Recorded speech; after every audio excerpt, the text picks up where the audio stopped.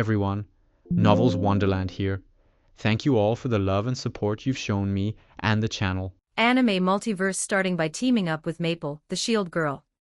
Chapter 101 to 150, Chapter 101, Floor 25 of God's Domain, the Land of Pets. Chapter 101, Floor 25 of God's Domain, the Land of Pets. We're back. Setting Shiro and Haruno down, Sito couldn't help but glance back toward the upper floors. As he was now, he couldn't exactly go on a rampage on floor 51. There were simply too many mini-bosses roaming the wasteland. Fighting two at once. That was a losing battle. What's the plan now? Sora asked as he landed beside him. Let's scout these new floors. We need to find the perfect location to drop the deprivation order. Sito checked the guild roster. There were still over 30,000 members online, plenty of boots on the ground to begin the search. The three nodded in agreement. Soon, they all split up, teleporting to different floors to survey the local geography and strategic value. Half an hour later, they regrouped on floor 42. It wasn't because they intended to conquer it immediately, rather, Sito had spotted a familiar-looking rustic log cabin. It looked remarkably like the lakeside house where Kirito and Asuna lived in Sword Art Online. This place is nice, Sito remarked, standing before the cabin and taking in the view. A crystal blue lake stretched out before them, surrounded by a dense canopy of ancient trees and lush, emerald grass. The scent of fresh pine and earth filled the air. It was a serene, natural sanctuary that made one feel instantly at ease. I'm thinking of buying this house and the surrounding land. Sito asked. I love it, Haruno replied, glancing around. The refreshing atmosphere was a welcome change from the tension of the battlefield. She gave her immediate approval. No complaints here. Sora and Shiro were equally satisfied. Even though they were hardcore shut-ins, they still knew how to appreciate a world-class view. Without hesitation, Sito spent the gold and finalized the purchase. You have purchased the land. God's Domain, floor 42 coordinates. Your property includes a log cabin. You have set your respawn point here. Teleportation access enabled. Sito set this as his permanent respawn point. From now on, this would be his home within the game. I've granted you all access permissions. Come by whenever you want. He opened the permissions menu, and the others quickly updated their own respawn points to the cabin. They stepped inside.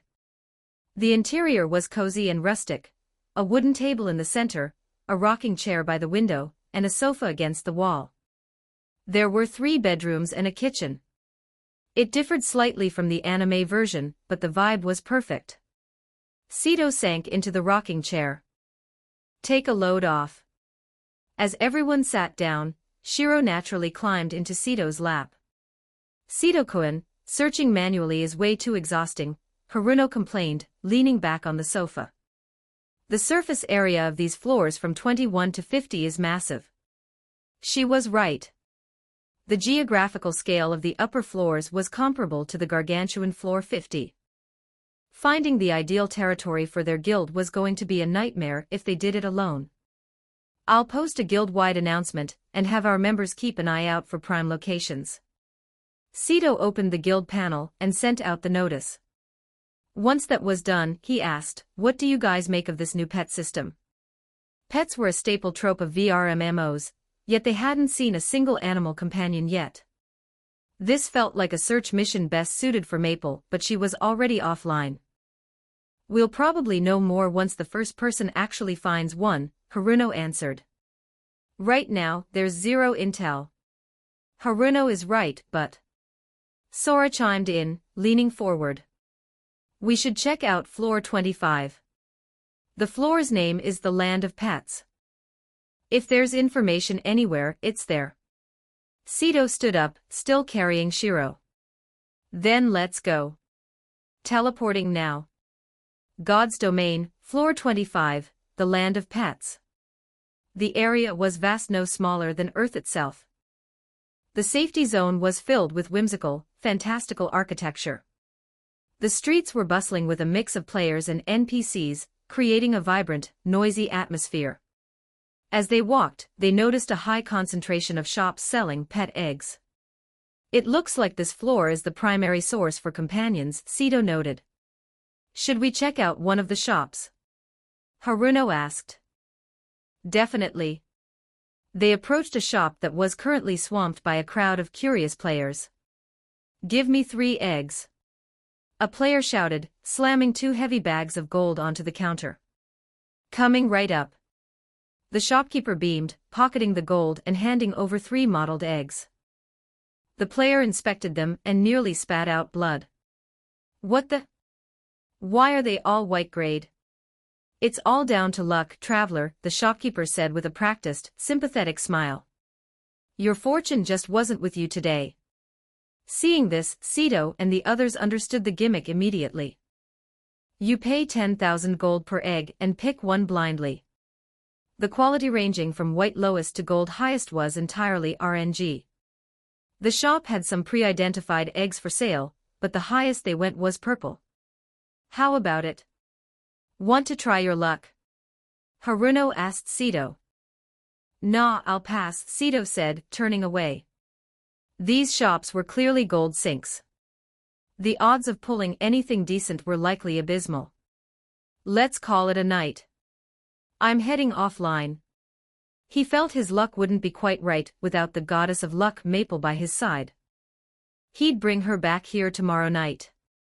Fair enough, I'm out too, Haruno agreed. They said their goodbyes to the blank siblings and logged out. Sito removed his headset and saw Kanade and Amu fast asleep in his room. He climbed into bed, pulling Amu into his arms, and closed his eyes. Thank you for reading. Chapter 102, Chapter 102, Class 1 Thank you, at Brandon Ugly, COR joining the memberships. I'm truly grateful. Chapter 102, Class 1A, Anoka. The night passed in silence. In the blink of an eye, the next morning arrived. Sensing movement beside him, Sito slowly opened his eyes. He saw Mukurukuru already out of bed, stretching her arms and showcasing her perfect curves. If Sito weren't so groggy, he might have found it hard to look away. You're awake, Amu said. Sito rubbed his aching head and squinted. Go have breakfast with Kanade. I'm going to sleep a bit longer. He closed his eyes again. Accustomed to his habits, Amu left the bedroom to help Kanade Tachibana in the kitchen.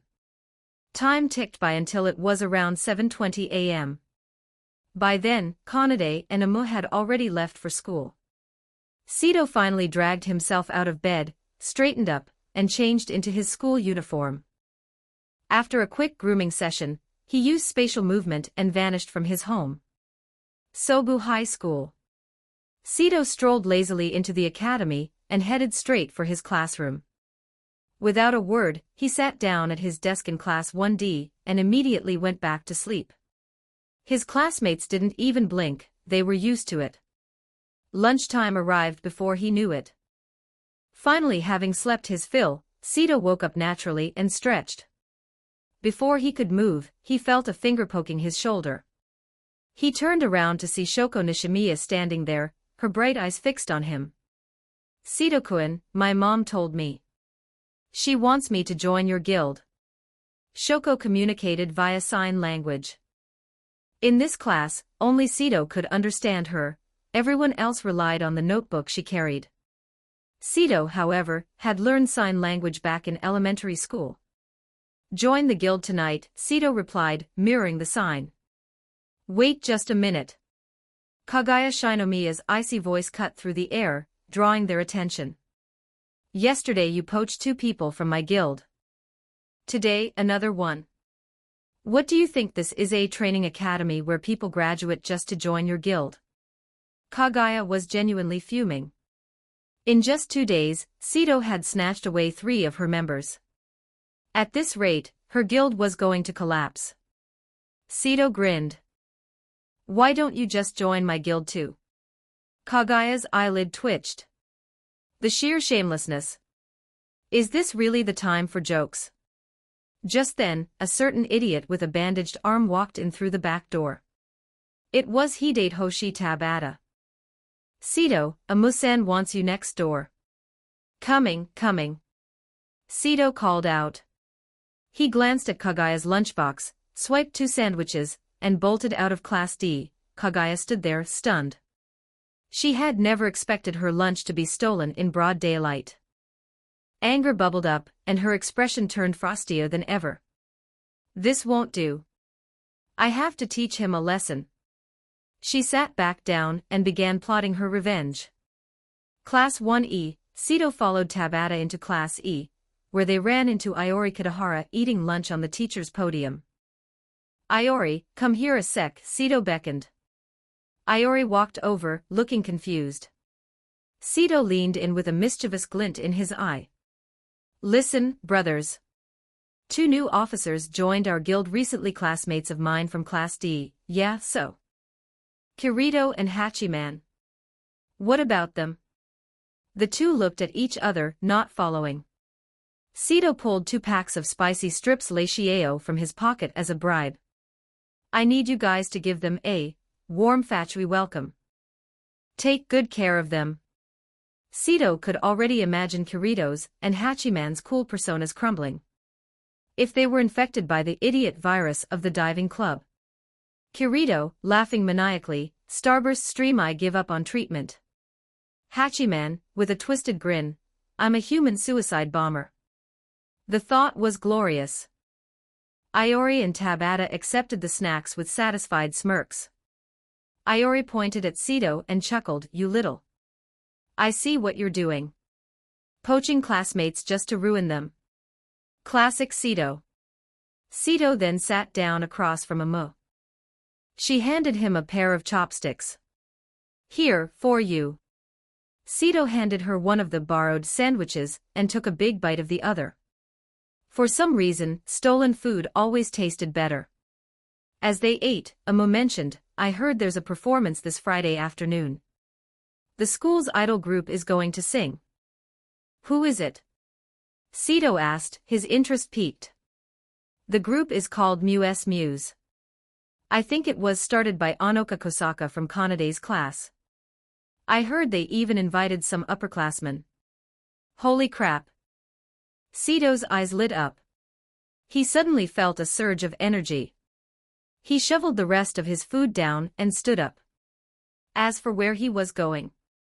To see the little idols, obviously. Amu stared in shock at his empty plate. "He ate that fast." She shook her head and continued her meal in peace. Class 1A, Sito stepped into the room with practiced ease. His eyes scanned the room, but he didn't see the idol trio immediately.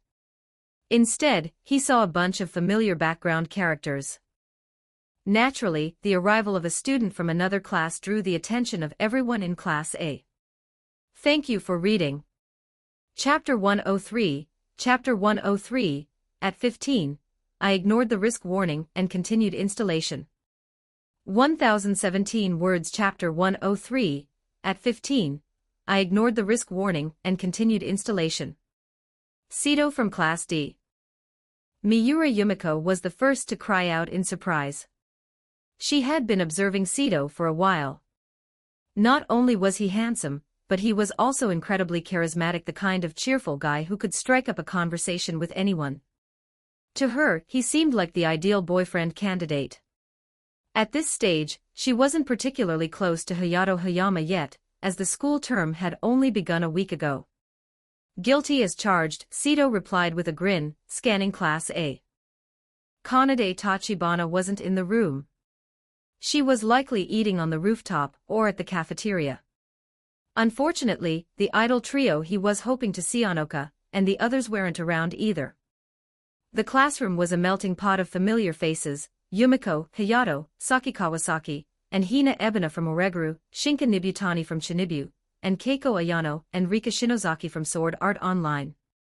It was essentially a sanctuary for iconic supporting characters. His gaze eventually landed on the only person he actually knew, Hina Ebina. He squinted slightly. He remembered all too well that Ebina was a hardcore Fujoshi BL fan. They had been classmates back in middle school. Thinking back to the way she used to look at him while practically drooling, he felt a sudden chill. He could guess exactly what kind of scenarios were running through her head with a single glance. Yo, Ebina the Fujoshi. Fancy seeing you in this class. Sito decided to strike first to clear his name. SFX, shoo. Ebina's head instantly dropped in embarrassment. The rest of the class was stunned. They had no idea such a cute girl had such niche interests. However, the mood quickly shifted. Hey. What's a Class D guy like you doing acting so high and mighty in Class A? Kakeru Tobe stepped forward with an unfriendly glare.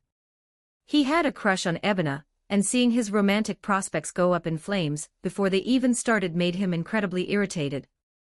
What's it to you? Sito shot back. The dismissive tone made Tobe's blood boil. Even Miura Yumiko's impression of Sito soured slightly. Exposing a girl's secrets the moment you walk in didn't exactly scream, gentleman. But Sito didn't care. Instead of letting a Fujoshi fantasize about him, he'd rather make her face reality and flush those thoughts out of her head. All right. Tobe, don't get worked up. Hayato Hayama stepped in, playing his usual role as the peacemaker. Hayama, what are you doing? This guy is out of line. This is Class A. For some reason, Tobe just couldn't stand the sight of Sito. He clenched his fists, looking ready to throw down. Classic hot-headed idiot, Sito thought, his mouth twitching. The guy was exactly like his anime counterpart. You want to go around with me? Sito tilted his head back arrogantly, looking down his nose at Tobe with a perfectly punchable expression. Hayama, let go of me. I'm gonna teach this brat a lesson. The other Class A students began looking at Sito with hostility. After all, Tobe was their classmate. Wait right there. Sito said, turning on his heel and leaving the classroom. Class A was left in total confusion. Why did he just leave? A few moments later. Stomp, stomp, stomp. A heavy cacophony of footsteps echoed down the hall, stopping at the neighboring Class B. Then, Sito's voice rang out. Get everyone in your class out here right now. Sito, did you bring Class E just to pick a fight with me? We're good students now, try to be elegant. Just get them out here. Fine. Stomp, stomp, stomp. Both the front and back doors of Class A were kicked open simultaneously. A massive swarm of students from Class E and Class B poured in, led by none other than Class D's Sito. Class A trembled. Tobe, who had been shouting just moments ago, scrambled behind Hayama. Their fear was justified. The boys from Class E all wore terrifying, distorted expressions. That manic, predatory grin was the trademark of the diving club delinquents. Hayama glanced at the sheer numbers against them and said calmly, Sito-kun, we're all schoolmates here. Let's not hit Tobe. Say what? Sito looked at him in disbelief. I'm not a delinquent. Why would I hit him? Move aside. Sito shoved Hayama out of the way, reached out, and snatched the shivering Tobe by the collar, dragging him to the front. So you're the one messing with my brother? Iori Kitahara spoke first, his face contorted into a look so punchable it was almost an art form. Tobe was shaking so hard he couldn't form words. Iori lost interest immediately. Fine, how about this? Tell us the worst thing you've ever done in your life and we'll leave. Tobe saw this as his lifeline. I stole money from my dad's wallet when I was 5. And when I was 10, I pulled a prank on a girl. Stop. Hidate Hoshi Tabata cut him off, staring at Tobe with pure disdain. This guy is pathetic. His bad deeds are lukewarm. He's got nothing on me. And what did you do? Sito asked. Tabata let out a cold snort, adjusting his glasses. At 15. I ignored the risk warning and continued the installation. Iori and the others. Ryuin and his crew. Hayato and Class A. Holy crap. You're actually bragging about that? The room fell into a profound, heavy silence. Every boy in the room understood the gravity of those words instantly.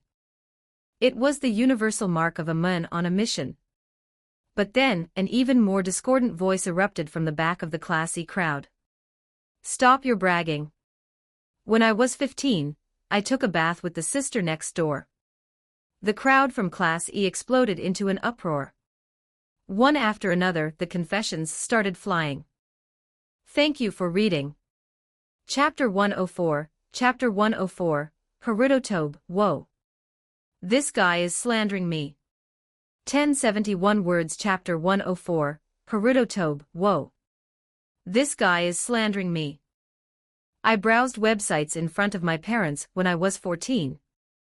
I peeked at the widowed neighbor bathing when I was 13. When I was 12, I fell in love with my aunt. You guys are seriously twisted, aren't you? Listening to the members of Class E brag one after another, the students of Class A and Class B felt their mouths twitch. Their minds were racing with frantic complaints. Is this something to be proud of? I might not be well read, but don't try to fool me. Cito barked loudly. He immediately cut off these idiots, and the idiot brigade promptly shut their mouths, turning to look at him. Would you all die if you stopped bragging for 5 seconds? Cito sneered, tilting his head back arrogantly. Who among you is as impressive as me? I'm 17. And I've already flirted with my high school homeroom teacher. This sudden sharp turn almost made everyone trip over their own feet. But the Class E idiot's eyes lit up instantly. It had to be you. Impressive. You're truly the GOAT. Aren't you afraid Hiratsuka-sensei will hear you? Wait, Class D has 2 beautiful homeroom teachers. Which one are you flirting with? Tanaka Yoshitake asked, looking confused as he realized something. Cito gave an elegant smile. Holy crap. I have to say, Cito, you are truly a role model for our generation. Speaking of which, Chabashira-sensei wears black stockings, right? I heard someone say a girl's socks can get pretty fragrant. They're just tea bags. Hidate Hoshi, you're a real pervert. I never would have thought of that move. Cito and the others stared at Hidate Hoshi Tabata, who was modestly waving his hand. They never expected to find such a high-level master among them. Class A members. Class B members. There's a pack of perverts in here. Ryuen Kakeru already regretted bringing Class B to Class A. He felt like his reputation had been utterly dragged through the mud. He simply couldn't handle the sheer, idiot energy Cito and his crew radiated. It was too twisted. Many of the girls in Class A turned red, pretending they hadn't heard a word. Meanwhile, Hayama Hayato and the other boys had twitching mouths. If you looked closely, however, a few boys were looking at Cito with looks of pure admiration. A brother in arms. Tobe Kakeru, sitting on the floor, was completely dazed. Are they here to mess with me, or just to brag? They were so strong. After hearing their feats, Tobe was moved to tears of respect. Just as the conversation was reaching a fever pitch, a cough rang out, causing everyone to freeze instantly. They slowly turned their heads toward the back door. Shizuka Hiratsuka and Sae Chabashira had appeared out of nowhere. This was incredibly awkward for Cito and the crew. Getting caught bragging like that felt like a total social death. Chabashira-sensei scanned the crowd, her gaze finally landing on Hidate Hoshi Tabata. Tea bags. Teacher, I was just bragging. Hidate Hoshi scratched his head in embarrassment. And here I thought you wanted to show me how you brew tea. Hearing her words, Hidate Hoshi buried his head in his chest. He had learned all his idiot talk from Cito back in middle school. He was used to saying whatever came to mind. He just hadn't expected to be caught red-handed. Cito smacked him on the back of the head. Get down and apologize. Without thinking, Hidate Hoshi dropped to his knees. But as he processed it, something felt wrong. He whipped his head around to glare at Cito. You dare hit me? Teacher, I was wrong, Hide Hoshi apologized anyway, still kneeling. Chabashira didn't speak, but Shizuka Hiratsuka, standing beside her, did. The one who said he was flirting with his teacher stepped forward. Everyone in the room instantly looked at Sito. Without missing a beat, Sito reached out and slapped Tobe Kakeru across the face. You brat. You're the one who said you were flirting with the teacher just now, right? Sito sneered coldly. Tobe was absolutely flabbergasted. What did I say? Wasn't that you? This guy is slandering me. Before Tobe could react, Sito covered his mouth and hauled him up. Kitahara Iori, being a top-tier teammate, helped Sito block Tobe's mouth. Hiratsuka-sensei, Chabashira-sensei, the person who spoke has been disciplined. Don't you worry. Sito showed his pearly white teeth and smiled brilliantly. Right, right. Iori chimed in. I heard it too. This Class A guy was being incredibly disrespectful. Everyone else was collectively stunned. How do you two do it? Lying through your teeth with a straight face. Truly impressive. Don't loiter in other people's classrooms. Shizuka Hiratsuka snorted and turned to leave. Chabashira-sensei lit a cigarette and followed. Seeing them leave, Sito gave Tobe a friendly pat. Good brother. Thanks for today. If anyone bullies you later, just find me. I've got your back. With that, he let go, and led the swarm of students from Class B and Class E out of the room. He left behind the bewildered Class A and Tobe, who was now face down on the floor, sobbing from the pain. Outside Class 1D's back door. Go on back, we'll play together tonight, Sito waved to the Class E group before entering his own classroom. Another happy day. Sito sighed with emotion as he sat down. Glancing at the ice beauty Kagaya, Flatty Yukino, wife Asuna, and the little secretary Ai Hayasaka behind him, he naturally turned his chair around. What's everyone talking about? The four girls looked at Sito in total silence. Why'd you stop? Sito asked, confused. Why does the conversation die the moment I turn around? Sito-kun, I don't think we're actually that close, Ai Hayasaka spoke up first, her eyes dead as a fish. That's not true. Sito shook his head. Little secretary, you can't be like that. Your eldest lady and I are best friends. Heh, Kagaya Shinomiya sneered. Sito was talking nonsense again. Don't give me that look, Sito grinned, looking at Kagaya. When we were eating earlier, didn't you give me 2 sandwiches? The taste was actually quite good. A bit behind Asuna, unfortunately. But better than Flatty. I bet the little secretary made them. Thank you for reading. Chapter 105, Chapter 105, Madam. You wouldn't want anything to happen to Kotori, would you?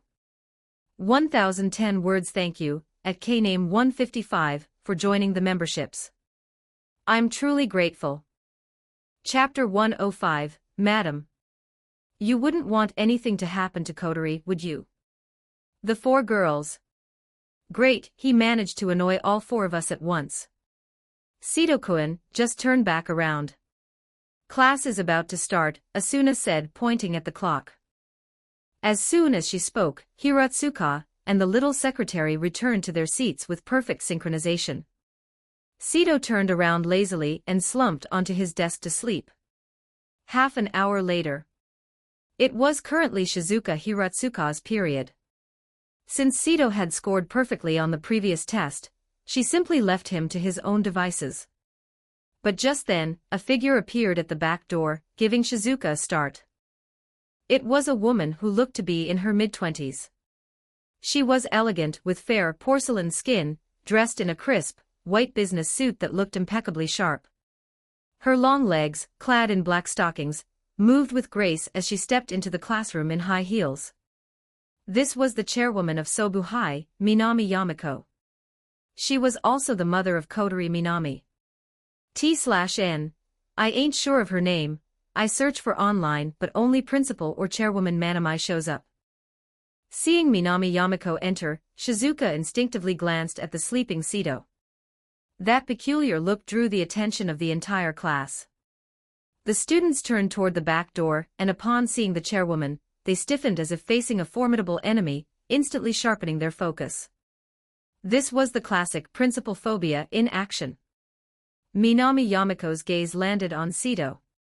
She asked curiously, "Hiratsuka-sensei, what's the deal with this student?" Shizuka hesitated, unsure of how to explain. Finally, after racking her brain, she squeezed out a sentence, "Why don't you wake him up yourself, chairwoman, and see?" Intrigued, Minami Yamako nodded. She trusted Shizuka's teaching standards and knew she wouldn't give up on any student. Yet, Sito was the only one she had ever seen sleeping through Shizuka's class. Taking a long stride, Minami Yamako walked over to Sito and placed a slender hand on his shoulder, giving it a gentle shake. "Student, wake up." Sito stirred, his head still a bit foggy. As his hazy vision focused on Minami Yamako, he blurted out instinctively, "You wouldn't want anything to happen to Kotori, would you?" Minami Yamako. Shizuka Hiratsuka. The whole class. The entire room fell into a collective state of shock. Holy crap. You're actually that brave? You really just said that to the chairwoman. By now, Sito's brain was fully awake. As his eyes met Minami Yamako's, he realized exactly what he had just said. A heavy silence hung over the classroom for a full minute before Minami Yamako took a deep breath to steady her emotions. "Student, come with me for a moment." "You got it." Sito stood up and followed her out. As he left the room, he flashed a cheeky grin at her. In the hallway, walking beside Minami Yamako, Sito couldn't help but speak up. "Chairwoman, what were you thinking last week? Sending those girls from the light music club to the competition. It's like they were trying to embarrass the school." Minami Yamako thought for a second and replied, "Sobu High School is the top school in Chiba City, we need some publicity. However, I've given that opportunity to someone else now. If you're interested, you can head to the auditorium this Friday afternoon to watch the performance by the school idol group, MUS." Despite her high position, Minami Yamako wasn't a stiff, old-fashioned principal. She was cheerful and found it easy to connect with students. Of course, it didn't hurt that she was quite stunning. Sito felt a sudden urge to protect this madam personally. He reflected on the differences in this world.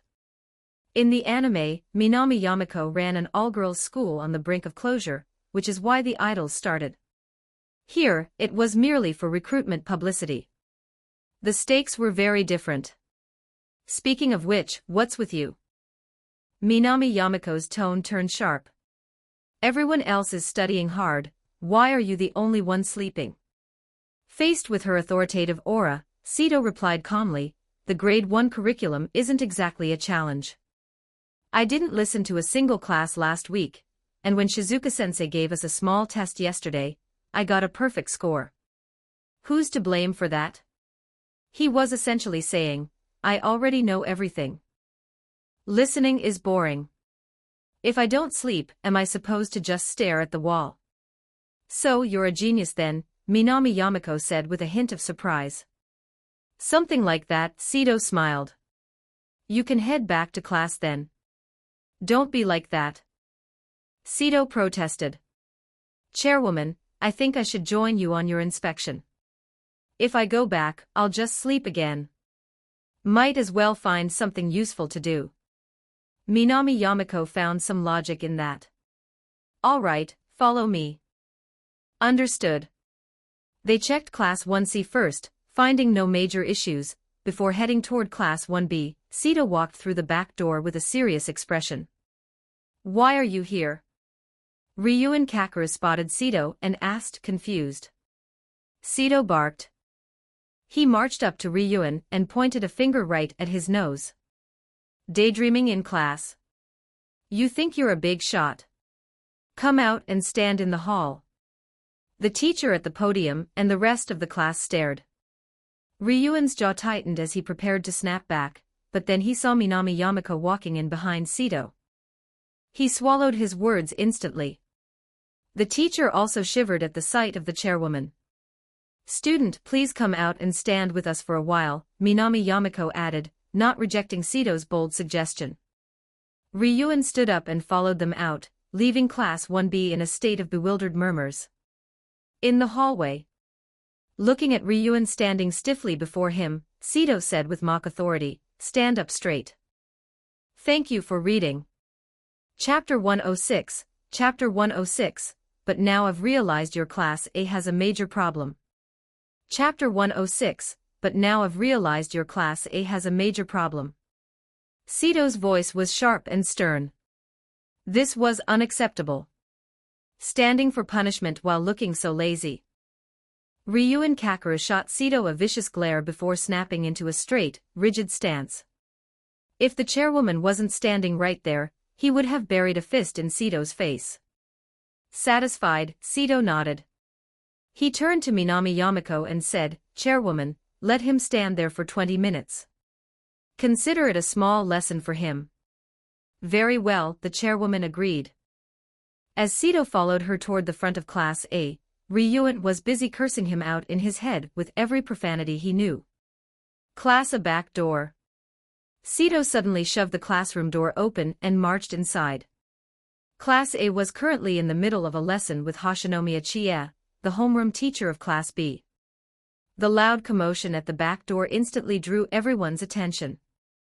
They all turned to see Sito walking in, radiating an aura of mock authority. "Focus on the lesson," Sito barked coldly. No one listened. Instead, they stared at him, wondering why a Class D student was acting like he owned the place. Hoshinomiya Chie studied him for a moment before asking, "You must be Sito from Class D, right? You shouldn't be wandering around during school hours." "What was that?" Sito interrupted her. "What kind of talk is that? I'm here with the chairwoman to inspect the status of Class A, and I've just realized," he continued, "your Class A has a major problem." "Of course." Sito pointed toward Kanade Tachibana, who was calmly reading her book as if nothing had happened. "This student is excellent. Looking at her, it's clear the rest of you have issues. She seems to be the only one here who actually loves learning. Class A. You're the one who kicked the door open like a SWAT team." Of course we looked. Just as the mental complaints were reaching a boiling point, Minami Yamako appeared behind him. The class instantly shut up, heads whipping back toward their textbooks. "All right, that's enough. Come out with me," Minami Yamako said, sounding slightly exhausted. She took Sito by the hand and led him out of the room. In the hallway, Chairwoman Minami looked at the innocent-looking Sito with a sigh. She finally understood why Shizuka Hiratsuka had been so hesitant to explain him earlier. "A handful. Fine, fine. You can go back to class now, or follow me to my office," she offered. "I'll go to the office with the chairwoman," Sito said with a bright smile. She led him down to the first floor, all the way to the room at the far end of the hallway. "Sito-kun, right. Would you like coffee or black tea?" "I'll have a cappuccino, thank you." Yamako's lips twitched. "A cappuccino? I'd like one too." She settled for making 2 cups of instant coffee and handed one to him. Sito took a sip with practiced elegance. "Chairwoman, your recruitment strategy for the school is correct, but it's missing one vital component." "And what's that?" she asked, curious. "A group of beautiful idols. Isn't that enough?" Sito smirked. "You're missing a silver-tongued manager. To be honest." He straightened his uniform. "If I lead MUS, they will be a nationwide sensation. Consider this my formal self-recommendation." There were 9 beautiful girls in MUS. Being their manager sounded like a win-win situation. Chairwoman Minami gave him a strange look. "A manager? Why does this feel suspicious?" But Sito had entered chatterbox mode. He talked her ear off until the final bell rang. After school, chairwoman's office. Having finally secured a positive response from Minami Yamako, Sito beamed.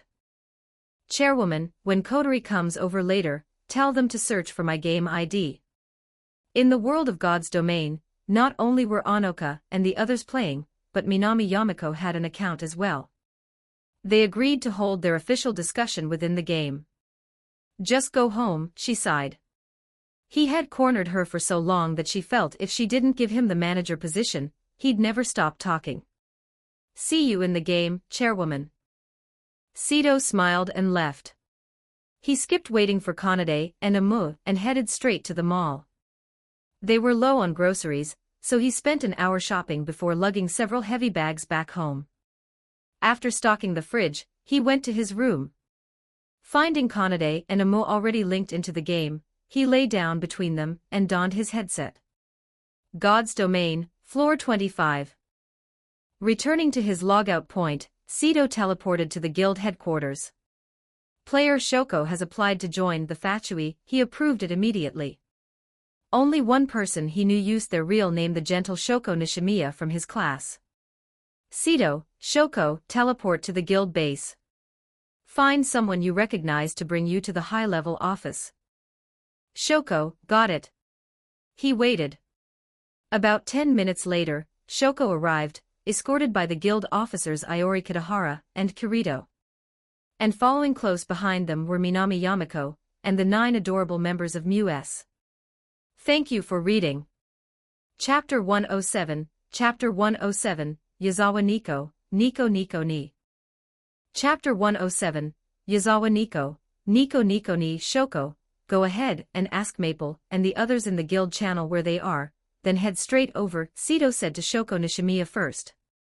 She nodded softly and teleported away. Once she was gone, Sito turned his attention to the 9 beautiful girls of MUS. The makeup of MUS was straightforward, 3 freshmen, 3 sophomores and 3 seniors. The leader was the energetic Anoka Kosaka, widely known as the Hunk or Fruit Emperor. And that wasn't just Sito's nickname for her. Her actual game ID was literally Fruit Emperor. His gaze finally landed on a certain black-haired girl, and a famous meme from his past life flashed through his mind. You must be Yazawa Nico-senpai. You're quite petite and cute, aren't you? Sito said with a slight smile. Of course I am. Nico placed her hands on her hips and tilted her chin up proudly. Seeing her like this, Sito recalled her personality. As he remembered, Nico was a classic tsundere. Why don't you all start with a self-introduction? Sito said, his face turning serious. Iori Kitahara and Kirito sat down beside him, quietly preparing to watch the show. Let's start with you, Nico-senpai, Sito said, pointing her way. Nico was caught off guard. How should I do this? She thought for a second, then suddenly struck a pose and started hopping rhythmically. Nico Nico ni. I'm 3rd year Yazawa Nico. My best subjects are world history and math. Please take care of me. Iori Kitahara couldn't hold it back and immediately clapped a hand over his mouth. The sound drew everyone's eyes to him. Iori, what are you doing? Mind your manners. Sito reprimanded him. The very next second, Sito lost it too. Seeing a real person do that meme right in front of him felt incredibly surreal. He almost wanted to see her do it again. Nico's face darkened as she glared fiercely at the two of them. Sito and Iori immediately straightened their faces, returning to a neutral expression as if nothing had happened. Nico's large eyes sparked with a dangerous light. You two definitely laughed just now, didn't you? Miss, please do not question our professionalism, Sito said calmly. As an executive of the Fatui, and him as an officer, we have undergone professional training. No matter how funny it is, we will not laugh. Unless we can't help it, Iori added. Their deadpan delivery only made Nico angrier. Before she could snap, Sito quickly changed the subject. 5 minutes later, the introductions were finished. Sito looked at Eli Ias from Class 3A, Senpai, you're the student council president, right? Yes, why? Eli asked, confused. Nothing, Sito shook his head. Minami Yamako chimed in, asking Sito, so, what's the plan from here? Sito smirked, gesturing toward the 9 girls. First, they join my guild. This week, they focus on choreographing and practicing for the live concert on Friday. Then, on Saturday, they'll perform an encore right here inside the game. The Fatui brand will spread further than ever. In this era, where did the internet traffic flow? It flowed to God's domain. It flowed to the Fatui. As one of the top 3 player guilds in the world, even a minor event would be recorded and turned into viral short videos. Sito and the blank siblings were essentially the kings of traffic.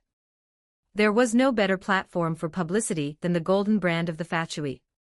Chairwoman Minami's eyes lit up. This is perfect.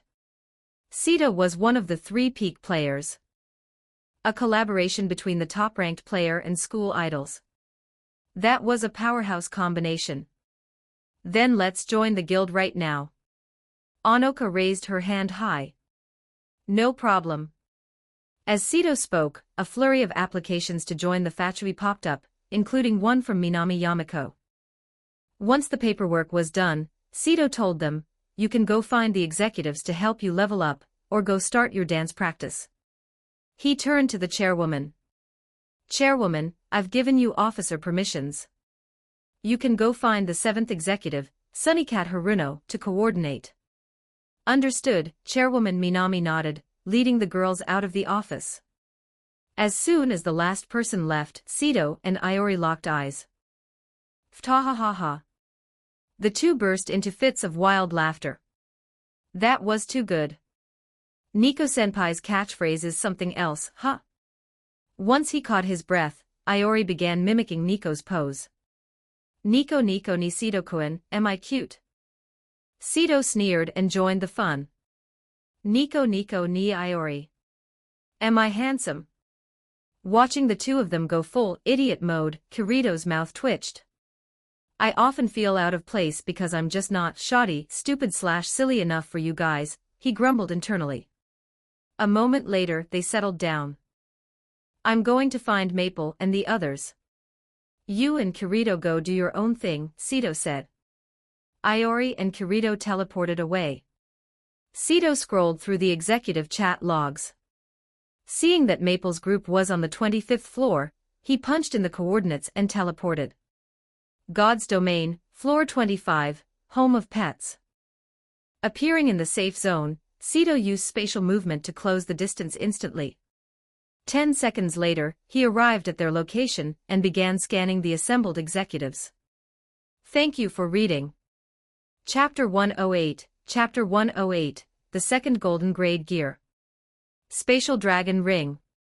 Chapter 108, The Second Golden Grade Gear. Spatial Dragon Ring. Among the executives present, Yukinoshita Haruno was missing. She had likely gone to discuss matters with the chairwoman. Aside from the executives, AKO, Shoko, and Secretary Fujiwara were also there. Seeing AKO, Sito pulled out the poison priest, said he had farmed earlier. AKO, give all your current gear to Shoko. From now on, you'll be playing as a poison priest. A poison priest not only possessed the healing capabilities of a standard priest, but could also use healing skills to afflict enemies with toxins, a highly practical build.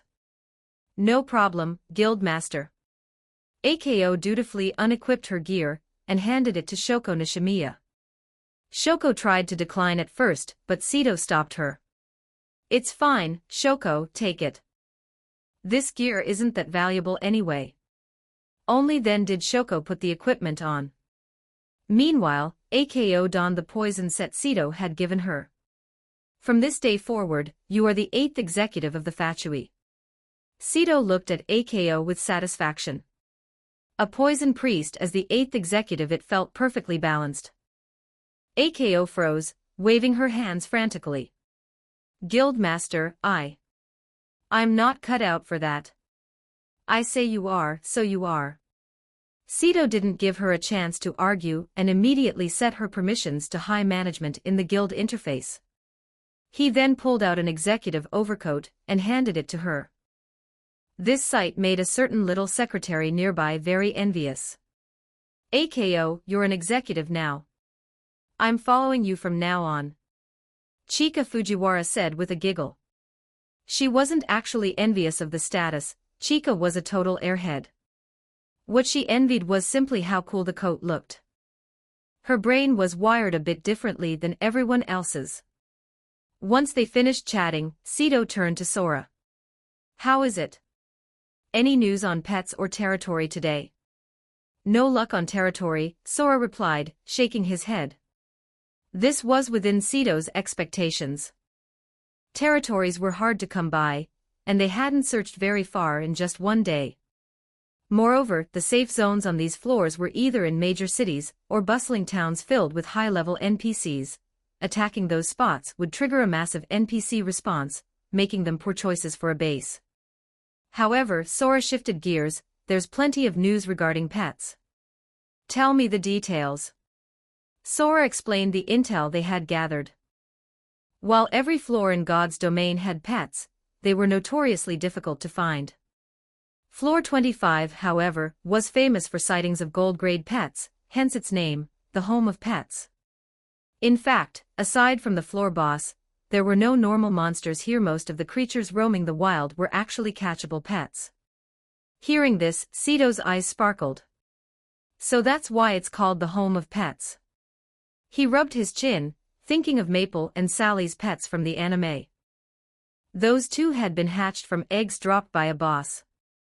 While he knew bosses dropped pets, finding them was the issue, as they spawned randomly in the vast wilderness. "Let's head out and catch some," Sito suggested. He had a fun idea. If they could corner the market on pets and sell them for gold, they could become the ultimate in-game capitalists. Everyone agreed. Just then, Shiro walked up to Sito and pulled an orange-grade material from her inventory. "Sito and this is the material and I farmed today. It's for speed enhancement." Sito's eyes lit up. He took the material and patted Shiro on the head. "Thanks, Shiro." He had already collected 3 orange-grade materials.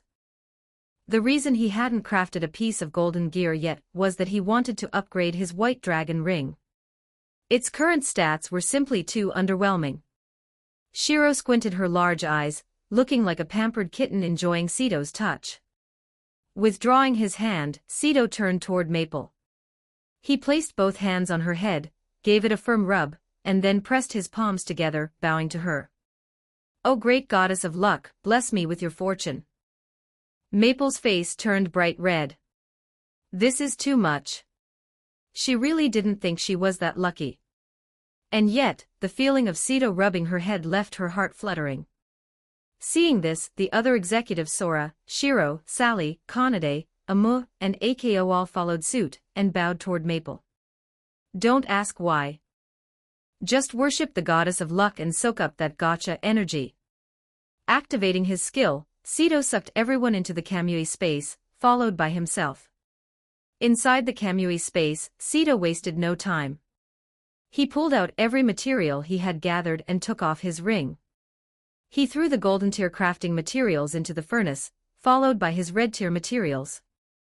Instantly, the crafting process began. Among these materials, aside from the spatial orb he had looted from Kaguya Shinomiya earlier, the rest were focused on speed. The resulting gear was bound to have a spatial set effect. And since he had borrowed the goddess of luck's energy, failure was out of the question. 10 minutes later. Under everyone's watchful eyes, the furnace let out a thunderous roar. A beam of white light shot out, hovering in midair. They all looked up. A ring, deep purple in color and etched with intricate dragon patterns, appeared before them. Spatial Dragon Ring Golden Quality Effect 1. Increases speed by 1000%. Artifact Effect Spatial Set 2/5. Spatial Deprivation. Can use spatial power to drain the speed stat from hostile targets. If the target possesses divine power, it will prioritize draining divine power first. Minimum speed floor. 100, minimum divine power floor, 5 upgrade condition, 100 divine power buyback price. Thank you for reading. Chapter 109, Chapter 109, The luck of the goddess of fortune is just too defiant. The gap is too large. Chapter 109, The luck of the goddess of fortune is just too defiant. The gap is too large. Upgrade conditions. Except for Sora and Shiro, everyone froze when they saw the information on Sito's gear. Was golden quality not the highest grade in God's domain? Was there actually another tier above gold? Everyone looked at each other in bewilderment before finally turning their collective gaze toward Sito. Back during the first event, the reward I obtained was the Breath of God. That reward directly modified my character panel and raised the upper limit for the equipment I can craft, Sito explained as he put away the spatial dragon ring. Hearing this, Maple and Sally had a moment of realization. They had been following Sito since that first event, so they were already somewhat familiar with his unique situation. The others, however, were hearing this for the first time. With Sito's explanation, they finally understood the mechanics behind his growth.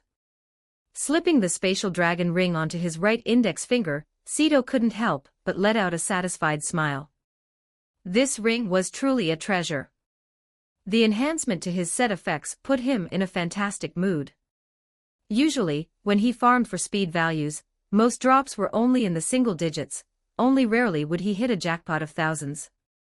Now that the set effect was strengthened, his efficiency would skyrocket. He wondered what the effect would be once he gathered all 5 pieces and upgraded them into artifacts. Sito didn't plan to upgrade the ring immediately. After all, the spatial dragon blade required constant nourishment. He had to spend 100 divine power daily just to maintain its unique traits. However, his total divine power was nearing 200. It wouldn't be long before he could spare enough to nurture the spatial dragon ring into a true artifact. Turning to the group, Sito smiled. Let's go. Time to catch some pets in the wild. With a wave of his hand, he used Kamui to release everyone back into the world. 20 minutes later. The group arrived at a sprawling plain in the wilderness. Sito scanned the surroundings. The lush green grass carried a faint, sweet fragrance mixed with the scent of fresh earth, giving the area a refreshing atmosphere. Looking straight ahead, they saw a natural lake. In and around the water stood countless small pets. All sorts of creatures were running and playing across the meadows, completely unbothered by the sudden appearance of Sito and his group. Emerald green snake quality, white common. Status, catchable short-legged grass quality, white common status, catchable quality, white common status, catchable. Most of the pets were catchable, but Sito and his team had no use for them. White quality pets were a dime a dozen in the wild. Only blue quality pets or higher were worth their time. Split up and search. If you find anything green quality or higher, catch it immediately. Ignore the white and green ones, Sito instructed. The group scattered into the herds of pets. The creatures watched them with large, curious eyes, appearing incredibly docile and cute. After walking for a while, Sito's mouth twitched. He had seen at least 100 pets, but they were all white quality. Occasionally, he'd spot a green one, which left him feeling utterly speechless. Blue quality pets were clearly much harder to find in the wild than he had anticipated. Feeling a bit disappointed, Sito headed back to the meeting point. He found that everyone except Maple had already returned, all looking equally dejected. It seems we oversimplified things, Sito said with a sigh. Don't worry, Sora grinned, patting Sito on the shoulder. Our goddess of luck hasn't come back yet. Sito adjusted his mindset. Just because they were unlucky didn't mean the luck goddess would be. They waited for about 10 minutes until Maple returned, cradling 2 teardrop-shaped pets in her arms. Look, everyone. Maple shared the pets' info panels. Water droplet quality, blue rare. Status, captured water droplet quality, blue rare status, captured. The group stared in shock. As expected of the goddess of luck. While everyone else came back empty-handed, she had snagged 2 blue-quality pets. Before anyone could react, 2 sea blue rings shot out from the pets' heads and flew into Maple's hands. Pet ring allows a designated pet to enter the ring for rest. Sito rubbed his chin. In the anime, when Maple and Sally hatched their pets, the eggshells turned into rings called bridges of affection that allowed them to contract monsters. It seemed that in God's domain, they functioned as pet rings. Maple put those rings away. Let's move to the next spot and explore more of Floor 25, Sito said. 2 pets were nowhere near enough. They needed to catch more so they could make a killing back at the safe zone. Maple was beaming with joy. The others glanced at each other, the same thought echoing in their minds: evil, overpowered luck. Half an hour later, the group had moved to a new area. However, they soon discovered that Maple was the only one consistently returning with a full haul. Aside from Shoko, who managed to catch a single blue-quality pet, the rest of them remained empty-handed. It was a stark reminder that you really can't compare luck between people. I'm starting to get used to it, Sito sighed helplessly. Being around Maple was the ultimate test of one's own fortune, and it was quite soul-crushing. However, as he looked at the 10 or so rings in his hand, Sito's lips curled upward. Even if his own luck was garbage, relying on Maple had netted them a bunch of blue-quality pets. Several million gold coins were already as good as in his pocket. Thank you for reading. Chapter 110, Chapter 110, A Quest. The far north of Floor 30. A Baron's Fiefdom. Chapter 110, A Quest. The far north of Floor 30. A Baron's Fiefdom. Not a bad harvest. Let's split up for now, Sito proposed. Sticking with Maple at this point wouldn't serve much purpose, they might as well handle their own business. No objections here. Let's go clear some quests. The group agreed and went their separate ways. Sito didn't follow the blank siblings this time. They seemed to have picked up a specific chain they wanted to clear, so he headed back to the safe zone with Kanade Tachibana. As for the others, Sally and Maple took Shoko to continue the pet hunt. Amu and Ako took Secretary Fujiwara back to Floor 21. Sito and Kanade soared through the sky, quickly arriving at the safe zone. In a massive hub like this, there were plenty of level 100 NPCs, most of whom carried quests. Sito began scanning the area for a suitable target for the 2 of them. Soon, he found his mark. Kanade, let's go talk to that down-and-out doctor to pick up a quest. Sito pointed toward a man in a white lab coat that was ragged and torn beyond belief. Okay, Kanade replied softly. This NPC was level 100 and had a very distinct look, with a large question mark hovering over his head, clearly a special quest giver. Sito led Kanade over to him. Level 100 Kant was a middle-aged man with greasy, long hair that looked like it hadn't been trimmed in ages. He was covered in dust, and his hands were thick with calluses. As they approached, he instinctively stopped in his tracks. Adventurers. Do you have business with me? Kant's voice was low and heavy with exhaustion, giving off a somewhat unsettling vibe.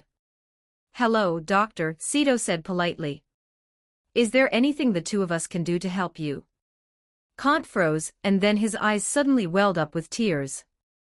I actually do have something I need help with. Sito and Kanade exchanged a look, unsure why he was crying, but they listened patiently as he told his story.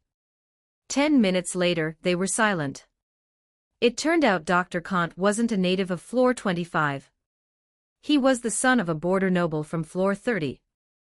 Due to the king's paranoia, his family was abandoned by the empire. Subsequently, a rival noble from a neighboring nation coveted their land, slaughtered his entire family, and seized their territory.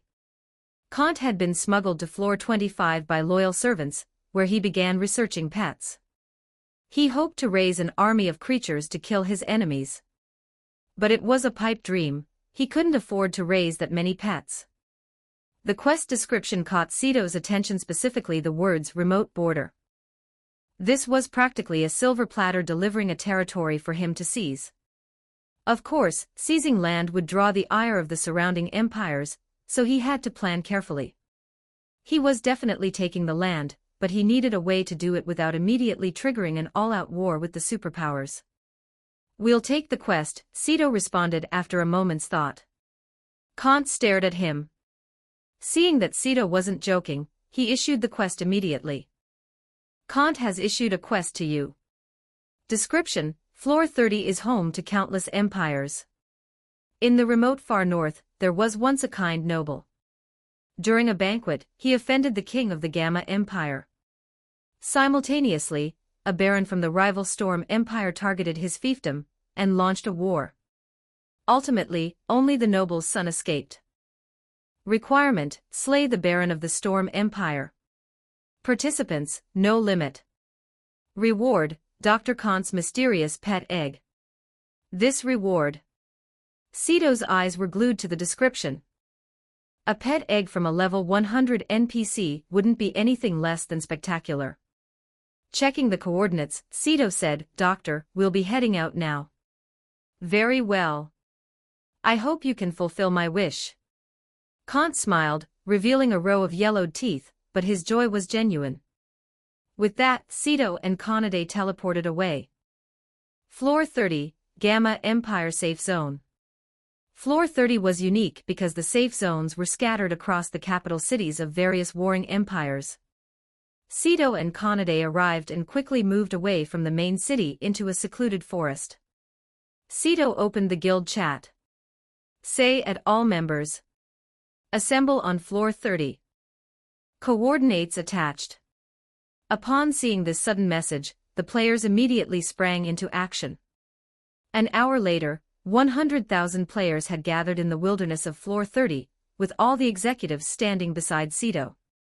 Sito scanned the crowd with a serious expression. "Kanade and I just picked up a quest. The territory involved is perfect for our development. It's in the remote far north, so once we take it, we won't have to worry about immediate retaliation from the Storm Empire. So in a moment, we are going to invade this fiefdom." He dropped the target coordinates into the chat. The guild members erupted in excitement. Invading a territory. And the target was a noble. The loot had to be legendary. "Sito-kun, let's head out then," Maple said with an excited smile. A territorial conquest sounded like a blast. Sito nodded, his arm sweeping out as his executive overcoat billowed behind him. "Move out." With the executives leading the charge, the massive army began their full-speed march toward the far north. Thank you for reading. Chapter 111, Chapter 111, My name is Sei, and I am a down and 11 0 for words. Chapter 111, My name is Sei, and I am a down and out painter. 5 hours later. God's Domain, Floor 30. Under the buff of Sito's skill, Protection of the Gale, the Fatui finally arrived at their destination. The far north was a land eternally shrouded in ice and snow, a vast, white expanse of silver-wrapped peaks and frost-covered plains. The members of the Fatui Guild immediately spotted the Baron's fiefdom. A rough estimate put the area at about 50 square kilometers, a massive territory. Naturally, the number of NPCs within was equally significant. Even from a distance, Sito and the others could see level 100 NPC soldiers patrolling the walls. "It looks like a direct frontal assault is out. We need to use our wits," Sito mused. Their current levels weren't high enough for a clean sweep. Even if Sito could slaughter the NPCs himself, some would undoubtedly escape to notify the Empire. If that happened, seizing the territory would become impossible. After a moment of thought, Sito activated the deprivation order. "You have issued a deprivation order against Baron William. The final result will be settled after the war concludes." Scanning the system prompt, Sito opened the guild channel. "Say, change into NPC clothing. Enter the territory in small batches and wait for my signal to act." With that, Sito swapped his gear for a set of tattered commoner rags, and was the first to enter. Following his lead, the rest of the guild members donned the humble garb of NPCs. Half an hour later. The plaza of the Baron's fiefdom. The plaza was currently a sea of people. Countless commoners stood there, their eyes fixed on Cito, who stood atop a statue pedestal as if they were waiting for something significant to happen. Everyone, allow me to introduce myself. I am a down-and-out painter named Sei. I've come here today to vent a bit about my own life experiences. Cito's voice was low, his eyes carrying a deep, soulful look. The local commoners glanced at each other, confused, but they didn't interrupt. They simply waited in silence. Taking a deep breath, Cito projected his voice. Those of us in the remote regions might not know this, but I used to live in the capital of the Storm Empire. I had an income of 500 gold coins a month. Life was decent enough. But do you know why I ended up so destitute? As he asked this, the commoners looked at Cito's tattered, ruined cloth clothes and shook their heads one after another. Then, do you know how much a single loaf of bread costs in the Storm Empire's capital? Again, they shook their heads. Cito's tone suddenly shifted, filling with an endless, burning resentment. 50,000 gold coins. A full 50,000 gold coins. You couldn't even fit that many coins into a single chest. At this point, Cito's voice became high and impassioned. It's because of those damned nobles. What do those nobles take us for? A pack of filthy animals. 50,000 gold coins for a loaf of bread. They want us to starve to death. Hearing Cito's fury, the commoners were utterly stunned. 50,000 for bread? Holy crap! Are the nobles insane? They didn't doubt Cito's words, having lived under the yoke for so long, they knew the nature of the nobility. They were parasites sucking the blood of the people. In an instant, rage ignited. Countless commoners clenched their fists, staring intently at Cito. However, Cito wasn't finished. Think about it. In a situation like this, do we even have a choice? It's either them or us. If this continues, we either die or we rise up in revolution. The imperial nobles don't treat us like human beings, so why should we treat them like gods and support them? Fury billowed in the hearts of the crowd. He was right. They were being pushed to the brink of death. Even though they were in a remote area, once the Baron heard about the prices in the capital, he would surely adjust the local standards to match. How would they survive then? As for the idea that the Baron wouldn't do such a thing. They had lived here long enough to know the Baron was a petty, greedy man to his core. The fire in the commoners' eyes blazed bright. We can't let this happen. That's right. We work ourselves to the bone just to survive. Why should the nobles oppress us? If they won't let us live, then none of us will. As a few voices rose, the rest of the crowd was swept up in the emotion, letting out collective roars of anger. Most people are willing to endure oppression just to stay alive, but when survival itself is threatened, they have nothing left to lose. Cito scanned the crowd and shouted, "Comrades! We need a leader. A leader with enough ambition to lead us to survival. To fight the imperial nobility to the very end. He must have startling wisdom. Genius strategy. And most importantly, this person must survive. He will lead us all to victory." The crowd looked around at one another. Finally, a voice suddenly rang out. "Then it should be you. I believe in you, Sei." As if finding their target, the cry was taken up by thousands. "That's right. You're the only one who can lead us. You are the leader of our rebel army." Cito laughed inwardly. A large portion of these commoners were actually Fatui players, acting as plants to stir up the crowd and create momentum for him. The effect was perfect. Cito pressed his hands down, and the plaza quieted. He spoke coldly. "If I become your leader, I will never lead you to ruin. This is a war. A war between us commoners and the imperial nobility. On this path, some may die and some may live. I hope that from now on, we refer to each other as comrades. Valor in battle. Peerless service. These honors will be ours as we rise. Even if you fall, you will bring glory to your ancestors." Your name will be recorded in history, and placed alongside your forefathers. Your descendants will look upon you as their greatest pride. At this, Sito slammed his fist over his heart.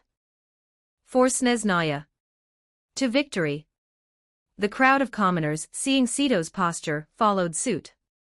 They straightened their backs and slammed their fists over their hearts. For Snezhnaya. To victory. Thank you for reading. T/N, men, these days don't have much time to translate due to working overtime. Chapter 112, Chapter 112. I don't know, but he said I'd bring glory to my ancestors and take the center spot in the family tree. Chapter 112. I don't know, but he said I'd bring glory to my ancestors and take the center spot in the family tree. Under Sito's lead, the crowd grabbed shovels, sickles, and whatever tools they could find, marching toward the Lord's mansion. Before long, they encountered a squad of patrolling soldiers. Seeing the aggressive crowd, the guards barked a harsh warning. What do you think you're doing? Are you trying to start a rebellion? Clang, clang, clang. The guards dropped into combat stances, leveling their spears at Sito and the commoners. The air turned heavy and silent, it felt as if a bloodbath would erupt at any second. Sito swept a cold, indifferent gaze over them before shouting with righteous fury, the imperial nobility has already jacked up the prices. A single loaf of bread costs 50,000 gold coins. Are you really going to aid a tyrant against your own people? You all know what kind of man the Baron is. Do you truly believe he'll treat you well once the official word reaches here? And even if he does, what about your families? 50,000 gold for bread. How will your families survive? How many gold coins do you make in a month? The soldiers were stunned by the verbal onslaught. But they caught the key point, inflation was coming, and bread was about to cost a fortune. In an instant, they thought of their aging parents living in the villages around the capital. They only earned 300 gold coins a month. If bread hit 50,000, their families were as good as dead. Considering the Baron's usual greedy nature, they realized they'd be next on the chopping block. The soldiers grit their teeth. The squad leader took a deep breath and looked at Sito. What is it you're planning? I am starting a revolution. Sito's eyes turned sharp. If the nobles won't let us live, we will unite the commoners and carve out a path for ourselves. If you stand with us, from this day forward we are comrades. If the imperial nobles fall, we are the winners. Every single one of you will have the chance to bring glory to your ancestors. The guards' eyes lit up. The way they looked at Sito shifted instantly. It was as if they were looking at a divine figure. Without another word of hesitation, the squad joined the mob. Sito nodded with satisfaction, noting that his talk no jutsu was as effective as ever. He set off again toward the Lord's mansion. Along the way, several more squads tried to block them, but after a round of Sito's verbal persuasion, they invariably defected.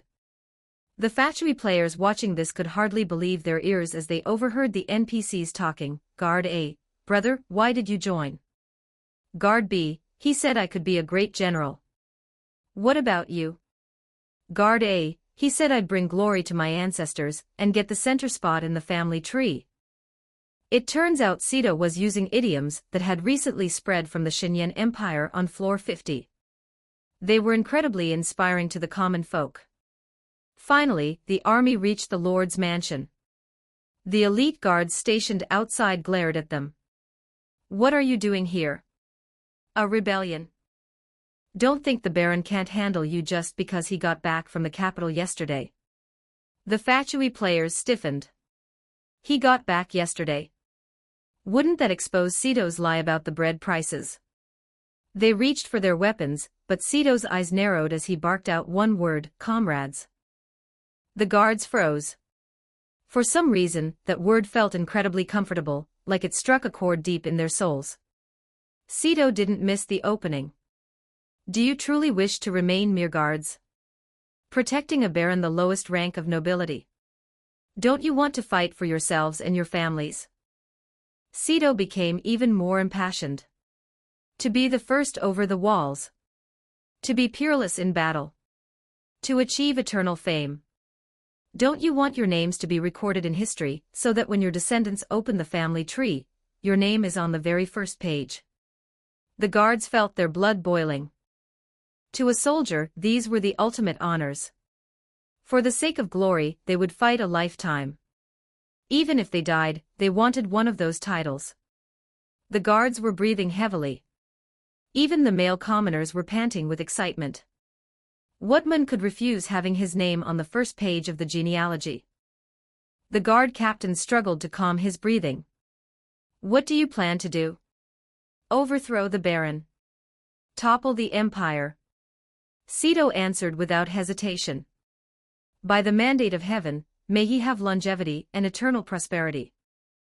Am destiny. The captain drew his sword. Damn the nobles. Today we rebel against this idiot Baron. The guards were the first to storm the mansion. Ceto waved his hand. In the next second, the commoner army surged forward. Overthrow the Baron. Move aside. I'm taking that dog's head. I'm going to be a general. As the crowd poured in, Ceto looked at his assembled executives and smiled. Well, it looks like the territory is in the bag. The executives looked at him with strange, baffled expressions. They never imagined he could talk a whole town into a frenzy, turning black into white so effortlessly. Ceto, once the territory is settled, I'm going to sleep, Maple said, rubbing her eyes. It was getting late, and it was time for the girls to log off. Sally, Amu, Kanade, Shoko, and Chika all nodded in agreement. Got it, Ceto replied. A moment later, a pig-like squeal erupted from inside the mansion. Rebellion. You filthy peasants, how dare you? Let go of me. Thank you for reading. Chapter 113, Chapter 113, The Baron is dead. Territory obtains Nesnaya. Chapter 113, The Baron is dead. Territory obtains Nesnaya. Tramp, tramp, tramp. A massive crowd surged out of the Lord's mansion. In the center, guards were escorting a Baron who had been stripped down to his undergarments. Ceto scanned the Baron's information. Baron William only level 53. Ceto shot him a look of pure disdain. Without his guards, this William was absolutely nothing. We have captured him. Please give the order. The guard captain knelt on one knee, awaiting his command. Kill him. All these corrupt nobles deserve death. Ceto said without a hint of mercy. Upon hearing this, Kanade Tachibana stepped forward and decapitated the Baron in a single swift motion. No level-up notification appeared. One could only imagine how ridiculous the experience requirements were at this stage. But Ceto didn't care. You have seized the territory. Please name your territory. Snezhnaya. Ceto declared without hesitation. Territory panel has been refreshed. Teleportation function enabled. Coordinates, floor 30, far north. Congratulations on becoming a lord. War mode initiated. Success in unifying floor 30 will grant you full administrative authority over the entire floor. You now have the authority to issue quests. Special identity detected. Teleportation for the Snow Maiden clan is now open. Ignoring the flurry of system prompts for a moment, Ceto turned to the guard captain. Comrade, take everyone to rest for now. The captain led the guards and commoners away.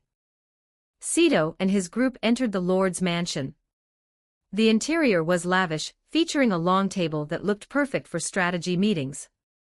Ceto took the seat at the head of the table and reviewed the system logs. So many functions. He was pleasantly surprised. These features were incredibly useful. Not only did he have the right to wage war, but if he unified floor 30, he would essentially own the floor. Most importantly, he could now issue war quests to players. This was a game changer. He opened the territory panel. Territory, Snezhnaya management personnel, none. Population, 200,000 plus treasury, various materials finances, 16 million gold military, 3,000 regular guards. Sito couldn't help but laugh out loud. After a moment, he looked at the gathered executives. From now on, this is our guild headquarters. While the elf forest was nice, owning an actual fiefdom suited them much better. No one objected. Sito turned to Haruno Yukinoshita. Sunnycat, I'll transfer the floor 12 guild base to your mother. Remind her to accept the transfer. There was no point in hoarding redundant land, it was better off with Mrs. Yukinoshita. Got it, Haruno gave a playful wink. Sito then officially relocated the guild headquarters. Guild headquarters relocated. Current location, floor 30, far north. He checked the guild panel. Guild, the Fatui leader, say high-level members, Sora, Shiro, Maple, Sally, Empressimu, Kanade, Sunnycat, AKO regular members, 100,000 plus wealth, 15 million plus. The guild's development was stable. As players got richer, the treasury would only grow. He looked at Maple and the others. If you guys want to log off, go ahead. Okay, see you tomorrow. Maple waved, and the girls logged out one by one. Haruno stood up. Sito-chan, I'm going to visit my mother's place. Understood. Now only four remained, Sito, Sora, Shiro, and AKO. Sito opened the map to study the surrounding area. The far north was desolate, with no major empires, only scattered minor fiefdoms. Naturally, those lands belonged to their respective lords. His next move. A small goal, unify the far north. Sora, Shiro, AKO, you three go ahead and handle your own business for now, Sito said, waving them off. He had work to do. They teleported away, leaving Sito alone in the mansion. He still had Dr. Khan's quest to turn in, but he wasn't in a rush. He headed to the treasury first. What is all this junk? He looked at the vault with disgust. There wasn't even a single purple-grade material. Leaving the mansion, he spotted the guard captain near the gate. Captain Green, assemble everyone for me. Green slammed his fist against his heart. A few minutes later, Sito stood on the podium in the plaza, looking out at the sea of people. He cleared his throat and shouted, "Comrades! This is only the beginning. The empire is rotten. The nobility feasts on our flesh. Rest well today. Anyone who wishes to enlist, report to General Green for registration. Tomorrow, I will leave 1,000 soldiers to train the recruits. The rest will follow me to sweep through every surrounding fiefdom." Hearing himself called General, Green's eyes nearly bulged out of his head. It sounded 1,000 times better than guard captain. He immediately decided he needed better gear and skills to live up to the title. The commoners nodded fervently. The young men were especially eager, this was their chance to change their lives. As soon as Sito stepped down, they swarmed toward Green. Meanwhile, Sito teleported back to floor 25. Thank you for reading. Chapter 114, Chapter 114, Obtaining the Pet Sun. Chapter 114, Obtaining the Pet Sun Moon, a devouring quality upgrade. God's Domain, floor 25. Home of Pets. Returning to this familiar floor, Sito headed toward Dr. Khan's previous location. After about 5 minutes, he spotted the ragged doctor standing in front of a dilapidated wooden shack. Stepping up to him, Sito said, "Doctor, I'm here to turn in the quest." "So soon?" Khan was stunned, then burst into a wild, booming laugh. "He's finally dead." As he laughed, his voice cracked into sobs. The Baron had slaughtered his entire family. Now that his great vengeance was fulfilled, a massive weight had been lifted from his soul. Wiping his tears, Dr. Kant pulled out a pet egg and handed it to Sito. "Adventurer, this is your reward. Congratulations to player safe for completing the quest. Obtained reward, Mysterious Pet Egg." Mysterious Pet Egg. A pet egg found by Dr. Kant years ago. Despite a lifetime of research, he never discovered what creature lies inside, only that it contains immense power. Usage: Just add a drop of blood. Thank you. Sito accepted the egg. What do you plan to do now? Kant looked at the egg in Sito's hands. I plan to continue my research. I am finally free of my shackles. Sito nodded and bid him farewell. He headed to a local inn, rented a room, and bit his finger, letting a single drop of blood fall onto the shell. The egg trembled violently. Fine cracks spiderwebbed across the surface as shards of shell began to flake away. Sito watched intently until a tiny, milky white head poked through. Sito was floored. He stared at the tiny kitten hatching from the egg, momentarily speechless. All that built up for a mysterious pet, and it was just a kitten. Still, it had snow-white fur and an adorable face. If he gave this to Yukino Shida, she'd probably melt. Pet, unnamed HP, 100/100 MP, 100/100. Quality, White Devouring Upgrade ATK, 5 Def, 5 Mag, 5 SPD, 5 Skill, Scratch Devouring Upgrade, possesses a unique talent for evolution. To upgrade current quality to green, pet must devour 100+ monsters of level 10. This talent. Sito shouted in surprise when he saw the quality bar. This was broken. Devouring upgrade meant this little kitten could potentially eat its way up to golden quality or even god tier. This reward was a massive win. The eggshells dissolved into white light, forming a pet ring that flew into Sito's hand. He slipped it onto his right middle finger. From now on, I'll call you Little Sun Moon, Sito decided, cradling the kitten. The name was simple, sun and moon over the mountains and rivers, a vast legacy. T/N, just so you know the cat name is Sun Moon, he just added little.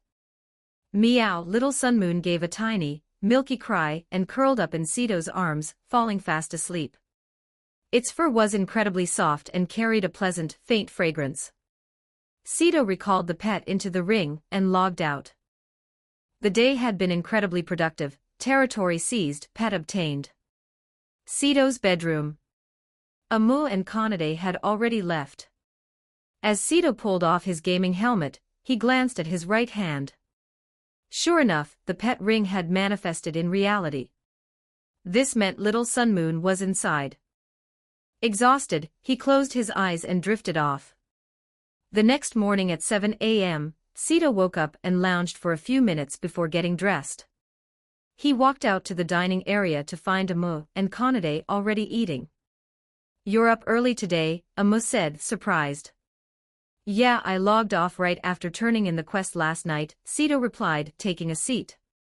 Breakfast was a mix of traditional Japanese fare and deep-fried dough sticks youtiao with soy milk.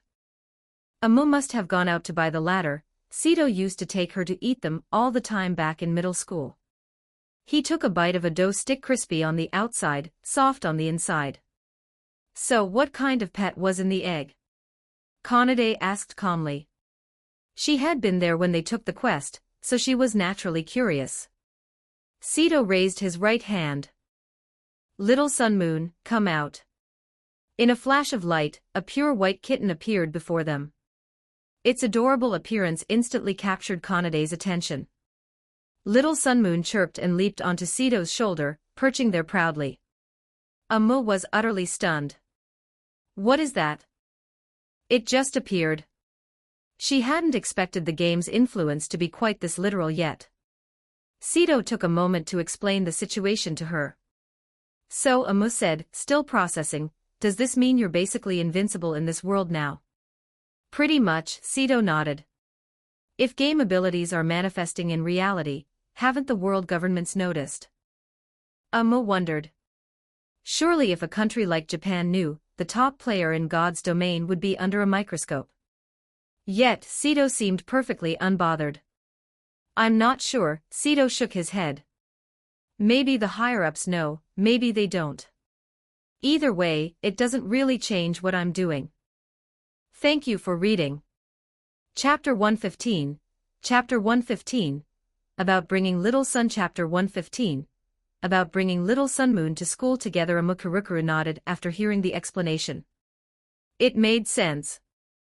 With Sito's current strength, there was truly nothing to worry about.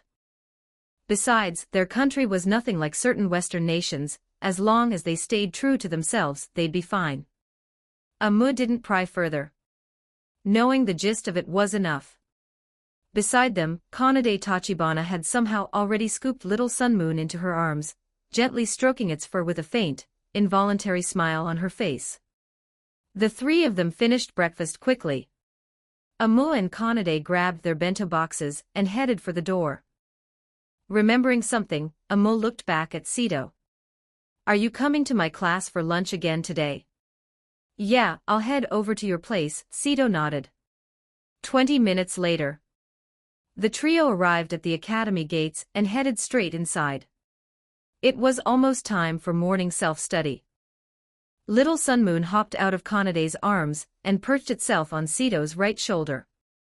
They entered the teaching building, climbed to the third floor, and split up to their respective classrooms. When Sito entered Class D, he found Shizuka Hiratsuka and the rest of the students already present. Only his seat remained empty. The moment he stepped in, the entire class's gaze shifted toward him. When they saw the tiny white kitten on his shoulder, everyone froze. The girls, in particular, stared wide-eyed at little Sun Moon. Yukino Shida's beautiful eyes were practically glued to the creature. Shizuka-sensei's mouth twitched. "Don't you know the academy has a no-pets policy?" The kitten was undeniably cute, but rules were rules. "Shizuka-sensei, little Sun Moon is very well behaved." Sito didn't argue the point. Instead, he turned his head toward the kitten. "Little Sun Moon, remember to be a good girl and listen." As soon as he finished speaking, the kitten nodded repeatedly. This display of intelligence made the students' eyes light up even more. This kitten's IQ is insane. And she's so precious. The girls were mentally screaming at the cuteness overload. Even Shizuka Hiratsuka was surprised. A kitten this smart was a rare find. "Get to your seat." "Thanks, Sensei." Sito smiled and walked to his desk. Sitting in his king's throne, Sito placed little Sun Moon on the desk and checked her gender. "Yep, female." He rubbed her head, leaned down, and whispered, "Little Sun Moon, you have to be elegant from now on." These pets were highly intelligent. Hearing his words, she immediately understood. She straightened her tiny back, tilted her head high, and began strutting across the desk with a perfect catwalk. Not bad at all." Sito's lips curled upward.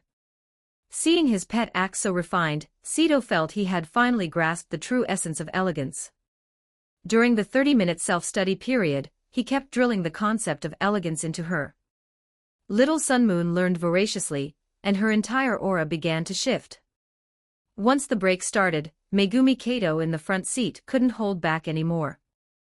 She turned around to look at the kitten. "Sito-kun, did you buy this pet?" she asked with her usual neutral expression. In a way, Sito thought about it. He helped Dr. Kant and Dr. Kant rewarded him. It was basically a transaction. Suddenly, a figure appeared beside his desk. Yukino Shida was staring intently at little Sun Moon. Sensing the gaze, the kitten looked back. Seeing a human female, she elegantly curled her body into a perfect circle. At that moment, Hanjuki'd Maple, Risa Shiramin Sally, and Shoko the girls Sito was closest with also gathered around. "Wow, Sito-kun, are you raising a kitten at home now?" Maple asked, her face full of joy as she reached out to pet her. Little Sun Moon didn't seem to mind, letting her stroke the fur freely. "This kitten feels like a little noble," Risa remarked, eyeing the snow-white fur. She noticed that every one of the kitten's movements leaked a sense of high-born grace. "Haha, she is very elegant," Sito chuckled. The arrival of the three girls interrupted Yukino's plan. She had been hoping to get a pet in herself, but now. She shot Sito a resentful look. Sensing the gaze, Sito looked up, only to see her staring back with an icy, cold expression. He was genuinely confused. Did I imagine it? I thought I was immune to Yukino's cold stares by now. Soon, the bell rang. Maple and the others scurried back to their seats. Sito watched the balding teacher enter and listened to the lecture with his typical, dead fish eyes. After a while, he realized he couldn't pay attention, so he slumped onto the desk and drifted off to sleep. Seeing her master sleeping, little Sunmoon followed suit, curling up on the desk for a nap. Time flew by, and soon it was noon. The noisy chatter of the classroom woke Sito up. He lifted his head to find a crowd of female students surrounding his desk, whispering and pointing at the sleeping kitten. Yukino was right there, gently stroking little Sunmoon's fur. Most students looked embarrassed when they saw him wake up, but Maple and her friends just smiled. Sito-kun, little Sunmoon is just too cute. She's all right. Sito stretched his limbs and looked at Yukino. Yukino, take care of little Sunmoon for a bit. I'm heading over to Class E. Without waiting for her sharp-tongued retort, he squeezed through the crowd and left the room. Yukino was momentarily annoyed by his sudden departure, but the thought of him entrusting the kitten to her care significantly improved her mood. Thank you for reading. T/N.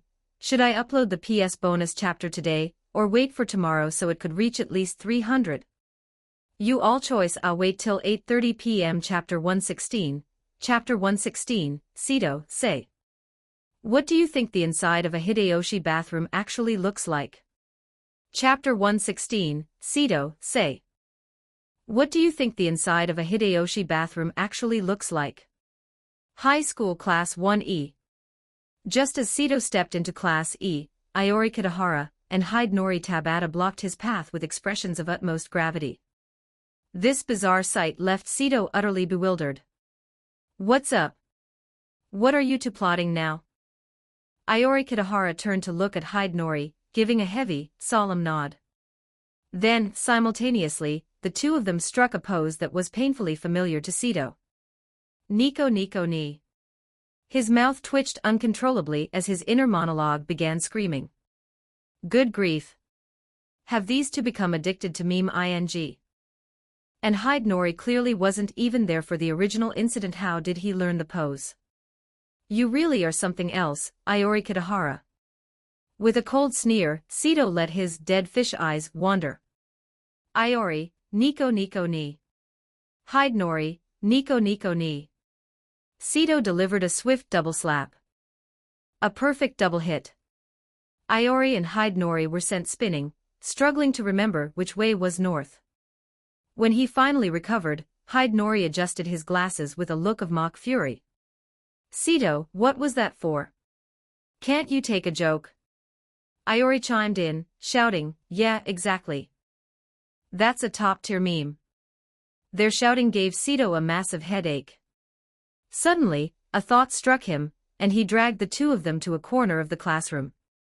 Do you two want to become the diplomatic officers of our team? Diplomatic officers? A promotion already? Their interest was instantly piqued. Tell us more, Iori said, his expression suddenly professional. On Friday, the MUS Idol group will be performing in the Grand Auditorium. This is a perfect opportunity to train you. If you can be a bit thick-skinned and lean into your social butterfly energy, you'll definitely grab the attention of the entire school. Sito spoke with absolute sincerity.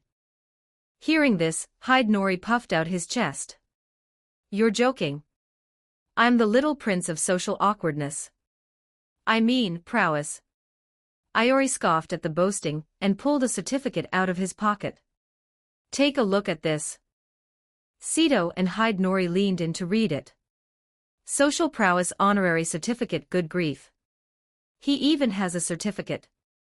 Hidenori was stunned. In response, Sito shot Iori a look of disdain and pulled out his own document. Look at mine. Social prowess universal passage certificate. Hidenori. How is yours even more ridiculous?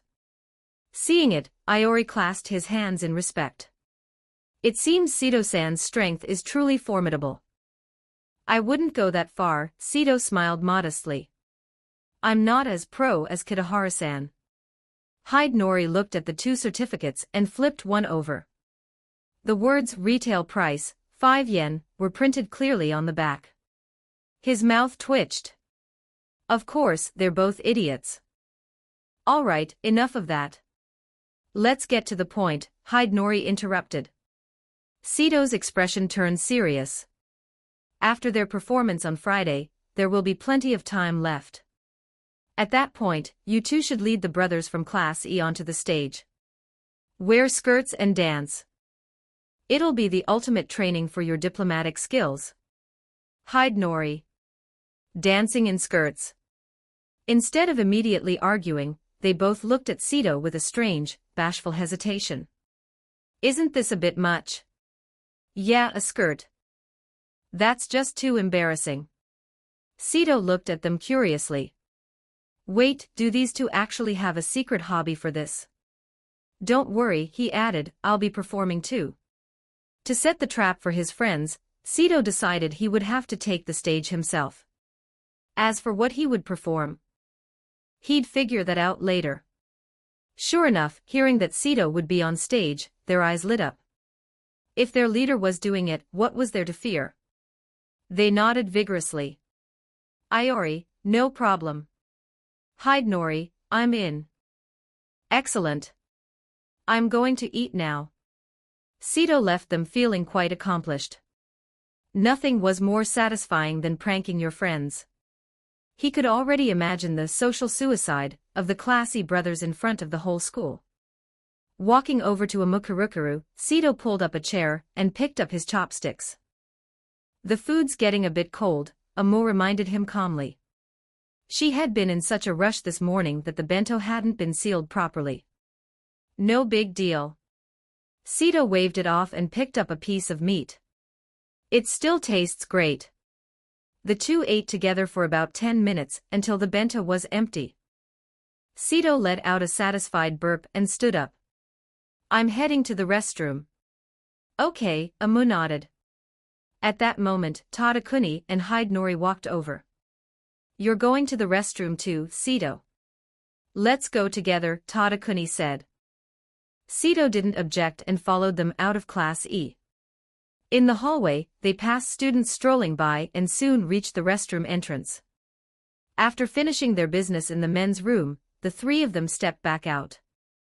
Just as they were about to return to class, Tadakuni sensed something was wrong. He turned back to see Sito and Hidenori standing still at the entrance. What's wrong with you two? Tadakuni was confused. What, did they not get enough to eat and want to? No, that's impossible. The two didn't answer him. They were staring intensely at the sign on the door right in front of them, their eyes unblinking. After a moment, Sito spoke without looking away. What do you think the inside of a Hideyoshi bathroom actually looks like? I don't know, Hidenori replied, his eyes also fixed forward, but I'm incredibly curious. They were staring at the third bathroom option, the Hideyoshi. It was such a unique architectural anomaly that they had no idea what the internal layout could possibly be. Curiosity was eating them alive. Should we go catch a Hideyoshi and have them take us in? Seconded. With that, the two of them turned simultaneously and marched toward Class D. Thank you for reading. Chapter 117. Chapter 117.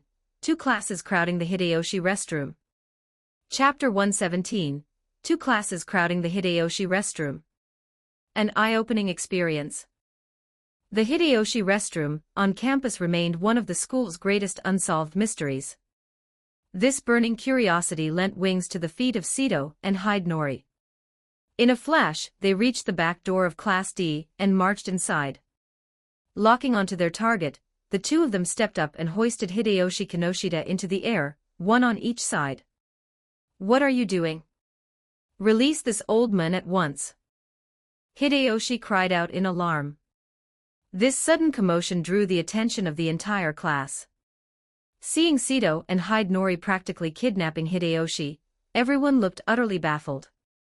After all, Hideyoshi was a model student, there was no reason for them to pick on him. Sito-kun, where are you taking him? Risa Shiramin asked, voicing the question on everyone's mind.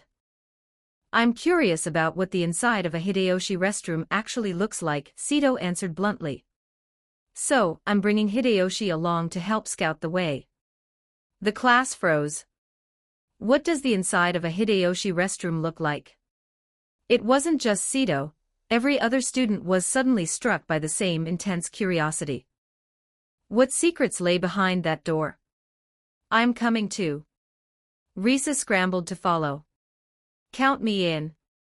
What's actually in there? I've lived my whole life without knowing. One by one, the students stood up and joined the procession. High School Class 1E, seeing the massive crowd emerging from the room next door, Iori Kitahara blinked in surprise. Where are you guys going? He asked Sito. To see the inside of a Hideyoshi restroom. The Hideyoshi restroom. The moment the words were uttered, Iori's curiosity was ignited like a wildfire. He whirled around and bellowed into his own classroom, Sito is going to tour the Hideyoshi restroom. Anyone want in? The entire class stood up as one. The pilgrimage to the Hideyoshi restroom. I heard those restrooms are specially designed for beautiful girls. I heard they're for beautiful boys. Hee, boys are fine too, with strange comments echoing through the group. Classy merged with the crowd. 2 whole classes marched toward the restrooms. Such a massive spectacle naturally drew the eyes of bypassers, who watched in wonder as the group halted before the Hideyoshi door. Setting Hideyoshi down, Sito said, Hideyoshi, go in first and see if anyone's inside. Hideyoshi felt deeply insulted. He was a man's man. Why on earth would he enter such a specific facility? I told you I am a man. But your name is Hideyoshi. Is logically sound. I have no rebuttal. Hideyoshi froze, unable to find a single counterargument in that moment. After all, his gender was literally Hideyoshi, according to school records. Taking a deep breath, he stepped inside. The crowd waited in hushed anticipation. A minute later, Hideyoshi walked out with a deadpan expression. No one's in there. But are you all really coming in? Don't talk nonsense. Iori Kitahara couldn't take it. My gender might not be Hideyoshi, but it's just a bathroom. What's there to be afraid of? Hidenori chimed in from the side. He'd walk into the girl's room without even blinking. That's right. Iori agreed instinctively. Then he froze. The girl's room. Wait, this bastard is framing me. Without a word, Iori lunged at Hidenori. Men, get him. At Iori's command, the guys of Class E swarmed in. In an instant, Hidenori was on the floor being bombarded by a flurry of kicks. Seeing such a brain-dead scene, Sito felt slightly out of place, so he simply turned and walked into the Hideyoshi restroom.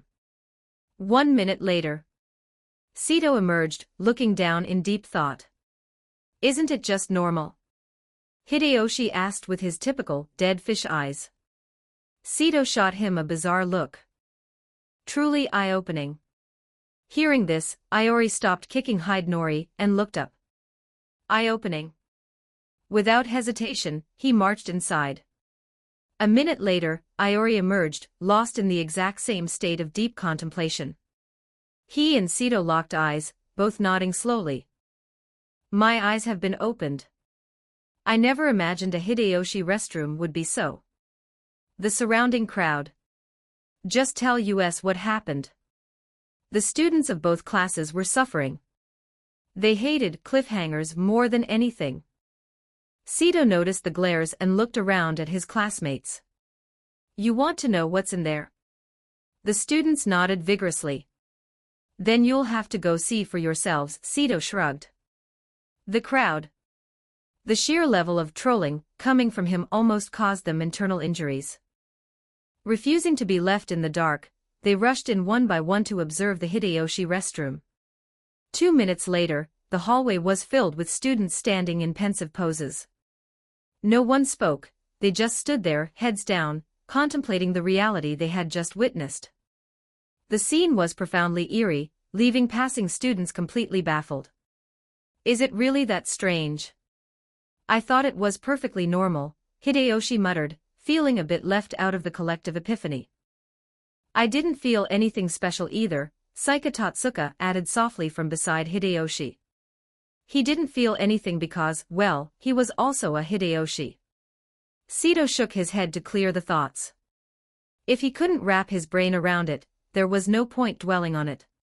Turning to Amu Kurukuru, he asked, Amu, do you want to go find Kanade? Sure, she nodded. It beats standing around here, and she felt like chatting with her friend.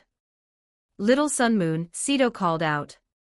The kitten, which had been in Yukino's arms, immediately leaped back onto his shoulder. With that, he and Amu left the stunned crowd behind and headed toward Class A. Thank you for reading. Chapter 118, Chapter 118, Kanade Tachibana falls ill, Amu Kurukuru's bold move. T/N, you guys, although you all have worked hard, but this time it didn't cross the 300 plus mark, only around 280 to 90 I forgot. So only to bonus chapter 1/2 chapter 118, Kanade Tachibana falls ill, Amu Kurukuru's bold move.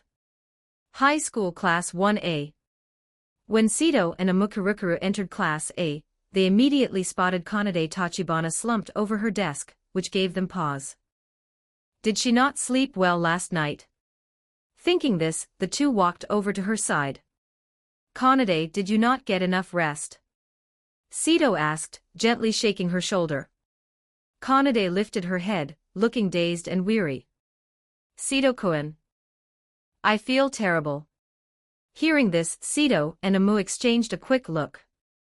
Sito reached out his right hand and placed it on Kanade's forehead. After a moment, he turned to Amu. Kanade has a fever. Let's both take a leave of absence to go home and look after her. Even though they hadn't noticed anything off that morning, she was definitely burning up now.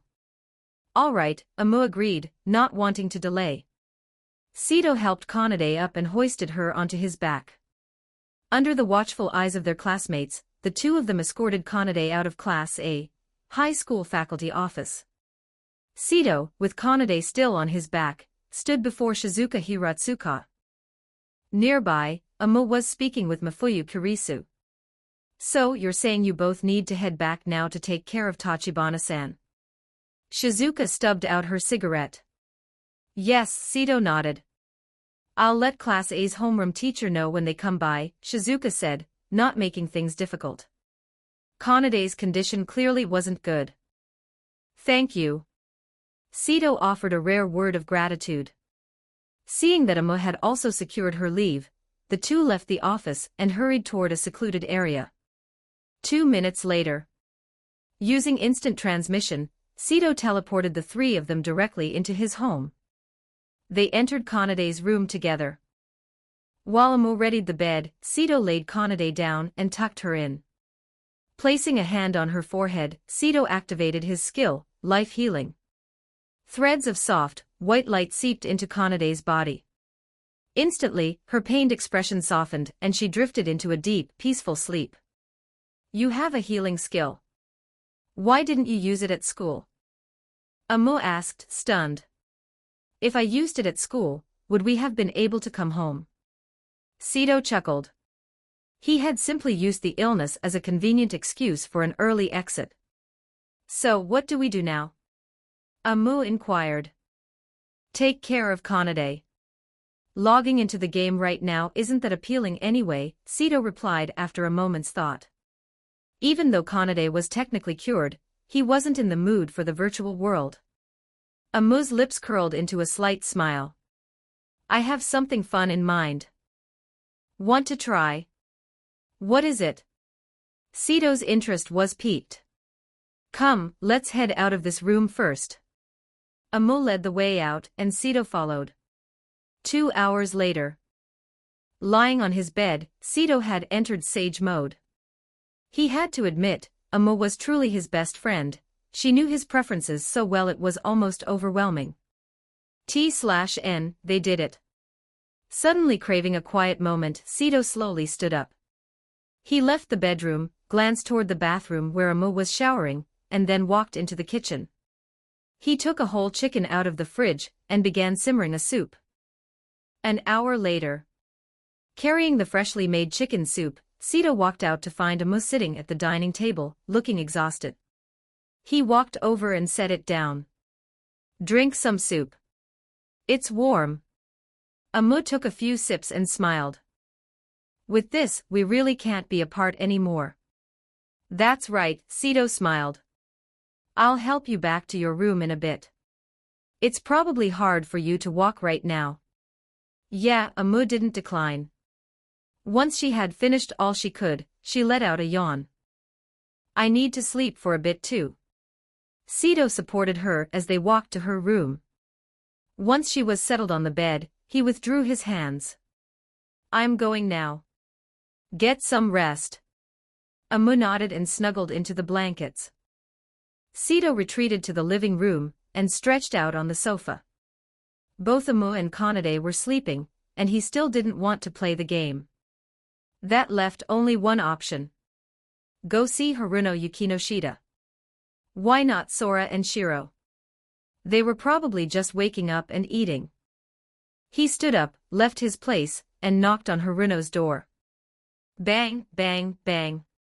There was silence for a second before the door swung open. Haruno stood there, smiling at him. "Is school over already? Why isn't little Yukino back yet?" It was indeed around the time Sobuhai usually let out. Yukino would likely be home soon. "I was just bored, so I came over to chat," Sito said with a grin. "Then come on in." Haruno pulled him inside and closed the door. As she got close, she immediately caught a scent on him. It was a fragrance she had smelled on Amu before, but never this strong. "What exactly were you doing at home just now?" Haruno's expression shifted. She was his fiancée, after all. To realize she might not have been the first. It made her quite upset. "It's exactly what you're guessing," Sito answered awkwardly. Haruno rarely got genuinely angry unless her interests were directly at stake. Haruno took a deep breath and suddenly grabbed Sito's right hand. "Come with me." T/N, thank you for reading. Chapter 119, Chapter 119, Yukino Yukinoshita, why is there noise coming from sister's room? Chapter 119, Yukino Yukinoshita, why is there noise coming from sister's room? Some time later, Yukino Yukinoshita returned home from school. As she entered the living room, she immediately heard strange noises drifting from Haruno's bedroom. She listened closely for a moment. Yukino's face instantly flushed a deep crimson. Why did it sound like someone was playing a very intense game of cards in her sister's room? What on earth was going on? She scrambled back to her own room as fast as her legs could carry her. 2 hours later, standing at the door to Haruno's room, Sito looked back at the exhausted Haruno lying on the bed. "Remember to log into the game in a bit," he said. Haruno gave a tired, "okay" sign with her hand. Sito turned to leave, but as he reached the front door, he sensed a gaze. He glanced toward Yukino's room, and saw her peeking through a crack in the door, watching him with an incredibly resentful and smoldering look. Sito was momentarily baffled. Then, a thought struck him, and his lips curled into a smirk. He opened the front door and returned to his own home. By now, Kanade Tachibana and Amukurukuru had already woken up. Sito headed to the kitchen to reheat some food, specifically the chicken soup from that afternoon. "What's the plan for today?" Kirukuru asked. "We're going to seize several territories in the far north," Sito replied. Floor 30 had plenty of small empires and fiefdoms. His strategy was simple: secure the surrounding areas first, build up resources, and then declare himself king. "At that point, my fate shall be determined by me, not by heaven." He intended to build a massive empire.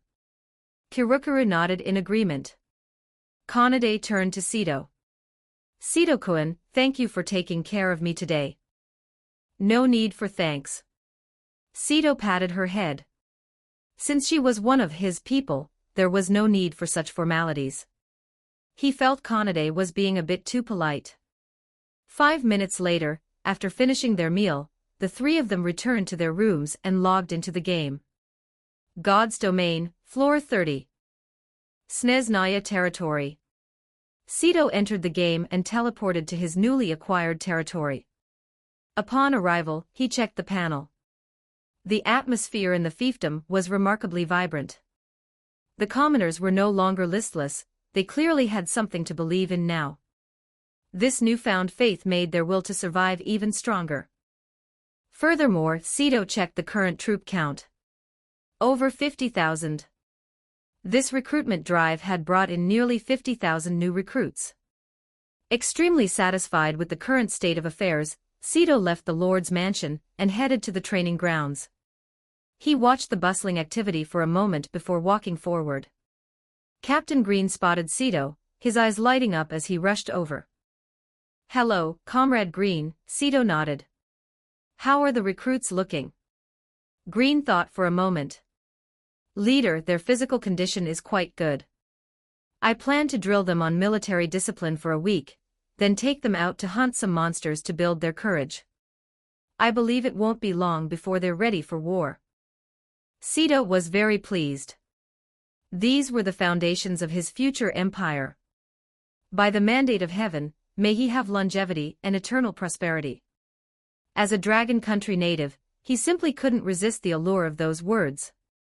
"Work hard. We'll be heading out to battle soon." "Yes, sir." After the briefing, Sito wandered through the territory. Many guild players had gathered, discussing whether Sito was about to launch an attack on neighboring lands. In the crowd, he spotted Haruno Yukinoshita walking toward him. "Sunnycat, do you want me to find an executive skilled in management to help lighten your load?" Haruno was currently managing the guild, the finances, and now the territory. It certainly wasn't an easy job. "That would be wonderful," Haruno smiled. She wasn't about to turn down the help, especially since it showed Sito cared about her well-being. Sito pondered for a moment. Who would be suitable?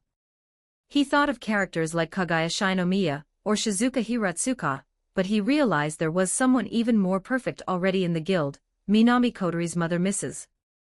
He opened a private chat with her.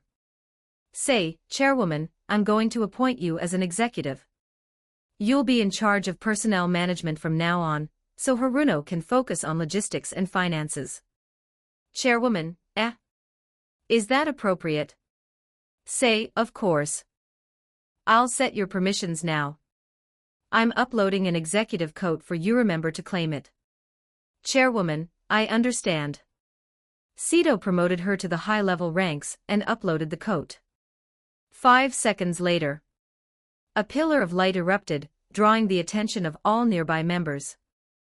Minami appeared, draped in the iconic executive coat. The players were stirred. Another executive had been appointed. "From now on, you are the 9th seat, in charge of guild personnel. Sunnycat, you handle the finances." This clear division of labor satisfied both women. Next, Sito pulled out a set of mage armor. "Chairwoman, this set is yours." Chairwoman Minami looked at the stats. "This is too precious." Even as a school chairwoman, she couldn't hide her shock. This was a unique mage set. Players would kill for this. "Take it," Sito insisted. "This is standard equipment for our executives." Seeing the scale of the Fachui's operations, she didn't refuse and equipped the gear immediately. Once she was ready, Sito opened the guild channel. "Say at all members. Whoosh, whoosh, whoosh." Following his message, streaks of light began descending one after another as the guild gathered for war. "Thank you for reading. T/N, good night, everyone. My phone is absolutely cooked. It's been pregnant for months now, and if I don't fix it soon, it might just explode on me, but hey, it still works somehow, so I guess we ball." Chapter 120, Viscount by Phone, the Round Moon Guild is here too. Chapter 120, Viscount by Phone, the Full Moon Guild is here too. One by one, the players assembled. Even the executives were no exception. 10 minutes later, seeing that the majority of the members had arrived, Sito began to issue the quest. Simultaneously, a quest panel popped up in front of every guild member. Quest: Conquest of the Far North. Description: the Snezhnaya Lord, say, is dissatisfied with his current territory and intends to launch a campaign of conquest. Unify the Far North. Note: teaming up with NPCs is permitted. Requirement: occupy all territories within the Far North. Participants: unlimited. Reward: massive experience points. As Sito released the quest, the players broke into a frenzy of discussion. A quest issued by our own guild leader. You can play the game like this. TSK, massive EXP. I feel like I can hit level 35 today. I'm hitting level 40. The players quickly realized how lucrative this reward was. They were currently part of the Snezhnaya faction, which possessed countless NPCs, high-level ones at that. By teaming up with them, they could leech a staggering amount of experience during the war. It was an absolute goldmine. Kirito, Sito looked toward the veteran player among his officers. Go notify Captain Green. Tell him to bring the men. No problem. Kirito turned and sprinted toward the training grounds. A short while later. Stomp, stomp, stomp. A column of fully armed soldiers, led by Green, arrived at Sito's position. They halted with military precision. They roared in unison. Sito nodded and walked up to the speaker's platform. The Fatui Guild members immediately fell into formation to the left of the soldiers. The executives stood at the very front, followed by the officers in the middle, and the ordinary members at the rear. Scanning the assembly, Sito began his speech. Comrades, I won't waste words. Since when were kings and nobles determined by birth? When I am crowned king, the empire will forever remember your glory. There are roughly 15 territories surrounding us. Our first step is the total unification of the Far North. The soldiers erupted in cheers. For Snezhnaya. Their minds were filled with the dreams Sito had planted, leaving their names in history, becoming generals. What man could refuse such a call? Turning to the players, Sito added, the same goes for you. Want to become an officer? An executive? Then fight for it. With merit comes everything. The players' eyes practically glowed red with excitement. The lure of promotion was irresistible. Sito swept his arm out, his heavy coat fluttering in the wind. God's Domain, Floor 30, the Far North. Currently, the members of the Round Moon Guild were here performing a quest, alongside many solo players and other guild members. Kagaya-chan, why would the Emperor of the Storm Empire give us such a simple quest? Asuna asked, puzzled. Aside from being time-consuming, the quest was almost too easy. If they hadn't used one-way teleportation items, they wouldn't even be here. We had to use items to get here quickly. Do you think a pampered emperor would ever come to this frozen wasteland himself? Kagaya Shinomiya replied with a scoff. She saw through it. The quest was just a way to exploit players. They only came because the reward was an orange-tier piece of equipment, though seeing how many people had the same quest, she suspected the gear's stats wouldn't be great. They were currently in a territory called Bylon Ridge. The ruler here was an imperial viscount of the Storm Empire. In this empire, the peerage ranked from duke down to baron. In the harsh far north, a viscount was the highest-ranking noble. His name was Baifeng. Interestingly, the residents of this territory mostly had eastern features. With a population of 500,000 and 50,000 soldiers, his strength was formidable. As Kagaya and the others were thinking, a scout ran toward the Viscount's manor in a panic. Someone is attacking our territory. The shout instantly drew the players' attention. A hidden event. Without a word, the crowd, including Kagaya's group, rushed toward the outskirts. At the territory border, a large number of garrison soldiers had already gathered. They looked at the approaching force with confusion.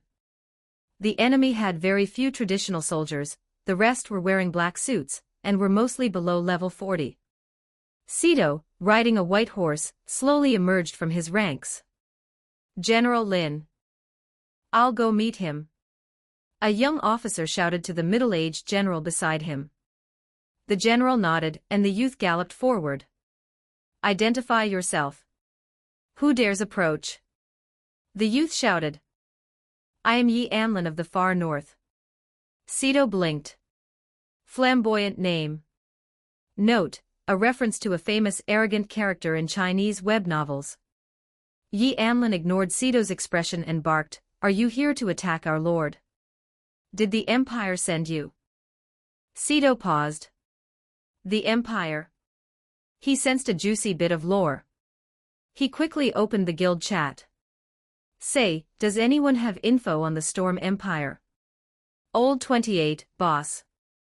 Let's hear it. Old 28. I heard the Storm Empire's royalty was once humiliated by the Divine Flame Empire on the 50th floor. Now they hate anyone with Eastern features. That's why Bai Feng was exiled here to the far north, despite being a viscount. Thank you for reading. Chapter 121, Chapter 121, Recruiting 50,000 Troops. System Announcement. The Imperial War begins. Chapter 121, Recruiting 50,000 Troops. System Announcement. The Imperial War begins. Seeing this, Sito stroked his chin. This was excellent news. The ancestors of the Storm Empire had been crushed by the Divine Flame Empire on the 50th floor. This meant that Easterners within this empire were marginalized and devalued. If that was the case, Sito suddenly had a plan. He looked toward the young general, Yi Anlin, and spoke loudly, General Yi, I am the new lord of the Snezhnaya territory. And I intend to overthrow the tyranny of this empire. The moment the words left his mouth, not only were the enemy soldiers stunned, but the spectating players were equally floored. Nearby, the members of the Round Moon Guild watched in shock. Sito-kun became a lord. Yui Yokohama's eyes sparkled. It's normal. The reward for the previous event was a lord's decree. Becoming a lord is simple for him, Yukino Shida remarked calmly, as if she had already seen through his rise. However, they had no idea that Sito hadn't used a decree, he had used a deprivation order to incite a grassroots rebellion and forcibly seize the land. Ignoring the confusion of the soldiers, Sito shouted again, Soldier comrades. You know better than anyone how the empire treats you. Is such an empire truly worth defending? They discriminate against our skin, and they oppress the poor.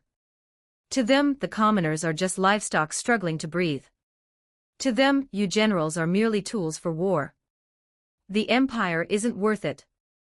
And neither are you. The blue heaven is dead, the yellow heaven shall rise. In this cycle of 60 years, the world shall find great fortune. I am going to achieve a monumental undertaking that will shake the heavens and earth. Are you willing to join me? When the time comes, your names will be etched in history, and becoming generals or marquises will be a simple matter. His words stirred the hearts of the soldiers. Could it really work? They knew they were exiles, but the thought of overthrowing the empire was terrifying. The empire was vast, boasting a 1,000,000-strong army. They were just a drop in the bucket. Well said. Suddenly, a commanding voice broke the silence. The crowd parted as a dignified middle-aged man stepped forward. It was the lord of the territory, Viscount Bai Feng. Bai Feng looked at Sito, his eyes full of reminiscence. He scanned his soldiers, then looked at the Snezhnaya troops, and spoke slowly. I followed the great general years ago, and achieved many military honors. But the reason I was exiled wasn't because of my skin, it was because I was a commoner. Both sides were stunned. It wasn't about ethnicity but class. They never imagined that a decorated general would be cast out into this frozen wasteland simply because of his birth. It was a hard pill to swallow. Why is everyone silent? Bai Feng roared. This son of a bitch empire. I've been done serving them for a long time. He turned to Sito. Sir, what is your ambition? To hunt the nobles and overthrow the empire. By the mandate of heaven, may we have longevity and eternal prosperity. Sito answered without a second's hesitation. He could tell Bai Feng was a man of ambition. Ambition was good, he only feared those who were content to be salted fish with no drive. Hearing this, Bai Feng dropped to one knee and cupped his hands. General Bai Feng greets my lord. General, please rise. We seek to return a world of equality to the people. Externally, we shall call each other comrades and I shall be the leader. Sito waved him up, explaining his philosophy. Bai Feng nodded enthusiastically. Seizing the moment, Sito launched into a brainwashing speech, a mix of no retreat, rhetoric, and the fiery oratory style of a certain famous rejected art student from history. In an instant, the way the soldiers looked at Sito changed completely. Bai Feng asked excitedly, "What is our first move?" "Unify the far north. From this day forth, I am the king of this frozen land," Sito declared proudly. Bai Feng turned to his troops. "All soldiers, assemble." The army fell into line. Bai Feng mounted his horse, ready for war. Sito smirked. This trip was worth it, he had gained 50,000 seasoned troops and a valiant general. He looked toward the nearby players. Though their levels weren't high, their combined strength was formidable. He issued them a shared quest, and then turned back to Bai Feng. "General Bai, on to the next territory." "Understood." With that, a combined force of 150,000 Fatui players and NPCs began their sweep of the far north. As Sito began his move, a system announcement echoed in the ears of every player on the 30th floor. "The Imperial War has begun. Player Lord Se is attempting to unify the far north. This has greatly angered the Storm Empire. Please choose your faction." Snezhnaya Territory Storm Empire. The players were in an uproar. Holy crap! Se is actually trying to unify the north. Isn't the far north the Storm Empire's backyard? This is a declaration of war. I'm joining the Storm Empire. Idiot, join Snezhnaya. Se has God's might and space-based talents. His mobility is insane. Do I really need to explain the advantage? You have a point. Players scrambled to choose, but the vast majority flocked to Sito's side. His abilities were too broken. If he decided to launch a sneak attack, the Empire wouldn't even know what hit them. Thank you for reading. Chapter 122, Chapter 122, Unifying the Far North. Building the Empire. Chapter 122, Unifying the Far North. Building the Empire. On the battlefield. Slay that fat pig. I want his head. Don't steal my kill. You bunch of kill stealers. A group of Fatui Guild members roared as they charged toward a portly baron standing before them. At this moment, every member of the guild wore a ferocious grin. Upon closer inspection, the solo players and NPC soldiers were no different. As for why they were so crazed. Just moments ago, Sito had captured several territories. 2 of the enemy lords' heads had been taken, one by a guild member, and one by an ordinary soldier. Sito had instantly promoted that guild member to a junior officer, and the soldier to a squad leader. Naturally, everyone's eyes were now glowing. To them, these enemy lords weren't humans, they were prime 257 cuts of juicy meat. As for the other players, they found that following Sito caused their levels to skyrocket. Many had already jumped 4 or 5 levels. None of them wanted to miss out on this delicious feast of experience points. The reason they were leveling so fast was that Sito's quest allowed them to party up with high-level NPCs, a feature no other quest offered. After slaying so many level 100 soldiers, Sito's own level had increased by 2. He had to admit, the feeling of not having anyone to split his experience with was truly wonderful. He opened his personal panel, nickname, Say Divine Power, 160 for Godhead, none divine stats, ATK 1465 Def 1465 Magic 1465 Speed 850K Plus. Talent, Space Mastery Skills, Speed Space Exclusive, Spatial Movement Exclusive. Equipment, Spatial Dragon Blade Artifact, Dimensional Cube, Snow White Trench Coat, Spatial Dragon Ring Set 1/5, Spatial Necklace. Looking at his current speed, Sito clicked his tongue. It was absurdly high. He could easily slaughter level 100 mobs like they were nothing. It seemed that once this event concluded, it would be time to visit the 51st floor. He then checked the status of the kitten on his shoulder. Pet, Sun Moon Quality, Purple evolves via Devouring Stats, 3,500 across all board skills, Devour, Divine Walk, Sun Moon / Tiny Sun. Little Sun Moon's growth was staggering.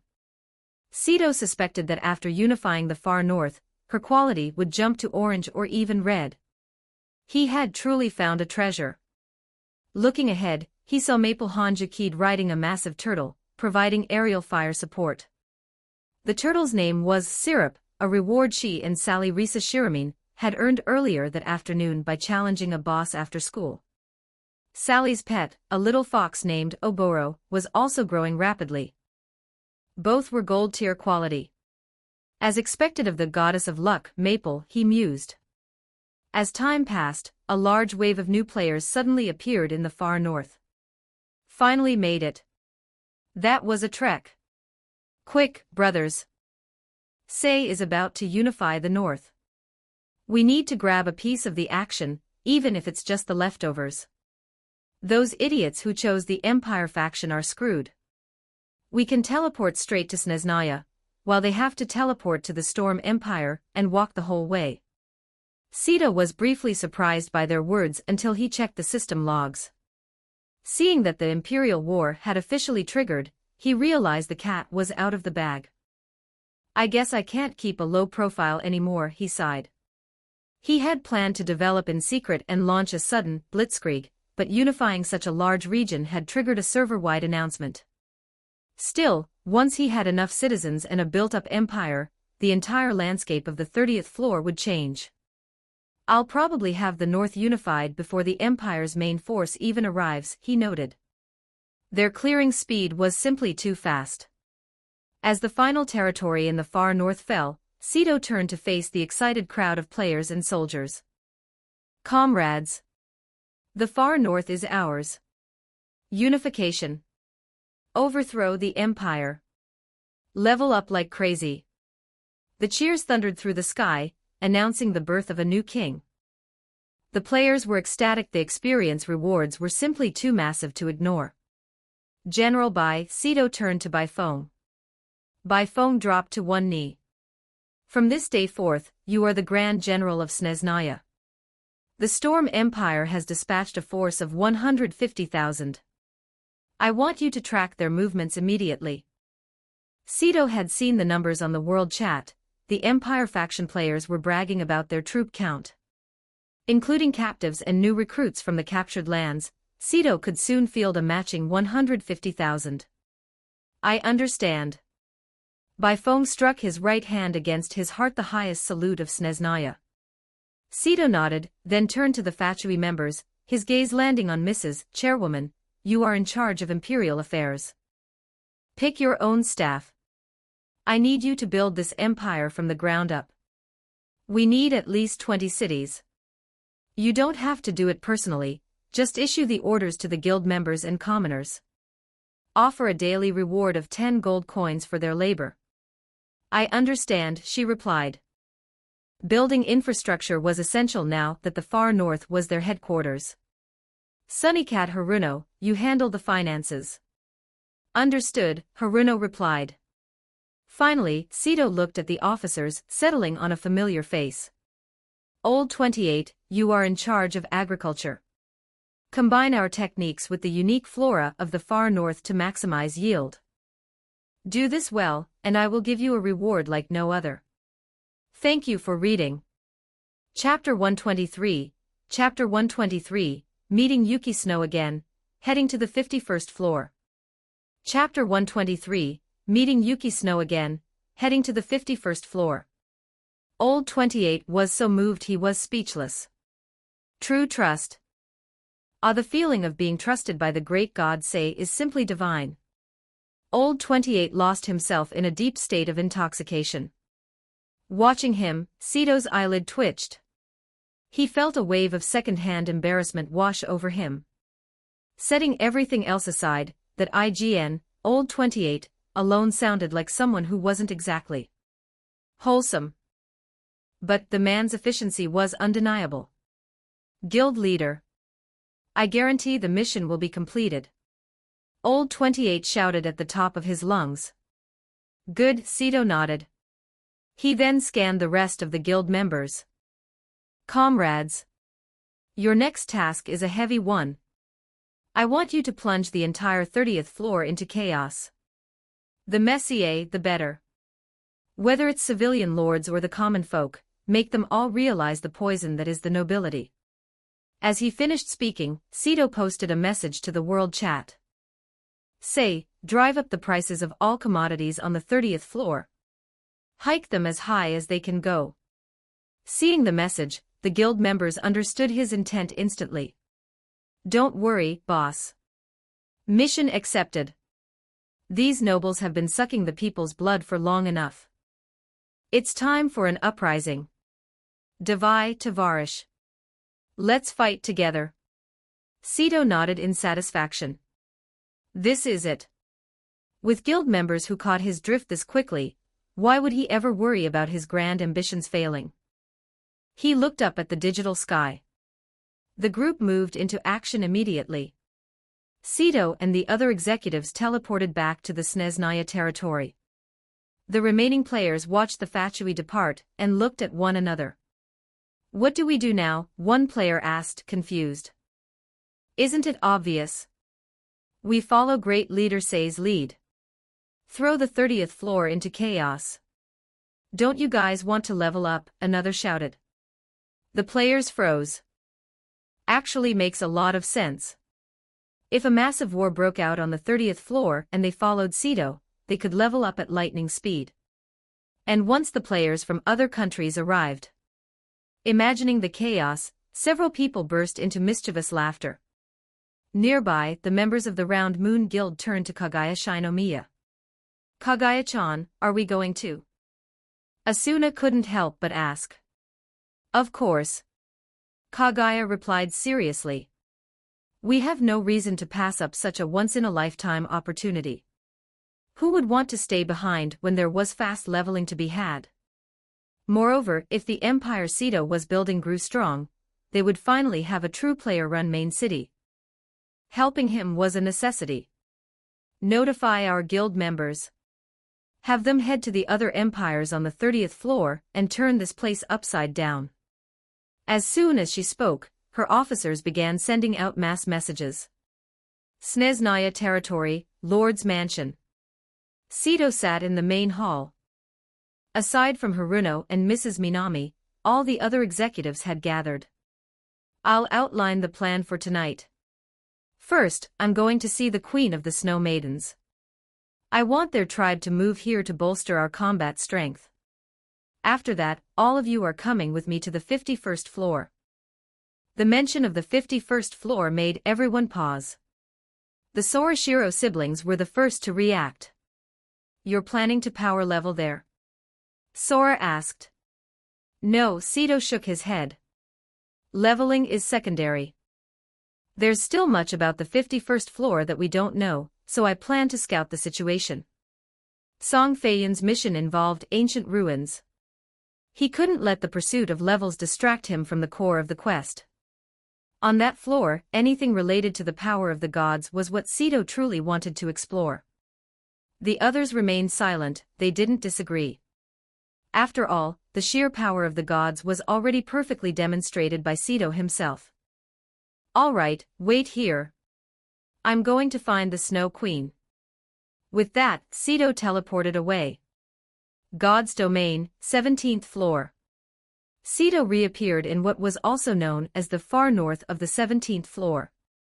It was a strange coincidence that the 17th and 30th floors shared the name, leading Sito into a brief moment of speculation before he headed toward Mia Snow's residence.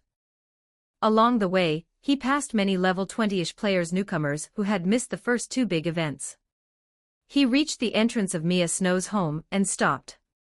The Snow Maiden guards bowed respectfully. This was the benefit of his status. No need for formalities. I'm here to see the Queen. The guard stepped aside and Sito knocked on the door. Bang, bang, bang dash, come in. To Sito's surprise, the voice from inside wasn't Mia Snow now's mature tone, but a soft, wobbly lowly voice. Puzzled, he opened the door and walked in. He was met with the sight of a tiny lowly staring at him timidly. Her large eyes were filled with a touch of innocence. This was the princess of the Snow Maiden tribe, Yuki Snow. Big brother. She called out shyly. Oh, it's Princess Yuki. Sito walked toward her. Where is your mother? Seeing him approach, Yuki flinched and looked utterly pitiful, clearly very shy around strangers. Sito scratched his head awkwardly. Guessed elder, Yuki is a bit shy now. She wasn't like this before. Mia Snow's voice drifted over. Sito turned to see her emerging from a side room, moving with effortless grace. She stopped before the little princess. Yuki, this is the big brother who saved you. Big brother. At those words, Yuki's eyes lit up. This was her hero. He's so handsome. The shy little lowly instantly transformed into a tiny fangirl. Thank you for reading. Chapter 124, Chapter 124, The Spatial Dragon Ring Ascends to Divine Grade. Speed stat breaks 1 million. Thank you at Sylphid for joining the memberships. I'm truly grateful. Chapter 124, The Spatial Dragon Ring Ascends to Divine Grade. Speed stat breaks 1 million. Sito blinked in surprise. What was with the look in this little girl's eyes? Could it be? He struck an elegant pose and smiled. As expected. My charm transcends species. It was a terrifying power to behold. All right, Yuki, don't get too excited. Mother needs to talk business with the elder, Mia Snow said, looking helpless. Since her rescue, Yuki had been incredibly withdrawn, but she didn't seem to reject Sito at all. Finally, some progress, she thought. It hasn't been easy. Yuki nodded her tiny head and sat down obediently. Please have a seat, elder, Mia Snow invited with grace. Thank you, Queen, Sito replied, matching her elegance. If she was going to be formal, he wasn't about to be outdone. Once seated, he cut straight to the point. Queen, I have unified the far north on the 30th floor. Your tribe is welcome to relocate there at any time. The environment is perfectly suited for the Snow Maidens. The far north. Mia Snow paused. She had been to the 30th floor, the endless continent, and knew the layout. It was a floor dominated by massive empires where various races like beastkin, elves, and spirits coexisted. You didn't encounter the local Snow Maiden tribes there. I didn't, Sito shook his head. I will lead a portion of our tribe to the 30th floor, but some must remain here to stand guard. If we all leave, the 17th floor will be overrun by frost giants. Without us to keep them in check, they would multiply until the entire floor becomes a monster's playground, and there would be no more safe zones. Sito realized the weight of her responsibility. A world without safe zones. It sounded a lot like the 51st floor. Understood. I'll head back first. When you arrive on the 30th floor, look for an adventurer named Haruno, Sito said, standing up to leave. Goodbye, Princess Yuki, Sneznaya territory, 30th floor. Back at the Lord's mansion, Sito addressed his gathered executives. Let's go. To the 51st floor. The group teleported instantly. The safe zone, 50th floor. Upon arrival, Sito instructed, everyone, grab onto me. Sora and Amu placed their hands on his shoulders. Maple and Sally gripped his coat. Shiro and Kanade took his hands, while Ako pressed her palms against his back. Without a second's delay, Sito used spatial movement. They arrived at the entrance of the boss labyrinth. Looking at the 100-meter-tall gates, the newcomers were struck by the sheer scale of the place. Once we're inside, those who can fly will carry those who can't. Stay absolutely silent, Sito warned. Since Haruno and Mrs. Minami had stayed behind to manage the territory, only Amu and Ako needed a lift. Sito pulled out his cloaking orb, hoisted Amu onto his back, and picked up Shiro. Maple and Sally took charge of Ako. They slipped into the labyrinth. The 51st floor. Once they cleared the labyrinth, Sally let out a long breath as her feet touched the ground. Now I get why we had to be quiet. A boss with 10 billion HP, the pressure was insane. It wasn't that bad, Sito replied, turning to Maple. Maple, this floor is perfect for grinding your defense. We'll search for clues while we buff our stats. Maple chirped. With the two of them leading the way, the journey was much smoother. An hour later, Maple looked at her updated stats with glee. After my defense hit 100,000, I got a specialization bonus. My total defense is now 200,000. Her gear, especially the Hydra set, was now providing terrifying multipliers.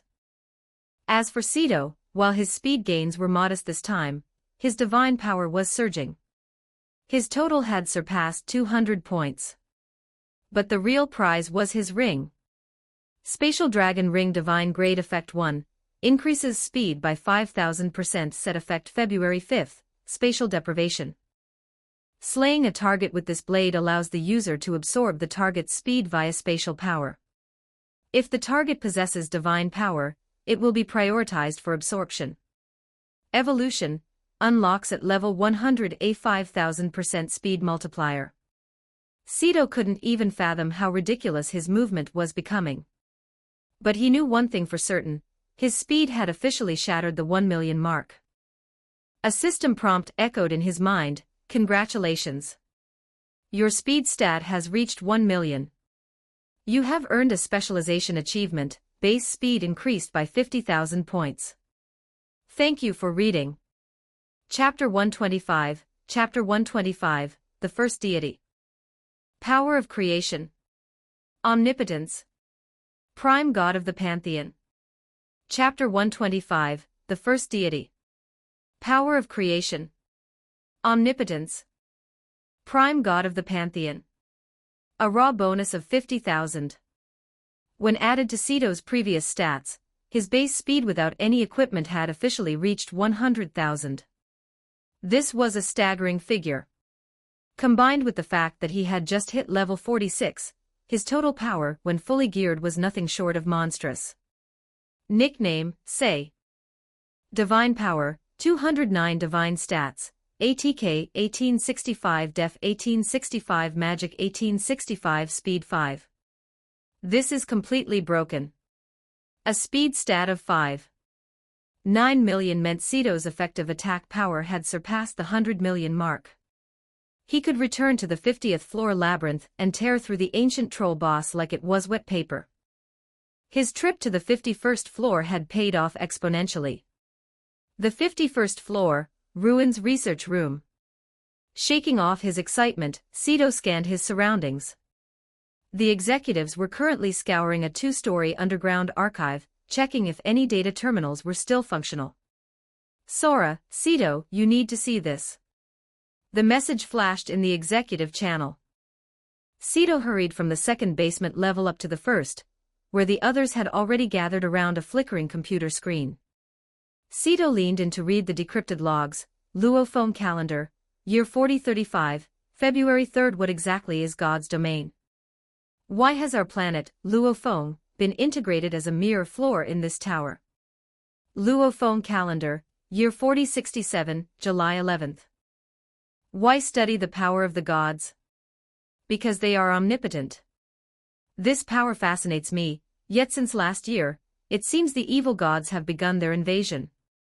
Luo Phone Calendar, Year 4078, January 9th. I see it now. The evil gods are not corrupted data. No wonder they invade God's domain. Only when the old gods perish can new ones be born. The first new deity to be born. Will they possess the authority of creation? True omniscience and omnipotence? Or perhaps, the first god will become the prime deity of an entire pantheon. The logs were brief, but the implications were seismic. Sora, Shiro, Kanade, and Amo all turned to look at Sito simultaneously. The reality was clear: every floor in God's domain represented a fallen world. The 51st floor was once a world called Luofeng, now extinct. But more importantly, the notes mentioned the perks of the first deity. Authority of creation. Prime god of a pantheon. The temptation was immense. However, the mention of evil gods and the corrupted data at the end of the log gave Sito pause. Were there hidden, newly born deities within the game? And if he achieved godhood in the real world where he already possessed divine power, would he gain these same reality-warping abilities? Sito took a deep breath. Let's go. We've recorded enough. It's time to leave the 51st floor. Despite his high attack power, this floor was still crawling with dangerous mini-bosses. Overstaying their welcome was a risk he wasn't willing to take just yet. An hour later. Snezhnaya territory, Lord's Mansion. Maple, Sally, and AKO had already logged off. It was past midnight, and they had school the next morning. Only the core group Sora, Shiro, Kanade, and Amo remained. Sito, what do you make of those logs? Sora asked, cutting straight to the point. The logs? Sito grew silent. I don't know if there are new gods within the game, but in the real world, I am certainly the first. In the game, he was cautious. In reality, his confidence was absolute. I really envy you, Sora sighed. I wonder when my own path to godhood will open up. He then changed the subject. Did you ever figure out that fragment from the second event? Not yet, Sito shook his head. The fragment was clearly top tier, but its utility remained a mystery. Fair enough. Sora stood up. Remember to make extra breakfast tomorrow. Shiro and I are eating at your place. No problem, Sito agreed. He turned to Amo and Kanade. Let's log off. Real world, Sito's bedroom. Exiting the game, Sito stretched his tired limbs. Before he could even settle in, Kurukuru Amo slipped into his room and carefully shut the door behind her. Sito jumped slightly. Kanade is still right next door. It's fine, Amo whispered, locking the door. The next morning. Sito-kun, time to wake up. Kanade's voice drifted in from the side. Sito opened his eyes and saw her standing by the bed, looking at him with her usual stoic expression. Amo was nowhere to be seen. Where's Amo? Sito asked, rubbing his eyes. She just called in sick to school, Kanade replied calmly. She said she's feeling a bit uncomfortable today and needs to stay home and rest. Thank you for reading. Chapter 126, Chapter 126, The Security Guard. Ahem, I didn't see a thing. Chapter 126, The Security Guard. Ahem, I didn't see a thing. Sito felt a wave of clarity after hearing Kanade's words. Fair enough. If Amo wasn't going to school, he could also just relax at home for a bit longer. Did you make breakfast, Kanade? Kanade nodded. It's mapo tofu. Sora and Shiro are already at our place, but they don't seem to want the tofu they're waiting for you to cook. About that. Sito paused. He had almost forgotten his promise to the siblings from the night before. Without another word, he jumped out of bed, got dressed, and hurried out of the bedroom. Seeing something that made her face flush slightly, Kanade naturally followed behind him. In the living room, Sora and Shiro were both sporting dark circles under their eyes, looking up as Sito emerged. I want Jianbing Chinese crepes. Sito and I. All right, all right. Seeing the siblings in such a state, Sito felt a bit helpless. He turned to Kanade. Kanade, you head to the academy first. I'll be there in a bit. Kanade nodded, picked up her bento, and left. Sito entered the kitchen. Making the crepes was easy enough, but he also wanted to prepare lunch. He planned to eat with Kanade later either in Class A or by bringing her to Class D, so he decided to make a hearty meat dish, twice-cooked pork. 20 minutes later. Breakfast was ready. Sito brought the crepes to the living room and set them before the siblings. Here's your breakfast, he said. Sora grabbed a crepe, took a massive bite and swallowed. This is the taste. MMPH, Shiro devoured hers like a little wolf, looking incredibly cute. Seeing this, Sito summoned his pet, Little Sun Moon. The kitten paced elegantly across the floor. This is for you. Sito broke off half of his own crepe and handed it to her. The siblings watched the cat intently. You can even bring creatures from the game into reality? Sora asked, amazed. They had seen the pet in-game last night, but seeing it here confirmed that God's domain was becoming more than just a game. Do you think a prime deity of a pantheon has the power to grant godhood to others? Sito asked, a thought striking him. Grant godhood. It would be weird if a prime god couldn't do that. Sora replied. Sito nodded. If that's the case, once I truly become a god, I could potentially make both of you deities as well. Sora's eyes lit up at the prospect. Well, that's a long way off. For now, let's just focus on leveling and gear. After finishing breakfast, Sora headed to the kitchen to do the dishes while Sito grabbed his bento and headed for the door. Shiro, here's a spare key. There's plenty of twice-cooked pork in the fridge. If you guys get hungry after a nap, help yourselves. Shiro nodded her small head. Outside the building. Sito checked his surroundings. Seeing no one nearby, he used spatial movement to vanish. A minute later, he was strolling toward the gates of Sobu High School. As he approached, he saw Hidenori Tabata and Iori Kitahara standing outside the security office. Curious, he walked over. What's up with you two? They both looked at him. Don't ask. There's a new guard today. He doesn't take bribes of cigarettes, Hidenori sighed. Sito naturally took his place beside them. As long as he could skip morning self-study, he didn't mind waiting. A moment later, the door to the office opened, and a guard in his 20s stepped out. He blinked at the trio. And you are? I'm late too, Sito replied with a brilliant smile.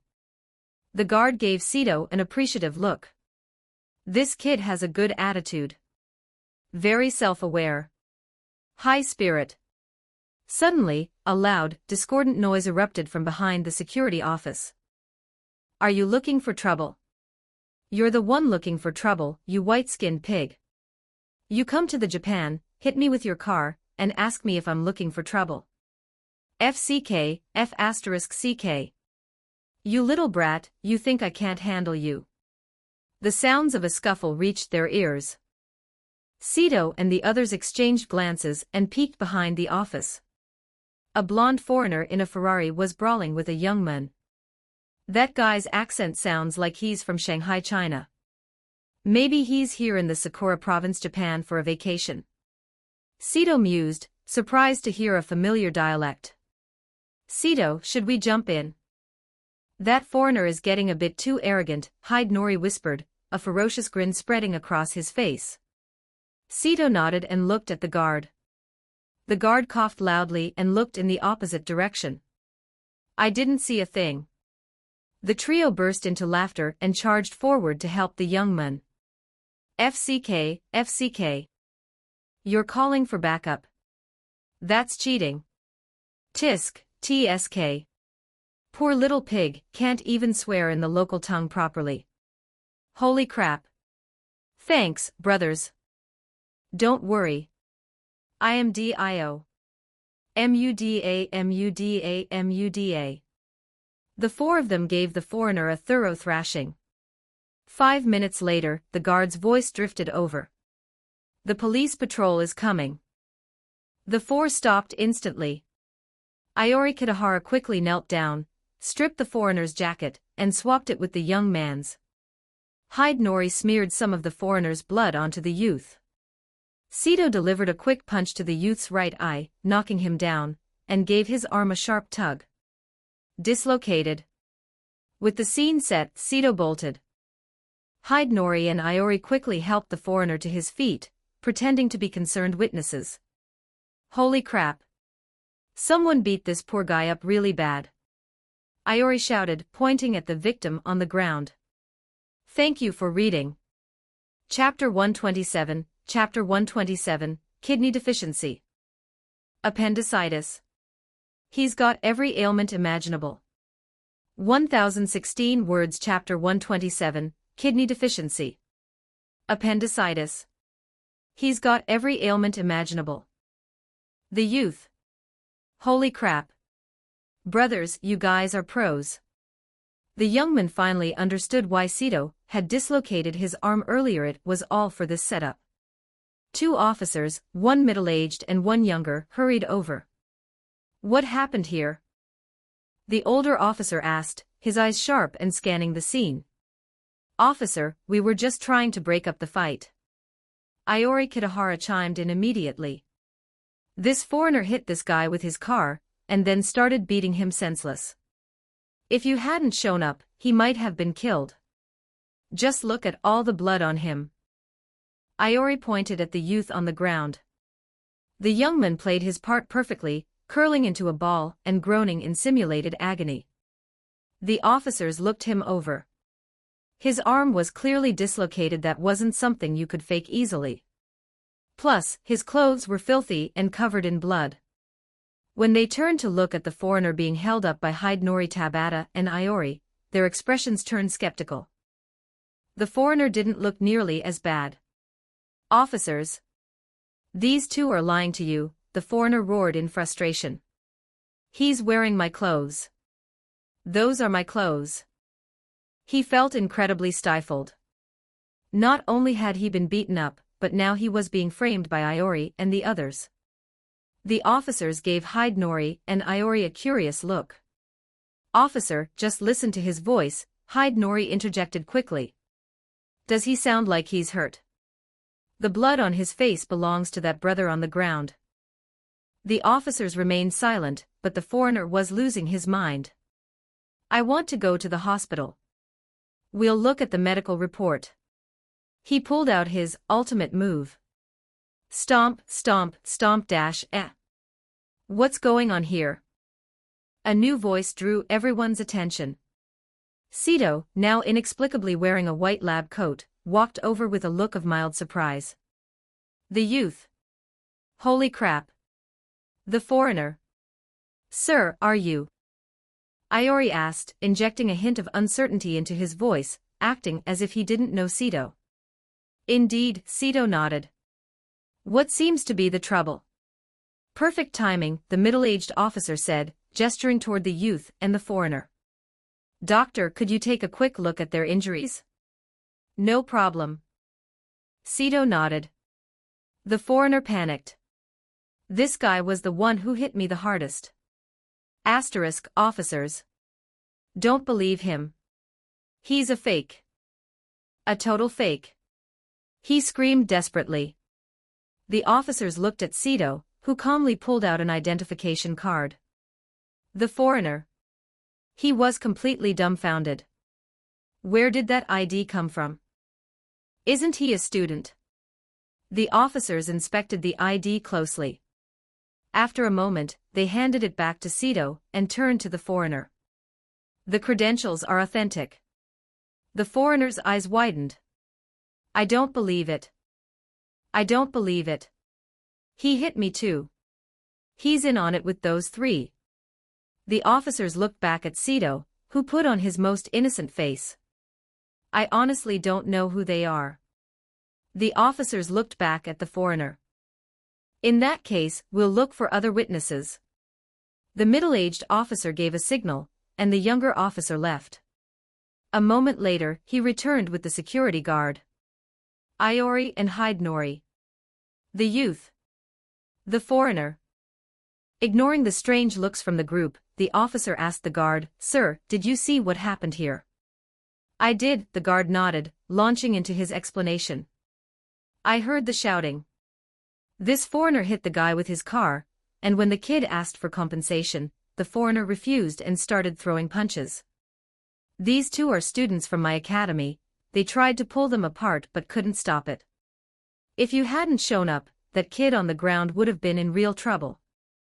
The guard cast a pitying look at the youth. The foreigner's eyes went dull and hollow.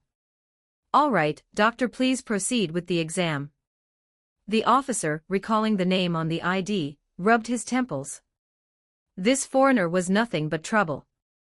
Sito began his examination. A few minutes later, Sito gave the youth a curious look before turning to the police. "The foreigner only has some superficial bruising. But this brother here is in bad shape, his arm is completely dislocated." The officers nodded grimly. "All right, the four of you, come with us to the station." The police led away the youth, the foreigner, Iori, and Hidenori. Sito and the guard stood together, watching them disappear. "Tisk, tsk. Another good deed done," Sito remarked.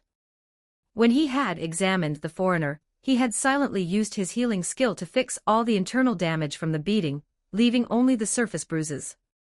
However, he didn't touch the guy's pre-existing issues: kidney deficiency, diabetes, and appendicitis, and even used a tiny bit of spatial power to make him feel even more drained. No matter how many tests they ran at the hospital, that foreigner was going to pay a heavy price today. The guard nodded in deep agreement. "All right, get to class." "Thanks, brother."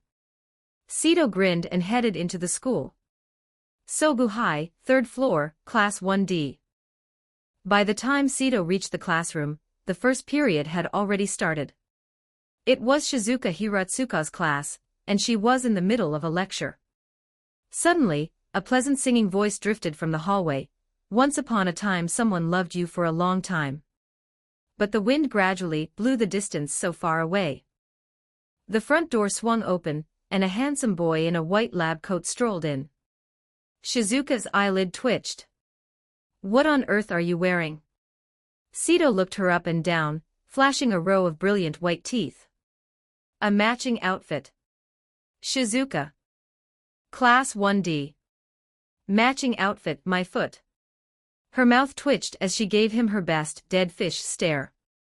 "And why are you late today?" Sito rubbed his chin thoughtfully. "Acts of heroism." "Thank you for reading." Chapter 128, Chapter 128, Pervert. Chapter 128, Pervert. Kun, what were you doing in my sister's room yesterday afternoon? The entire class was dumbfounded. Acts of heroism. What kind of lame excuse was that? Shizuka Hiratsuka waved her hand helplessly. "Fine, just go back to your seat." She felt that if she let him continue, he'd completely derail her lecture, so it was best to shut it down now. Sito strolled back to his desk, sat down, and promptly collapsed onto it to sleep. The entire morning passed in a blink. Lunchtime. Awakened by the noisy chatter of the classroom, Sito sat up and stretched. Seeing it was time to eat, he grabbed his bento and walked over to the desks of Kidhanju and Risa Shiramin. Placing his lunchbox down, he flashed a smile. "I'll eat here today, but I need to go grab Kanade first." The two girls nodded in unison. A few moments later, Sito entered Class A. He spotted Kanade Tachibana just as she was opening her bento. "Kanade, let's go eat in my classroom," he called out, drawing the attention of everyone in the room. Kanade closed her lid, stood up with her bento, and followed him back to Class D. Once there, Sito pulled up 2 chairs and made himself at home. "Sit down, Kanade. I made some twice-cooked pork this morning, let's share." As they opened their lunchboxes, the savory, spicy aroma of the pork wafted through the air, causing several students to turn their heads in envy. "Sito-kun, your cooking skills are amazing." Risa's eyes lit up at the sight of the glistening meat. Without standing on ceremony, she reached out with her chopsticks and snagged a piece. Spicy, fresh, savory, and perfectly balanced. It was so good she wanted to cry. "Kid, you should try some too," Sito said, looking at the shy girl next to him. "Just a little bit." Kid's face flushed pink as she gingerly took a bite. Her large, beautiful eyes widened. It was delicious. The aftertaste was incredible. Seeing this, Sito turned back to Kanade. "Kanade, I have a special way of eating this. Want to try?" Kanade thought for a second. Sito proceeded to dump his pork and rice directly into her mapo tofu, mixing it all together thoroughly with his chopsticks. "Give it a taste." Kanade took a bite. The silkiness of the tofu combined with the richness of the pork and the steaming rice, all elevated by the numbing spice, it took the flavor profile to a whole new level. As she ate, a small smile played on her lips, a sign she was in an excellent mood. The two of them sharing a single lunchbox made Kid and Risa exchange a meaningful glance. Nearby, Yukino Shida also witnessed the display. The memory of the noises from yesterday afternoon flashed in her mind, and her eyes grew resentful. Unfortunately, her personality wouldn't allow her to back down or act cute, so she could only wait for Sito to approach her first. Kid, seeing the intimacy between the two, felt a small pang of loneliness, a detail Risa caught immediately, though she said nothing. Sito noticed Kid's slight slump. Being the experienced gentleman he was, he understood the feeling. "Kid, why don't you join us?" Kid froze, her face turning a deep crimson. "I understand." Her voice was tiny as she picked up her chopsticks and ate. She kept her head down, hiding her expression from the others. Sito reached out and gently patted her head. He thought. Kid felt the warmth of his hand and turned as red as an apple, not daring to look up. When she finally peeked up, she saw Risa smiling mischievously while pointing in a certain direction. Kid followed the gesture and saw Yukino glaring at her with a look of extreme dissatisfaction. When Yukino realized she'd been spotted, she quickly looked away. By now, anyone with eyes could see that Yukino and her sister Haruno had complicated feelings for Sito. After school, the rest of the day was peaceful. Sito spent his time chatting with Kid and Risa until the final bell rang. He woke up from his afternoon nap, stretched, and looked over at Yukino. She was just about to leave, so he followed her out. Yukino glanced at him but said nothing, letting him trail behind. They met Kanade at the door of Class A, and the trio left the academy together. As they walked along the street, the silence was heavy. Finally, Yukino couldn't hold it in any longer. She turned to him, her voice cool but sharp. "Pervert-kun, what exactly were you doing in my sister's room yesterday afternoon?" "Thank you for reading." Chapter 129, Chapter 129, Uprising on the 30th Floor. The world plunges into chaos. 1003 words. Chapter 129, Uprising on the 30th Floor. The world plunges into chaos. Sito felt a wave of awkwardness wash over him. He knew that Yukino Shida was fully aware of what he had been up to yesterday. But why did he feel this sudden sting of social death? He stammered, unable to find the words. Kanade Tachibana sensed the shift in the atmosphere. She had been napping yesterday afternoon, and was completely in the dark. So what exactly was Sito doing? Feeling a prickle of jealousy, her small hand reached out and gave Sito's waist a sharp pinch. Sito rubbed his sore side and muttered, "What else could I be doing?" "Exactly what you're thinking." He decided to just rot the path of least resistance. Yukino let out a cold snort and quickened her pace. "Don't be mad, Flatty Yukino," Sito said, catching her by the arm. Yukino didn't unleash her usual poison-tongued remarks. She didn't say a word, merely staring at him with a gaze as cold as ice. "We're going to get married sooner or later anyway. Do you really want to end up like Haruno? That seems impossible given your personality." He teased her with a playful tone. "Besides, it's not like I'd ever let you go." Hearing this, Yukino felt a strange sense of relief wash over her. Kanade chimed in, her expression dead serious. And Kanade? Sito patted her small head. Gotta look out for my fellow white-haired comrade, he thought. The three of them continued their walk home. While Sito and the girls were heading home, a seismic event was unfolding within God's domain. Countless players from the eastern country had teleported to the various imperial capitals on the 30th floor. From there they fanned out, heading toward the surrounding territories and villages. In a certain village, a member of the Fatui Guild, disguised in commoner's rags, leaned toward a burly man working in the fields. "Brother, have you heard? The prices in the capital have doubled. A loaf of bread that used to cost a few copper coins is now going for 500 gold coins. I never went to school, don't you go lying to me." The man gasped, dropping his tools. The Fatui member waved it off. "It's the truth. Who would joke about something like that?" The man fell into a stunned silence. In a certain territory, a player looked at a noble with an eastern face. "Baron Wang Xian, the empire is rotting. Are you really going to stick with them? They've abandoned you, yet you still slave away for them.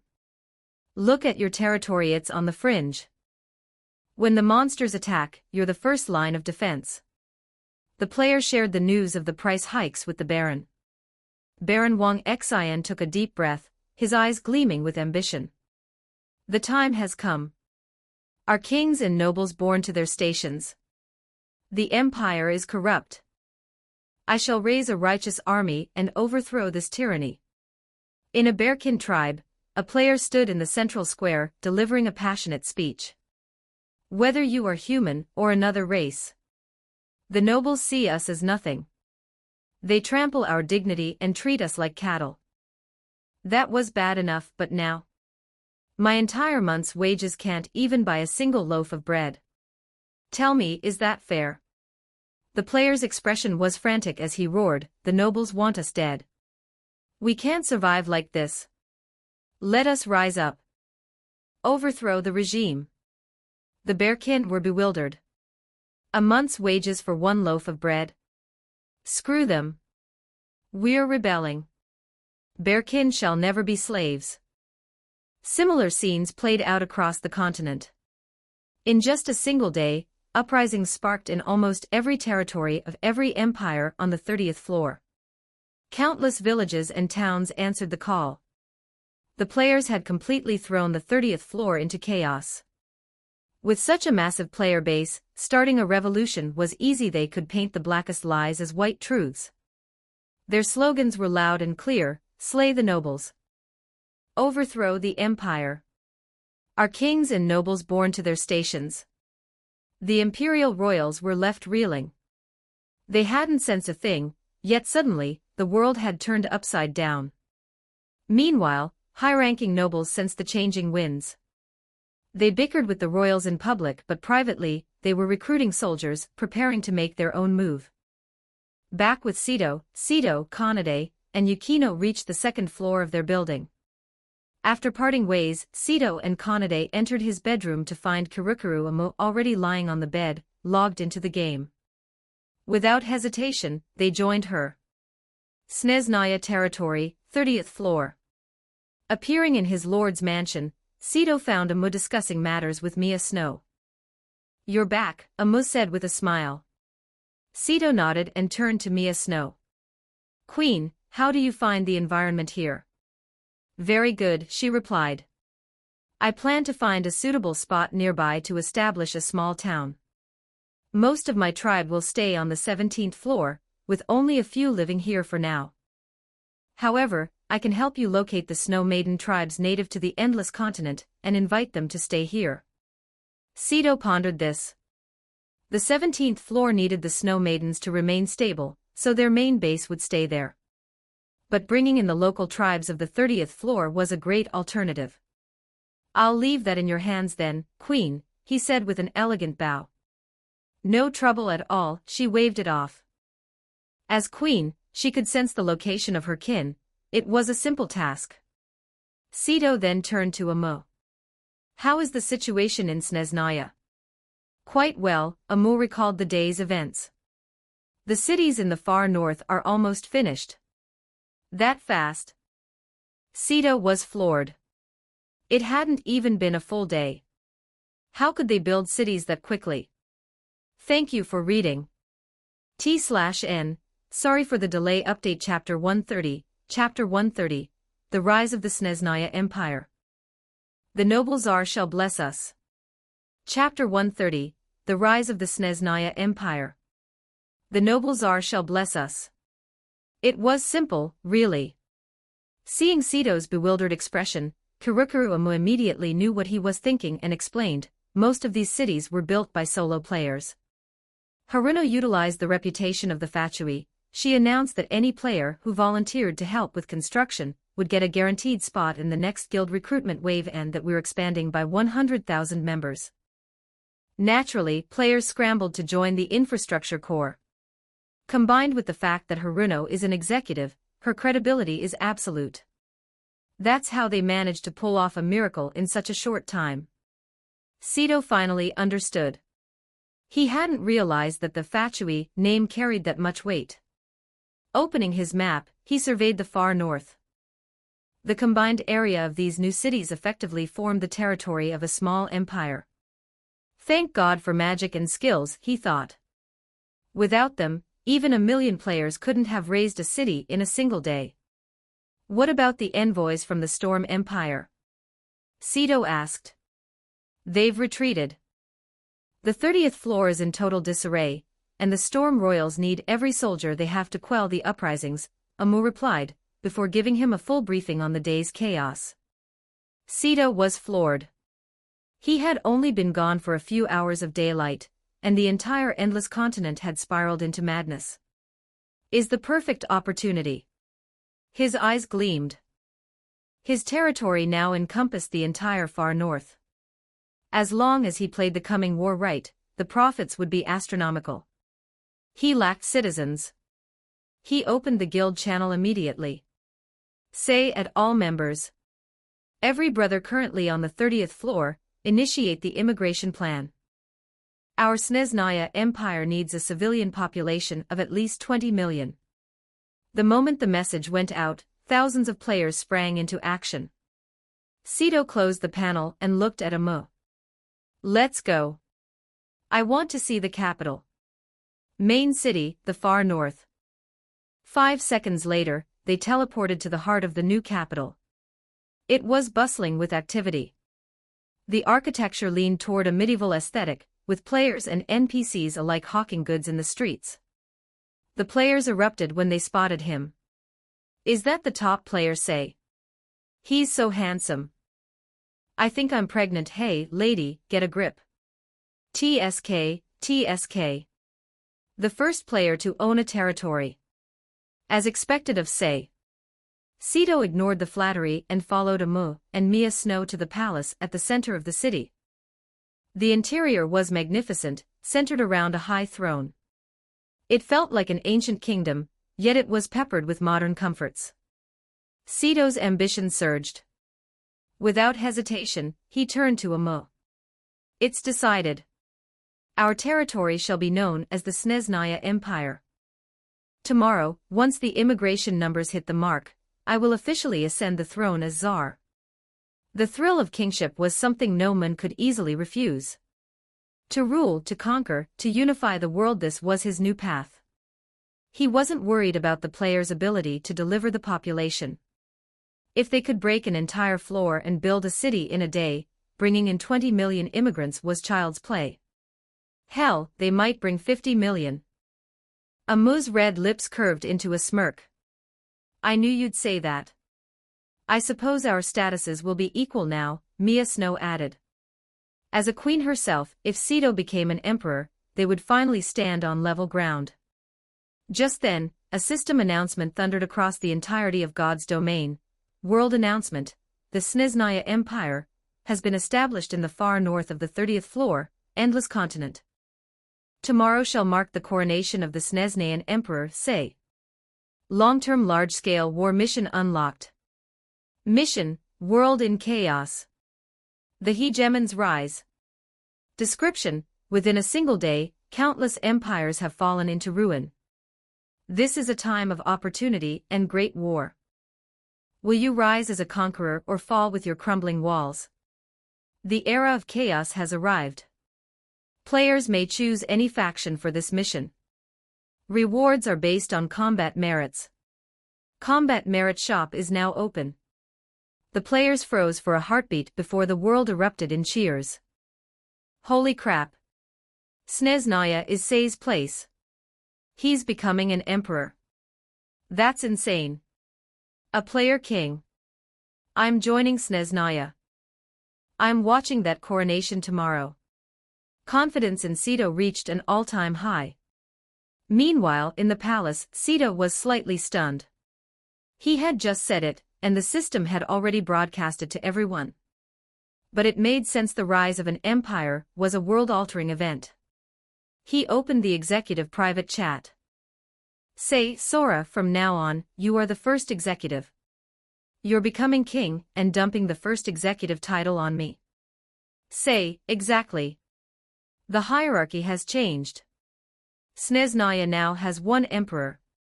His direct subordinates are the 11 Fatui harbingers. Below the executives, there will be countless officers and generals. Sito handed off the title without a second thought. After all, he was no longer just a guild leader, he was the Tsar of Snezhnaya. Thank you for reading.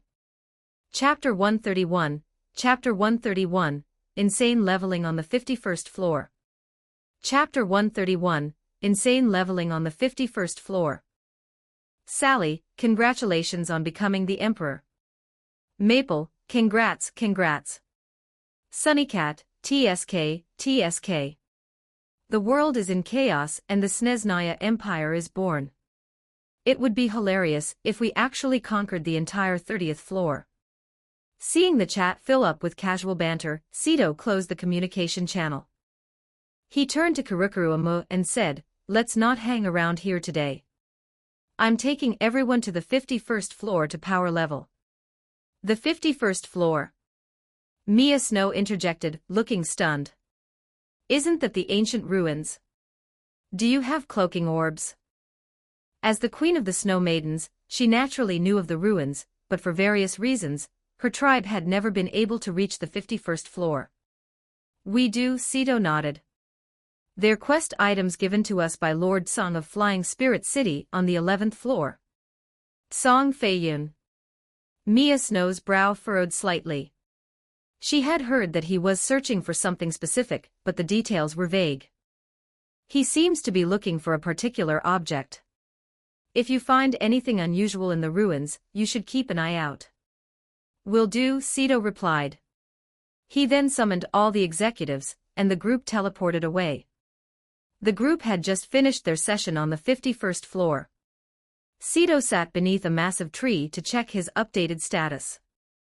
Nickname, Say Divine Power, 478 Divine Stats, ATK 8665 Def 8665 Magic 8665 Speed 8. Having reached level 56, the growth scaling had shifted significantly. Past level 50, each level up granted 1,000 to all base stats, 5,000 free attribute points, and a staggering 5 million HP. The experience points from level 100 plus monsters were simply astronomical. His speed was nearing the 10 million mark, which would likely trigger another specialization reward soon.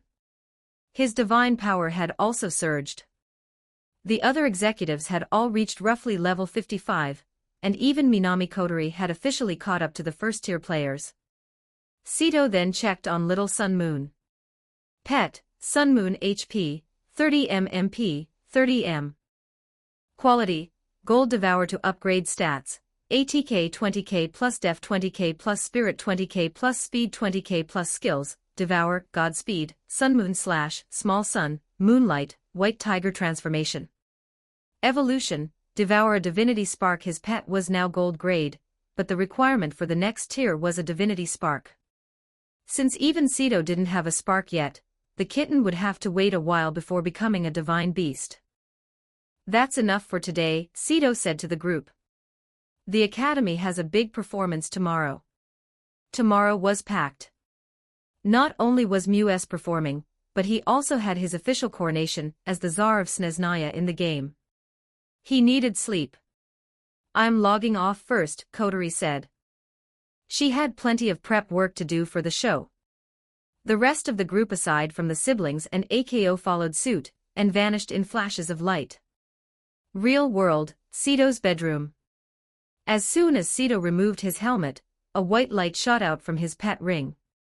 Little Sun Moon appeared and sat elegantly on his pillow. "Time to sleep, little Sun Moon." The next morning, 6 a.m. Sito woke up early. Amu and Kanade were still asleep, but little Sun Moon was already waiting by the dining table. As he started cooking, he heard the front door open. The Sorashiro siblings walked in, looking utterly exhausted, and slumped into their usual seats. "Wait a bit, breakfast is almost ready," Sito called out. "Got it," Sora yawned, propping up his chin. Shiro, meanwhile, began smiling as she stroked the kitten. Half an hour later, Amu and Kanade emerged from their rooms, dressed and ready. They joined the siblings at the table as Sito brought out the food and 3 bento boxes. "Fried dumplings for breakfast. Lunch is mapo tofu over rice." As they ate, Sora looked at the kitten and asked Sito, "Have you ever brought little Sun Moon to the academy?" "When we were grinding yesterday, Maple noticed her. She said your pet has the exact same name, and looks identical to the cat you have at school." Apparently, when Sito had summoned the pet to help level up, Maple and Sally had spent quite a while discussing the coincidence. The kitten he'd brought to school the other day had piqued their curiosity. Thank you for reading. Chapter 132, Chapter 132, Cherry blossoms fill the earth, bound to my heart, butterflies dance in flight, prayers follow. Chapter 132, Cherry blossoms fill the earth, bound to my heart, butterflies dance in flight, prayers follow. It's fine. If they know, they know. Sito waved it off.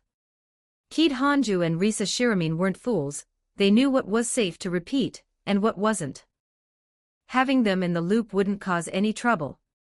Hearing this, Sora dropped the subject. Breakfast finished quickly.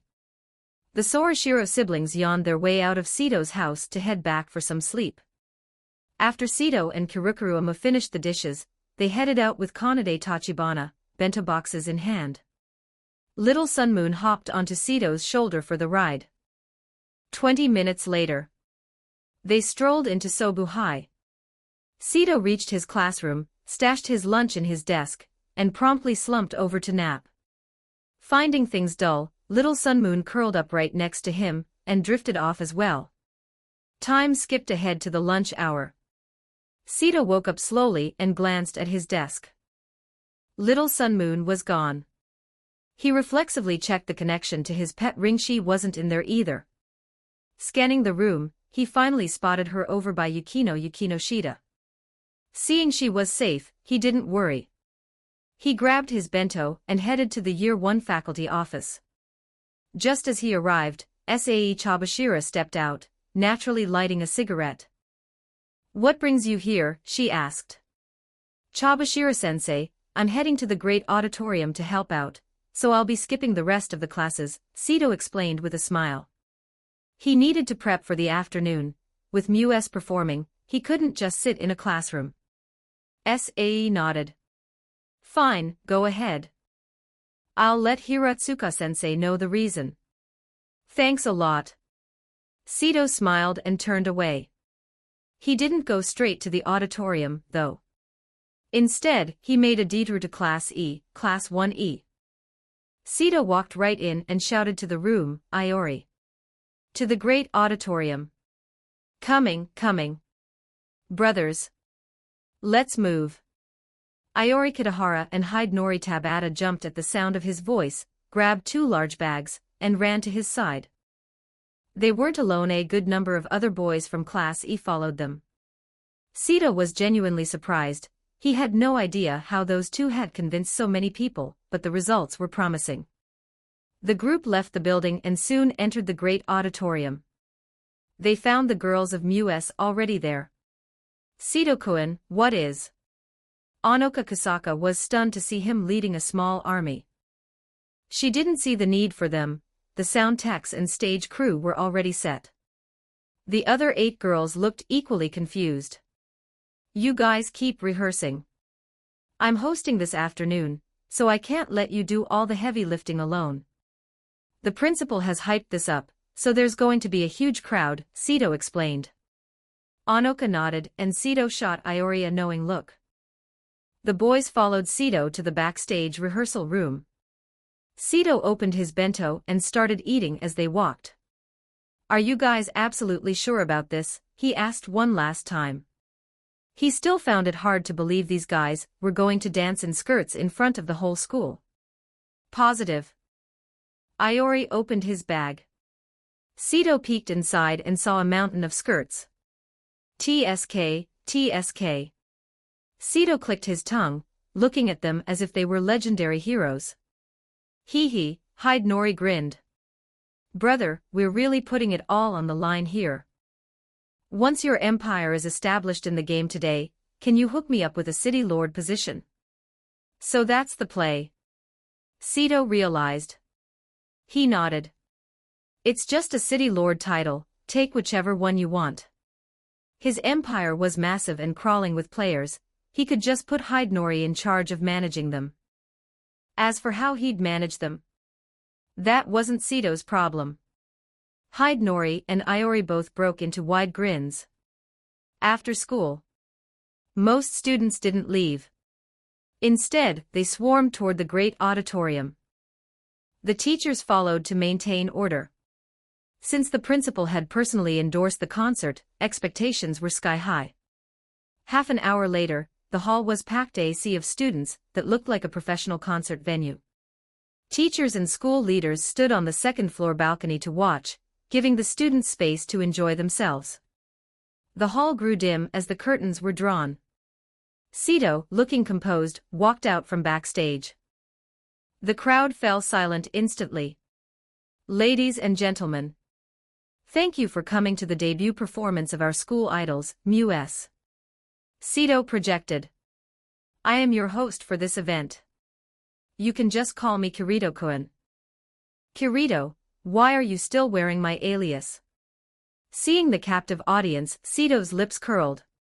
Of course, while this is MUS show, they are our headliners. His voice rose in volume. For our opening act, I'll be bringing you something explosive. For those who understand my next words, I want to hear you scream. His gaze sharpened as the massive screen behind him flickered to life. He roared, cherry blossoms fill the earth, bound to my heart. Butterflies dance in flight, prayers follow. I present to you the sword-drawing divine melody.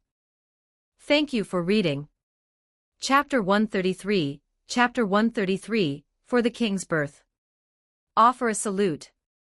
Thank you at Sensei Day for joining the memberships. I'm truly grateful. Chapter 133, For the King's Birth. Offer a salute. The drums thundered. The drumsticks collided, creating a rapid da-da-da-da rhythm. A powerful instrumental loop combined with the fast-paced decomposition of the piano. The intro melody was aggressive and intense, a strange, feverish heat instantly enveloped the entire great auditorium. At that moment, an anime visual appeared behind Sito. The sight of the pink-haired girl on screen caused countless geeks and fans to erupt in screams. The LED displays began to strobe, the frequency perfectly synced with the musical beats. The screens flashed a series of stunning images of Inori Yuzuriha, interspersed with the combat scenes of Shu Uma. Holy crap! Holy crap! My king's power! Cherry blossoms fill the earth, bound to my heart, butterflies dance in flight, prayers follow. Cherry blossoms fill the earth, bound to my heart, butterflies dance in flight, prayers follow. In an instant, the atmosphere skyrocketed. Driven by the hardcore fans, countless students began chanting the iconic quotes from Guilty Crown. They vented their excitement wildly. And at that exact second the intro music reached its absolute peak. The ruins are still beautiful, I've been waiting here for your return, grasping that forget-me-not. Sito had an excellent voice. This was his first time singing in front of such a massive crowd, but without a doubt, he did not disappoint. Down in the audience, those from the Year 1 classes who were familiar with Sito were buzzing with excitement. It's Inori. Risa Shiramin's eyes sparkled as she saw Inori on the screen. Unlike Kid Hanju, she occasionally watched anime in her free time, especially classics featuring iconic beauties like Inori. MMPH. Kid was speechless, but she found the scene incredibly cool. Sito's voice blended perfectly with the backing instruments. His compressed vocal style perfectly captured the rhythm of this nuclear explosion track.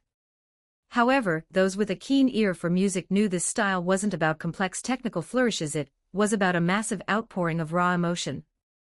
Second floor, school leadership section. The school leaders exchanged glances. They hadn't expected Sito to start things off with such an explosive performance. It felt like a professional concert, the atmosphere was electric. Minami Kodori smiled slightly and glanced at the camera crew nearby. They caught her drift immediately and opened the live streaming equipment. Sobu High was a famous academy in Chiba City. As soon as the stream went live, a huge wave of viewers flooded in. Is this the official account? Why am I at a concert? Did I time travel? Holy crap. It's Inori. Ah, I'm dead. Cherry blossoms fill the earth, bound to my heart, butterflies dance in flight, prayers follow. With a massive influx of the ACG community, the bullet chat was completely overtaken. They watched the flashing images on their screens as the students in the hall roared in unison, their voices gradually resonating with Sito's. The sound was like a flood, echoing through the sky. Under everyone's watchful eyes, the image on the big screen suddenly changed to Shu Uma.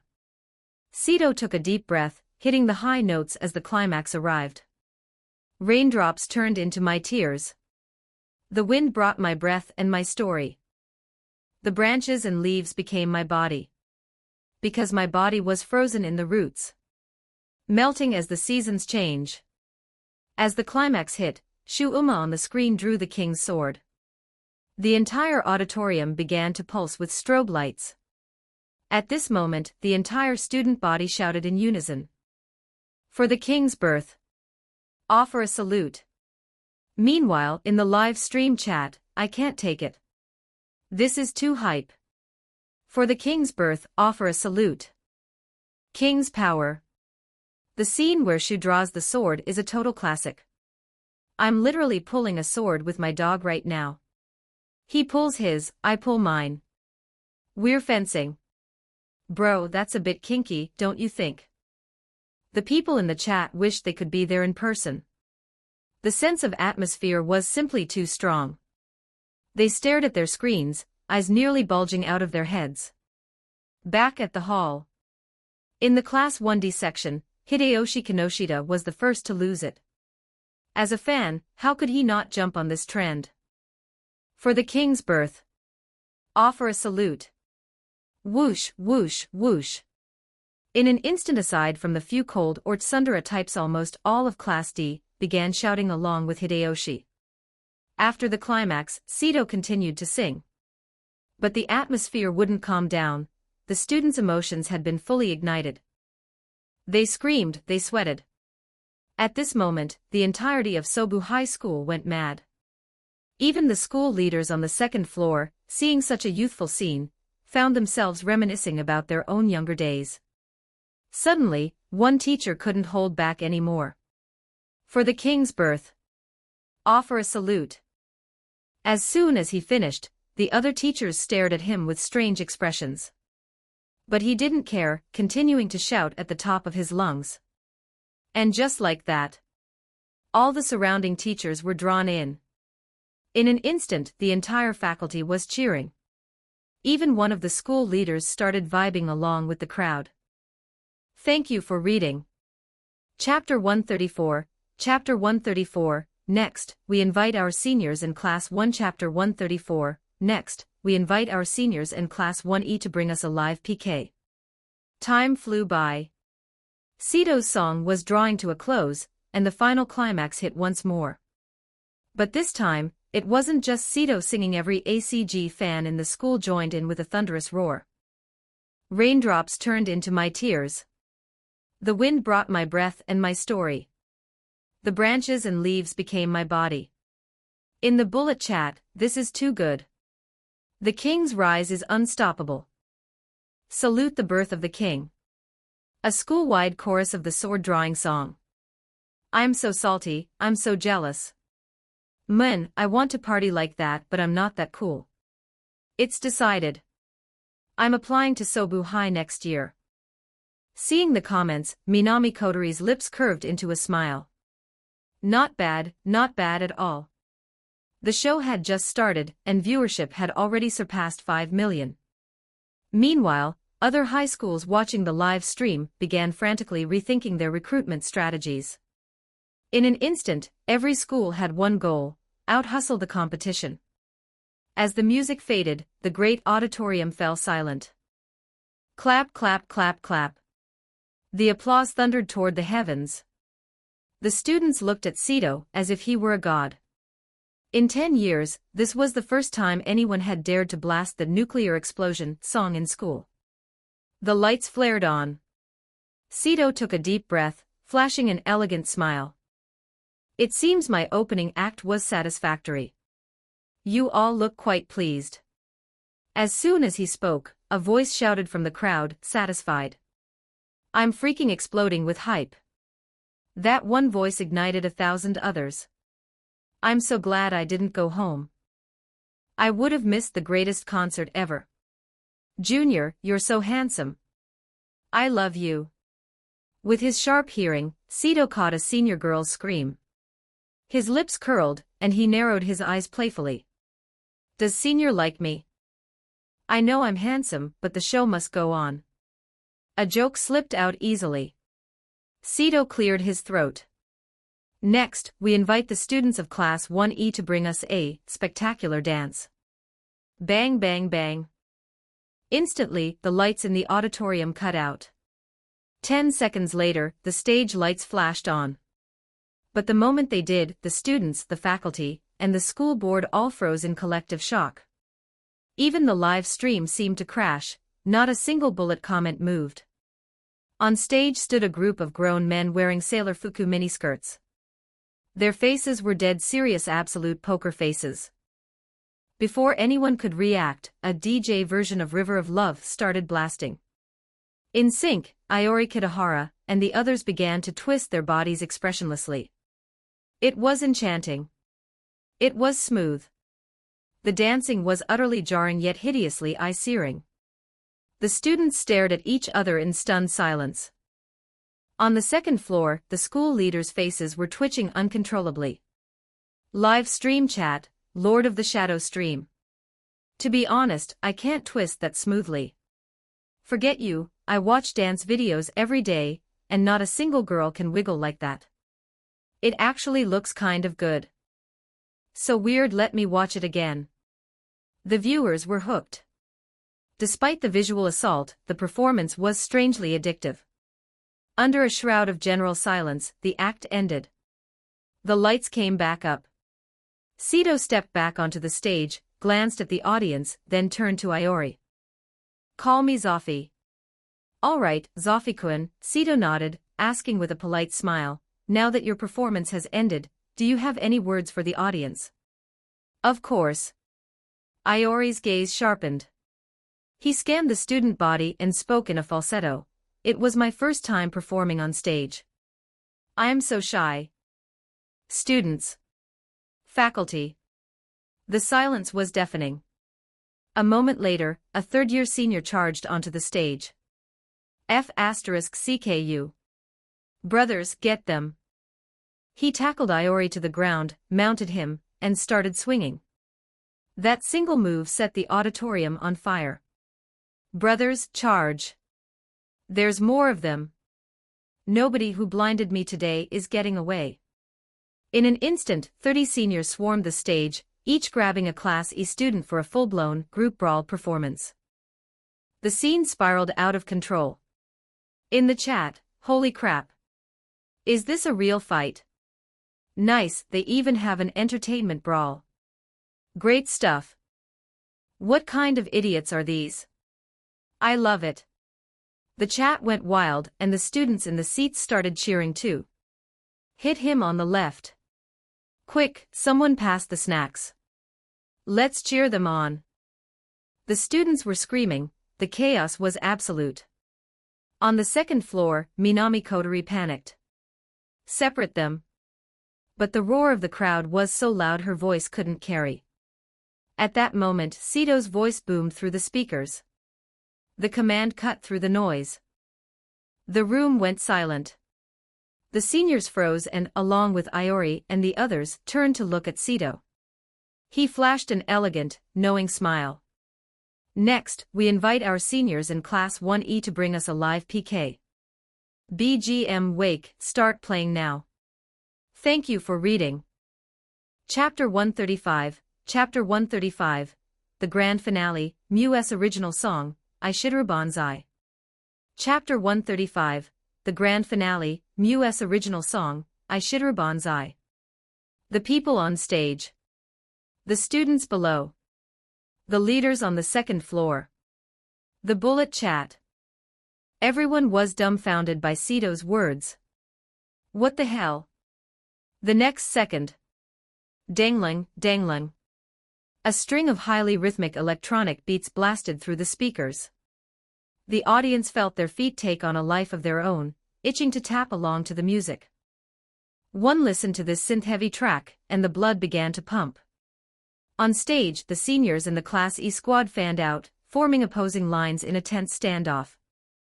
Down in the seats, countless students exchanged looks and then.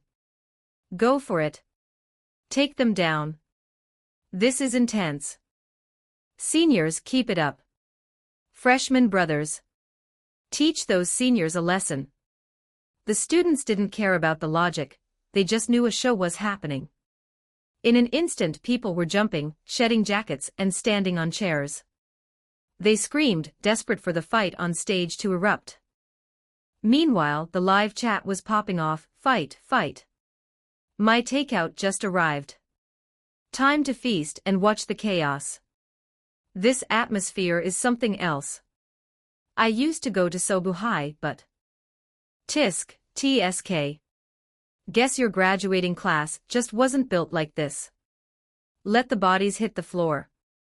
As the music swelled, everyone knew the climax was imminent. At that moment, Sito swayed his body, driving the rhythm. Ladies and gentlemen, let's hear some noise for our two teams, shall we? The crowd, seniors, go. Sito, louder. I can't hear you. The crowd, perverts, go. Sito, excellent. Very good. As his voice dropped, the music hit its peak. Driven by the feverish atmosphere, the two teams on stage struck simultaneously. Iori Kitahara shredded his sailor uniform and miniskirt with one hand, a predatory grin on his face. Brothers. Rush them. Led by Iori, Class E lunged at the seniors. On the other side, the lead senior snorted. Fancy tricks. Everyone, get them. Billy Paula boom dong la boom. The two forces collided in a chaotic brawl. Sito stood to the side, elegantly keeping time with the beat, while the audience erupted in non-stop cheering. On the second floor, the school board members turned as one to look at Minami Kotori. They all knew that the host, Sito, was the manager for MUS. Kotori had personally informed them earlier today. Kotori remained silent. After a long pause, she squeezed out for words, just. Keep watching. The leaders looked at her with bizarre expressions but said nothing more. As the music reached a fever pitch, the auditorium turned into a rave. Students shook their bodies wildly, acting as the ultimate hype squad for the brawl on stage. Backstage. The 9 cuties of MUS watched the stage, looking at one another in disbelief. This won't ruin our performance, will it? Omi Sonoda swallowed hard. Probably not. Anoka Kasaka whispered, though she sounded far from sure. There was nothing they could do now but wait. The BGM finally wound down, and the battle on stage reached its conclusion.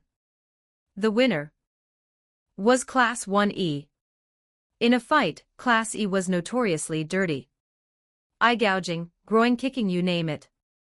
The seniors were caught completely off guard by the underhanded tactics. One could only say these freshmen were absolute dogs. Class E didn't linger, they dragged the defeated seniors off the stage, and the hall fell silent. Cito straightened his clothes, flashing an elegant smile. It seems everyone has quite a bit of energy today. However, that last visual was a bit eye-searing. It's time we cleansed our palates. Cito raised his voice. Next up, please welcome our very own school idols, the girl group MUS, performing their original song, I Shitter Bonsai. Bang, bang, bang. The lights cut out again. Cito hurried off the stage. A minute later, the spotlights flared. The audience saw a group of lovely girls in adorable uniforms standing in various poses. At this sight, everyone's eyes lit up. This truly was a visual cleanse.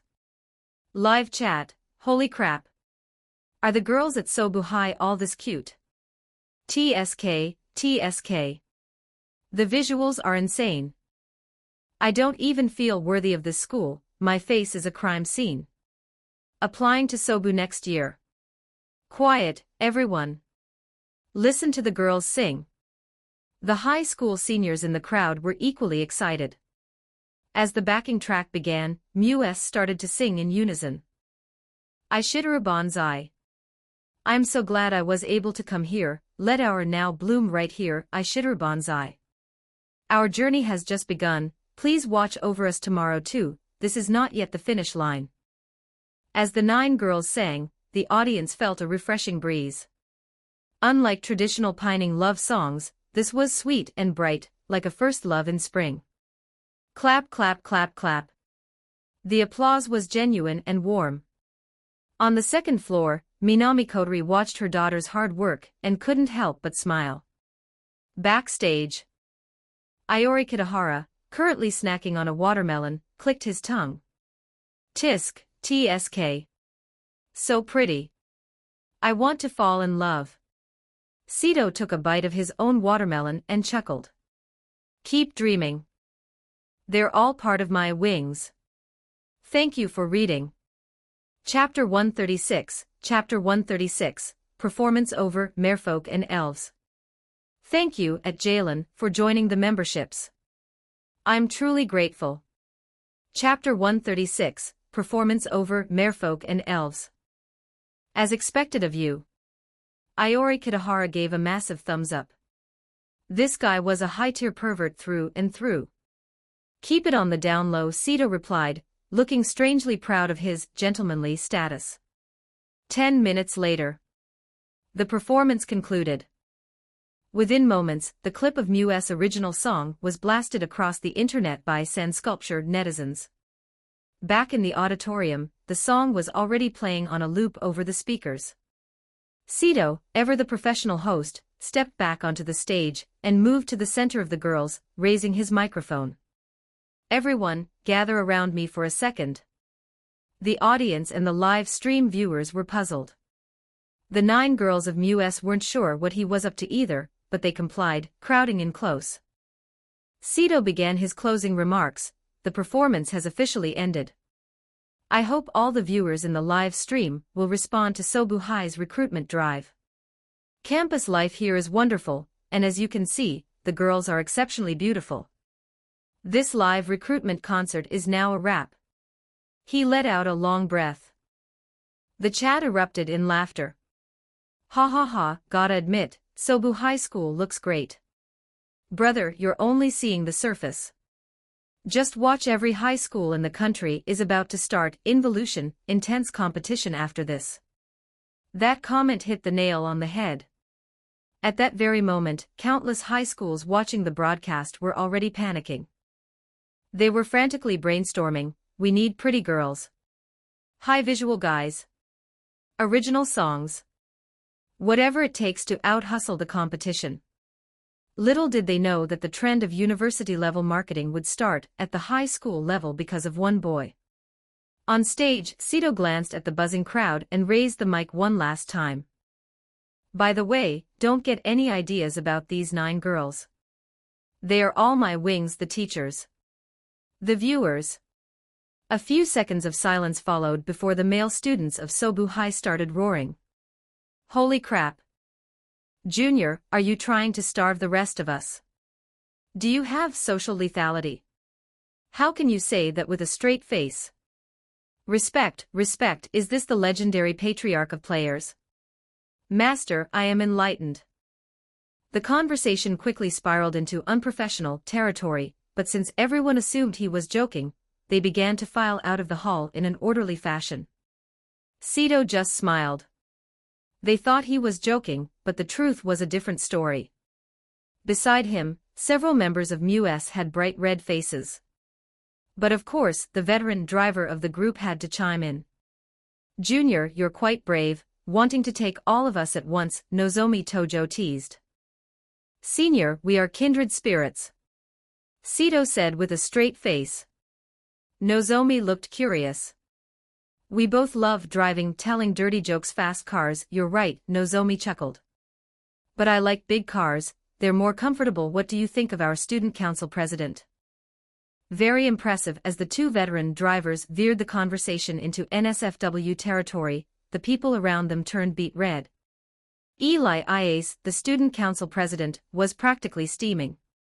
Having the car driven right over her was too much. Both of you, shut up. Eli barked, her face crimson. Sito and Nozomi locked eyes and shared a devious smirk, making Eli even angrier. Finally, Sito changed the subject. All right, seniors, I'll see you tonight. I remember you're becoming king tonight, right? Nozomi recalled. That's right. Sito nodded. He had to go prep. Becoming a czar was a world-class event. Then we'll teleport to Snezhnaya as soon as we get home, Onoka Kusaka said with a giggle. After bidding them farewell, Sito exited the hall to find Kirikuru Amu, Kanade Tachibana, and Yukino Shida waiting for him. The 4 of them headed home quickly. After a quick dinner, Sito, Amu, and Kanade retreated to the bedroom and logged back into the game. Snezhnaya Empire, Main City, 30th floor. Appearing in the palace, Sito opened the Fatui private channel. Say, Haruno, what are the immigration numbers today? Sunnycat, 60 million. 40 million humans, 10 million beastkin. The merfolk and elven races didn't experience chaos, but their entire tribes moved to Snezhnaya. Also, the Snow Queen brought all the snow maidens of the 30th floor to the capital. Say, where are the merfolk and elven queens? I want to meet them. 2 entire races had moved in. Sito knew he had to receive their leaders personally. He hadn't expected such legendary races to join a brand new empire, especially one that had only existed for a few hours. Thank you for reading. Chapter 137, 9 p.m. The coronation ceremony begins. 200 plus PS completed. Chapter 137, 9 p.m. The coronation ceremony begins. Sunnycat, I'll bring them over right away. Say, understood. Sito closed the panel and waited in silence. A few minutes later, Haruno Yukino Shida entered the palace accompanied by 2 breathtakingly beautiful women. Sito scanned them immediately. Level, 100 Elven Queen level, 100 Merfolk Queen. Sito's gaze lingered for an extra moment on Hyland's legs. Among us Merfolk, those who surpass level 50 gain the ability to manifest human legs, Hyland noted with a polite, knowing smile. Sito nodded, quickly regaining his composure. Welcome to Snezhnaya. I am Sei, the soon-to-be crowned Emperor of the Snezhnaya Empire. It is an honor to meet you, Emperor Sei. Greetings. The 2 queens bowed elegantly, acknowledging his status. Let's find a more comfortable place to speak, Sito said, turning toward the inner chambers of the palace. Haruno followed with the 2 queens in tow. Once they were settled in a grand hall, Sito took the central seat, with Haruno naturally taking her place beside him. Recalling something, Sito turned to Furna. Queen Ferna, do you know the elven queen from the 12th floor? Ferna nodded. That child came from my lineage. She left without a name, but after reaching the 12th floor, she provided a peaceful sanctuary for the elves there, so they simply called her the Elven Queen. Formally, her name is Lina. Sito hummed thoughtfully. It seemed the various floors of God's domain were more interconnected than he had realized. Then, may I ask why both of you have decided to move your entire tribes to Snezhnaya? This was the question he'd been wanting to ask. The far north's harsh environment wasn't exactly the natural habitat for elves or merfolk. Emperor say, we simply wish to find a faction capable of offering true asylum, Hylan answered. But why me? Sito asked, surprised. His empire was brand new, in terms of raw history and established power, he couldn't compare to the old world empires. Because the far north is the best place to stay out of the coming wars, Ferna explained. We do not fear battle, but joining other factions means being treated as cannon fodder, sent to one front after another. Her logic was sound. If they joined the older empires, the elves and merfolk would be exploited as frontline units or, worse, their people would be targeted as slaves for the nobility. Before coming here, they had heard from other players that the new king of Snezhnaya was a man who championed equality and harbored a deep-seated hatred for the corrupt aristocracy. Since his territory was won through an uprising against the nobles, it was the safest haven for them. Sito nodded. I understand your concerns. But if your entire tribes relocate here, where will you live? The environment. That is easily solved, Hylan interrupted.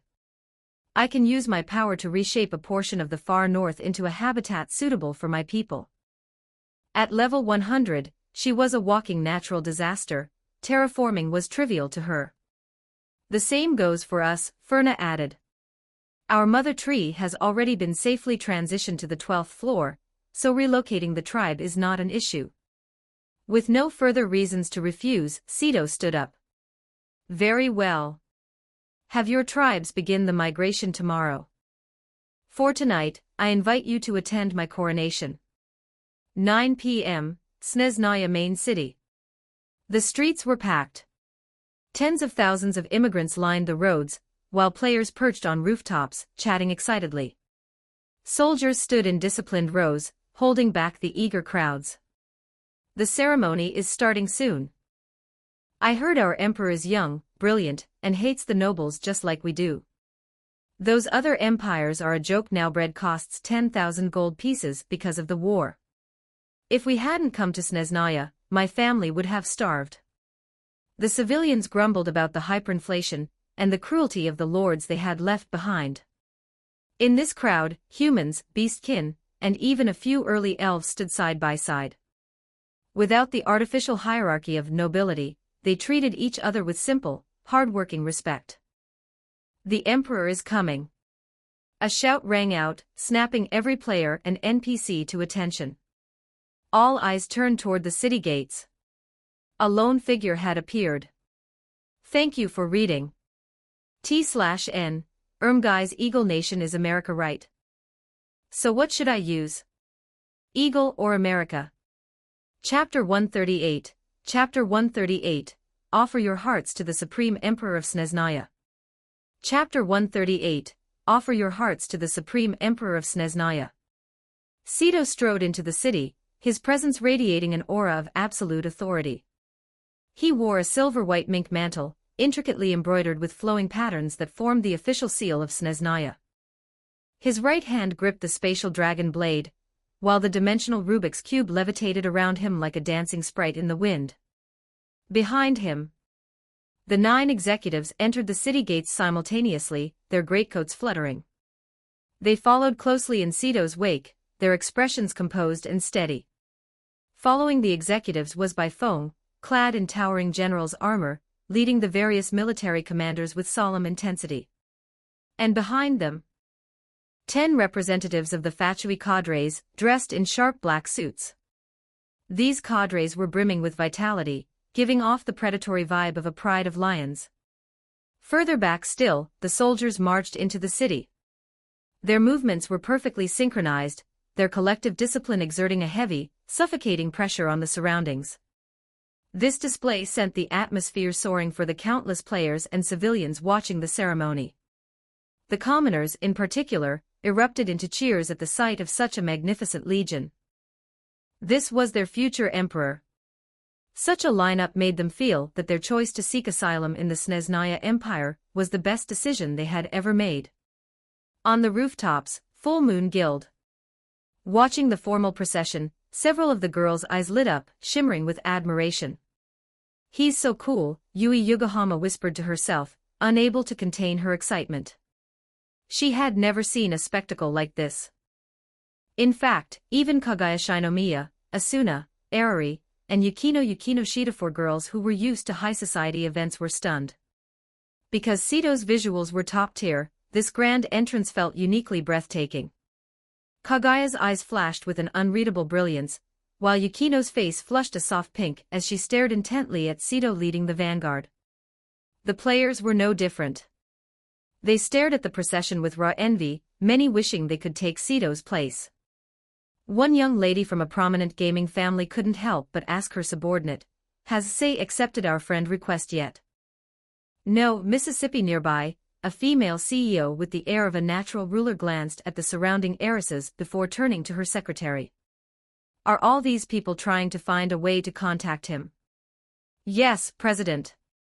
"A bunch of bitches," the CEO remarked irritably. The secretary.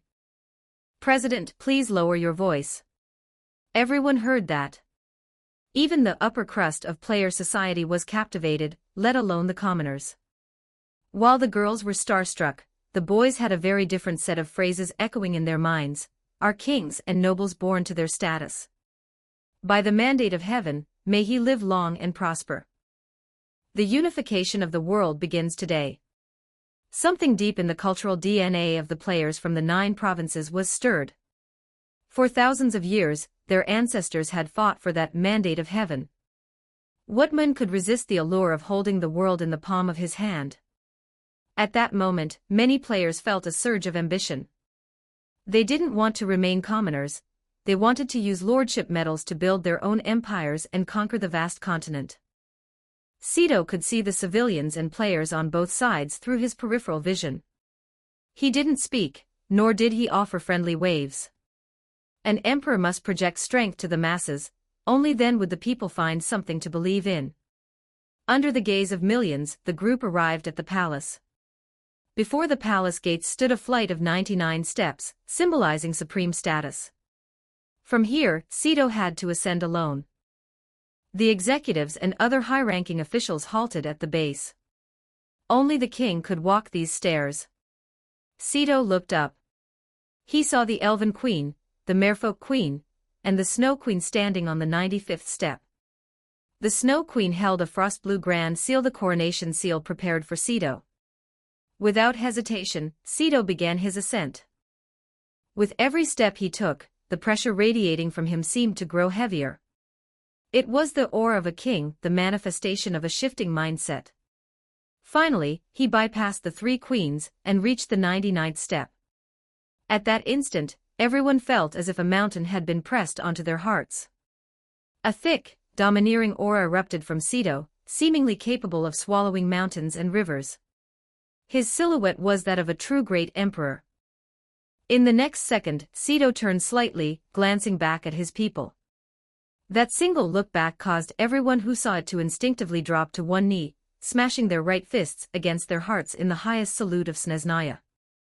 "Offer your hearts to the Supreme Emperor of Snezhnaya." The soldiers roared in unison, their eyes filled with fervent worship.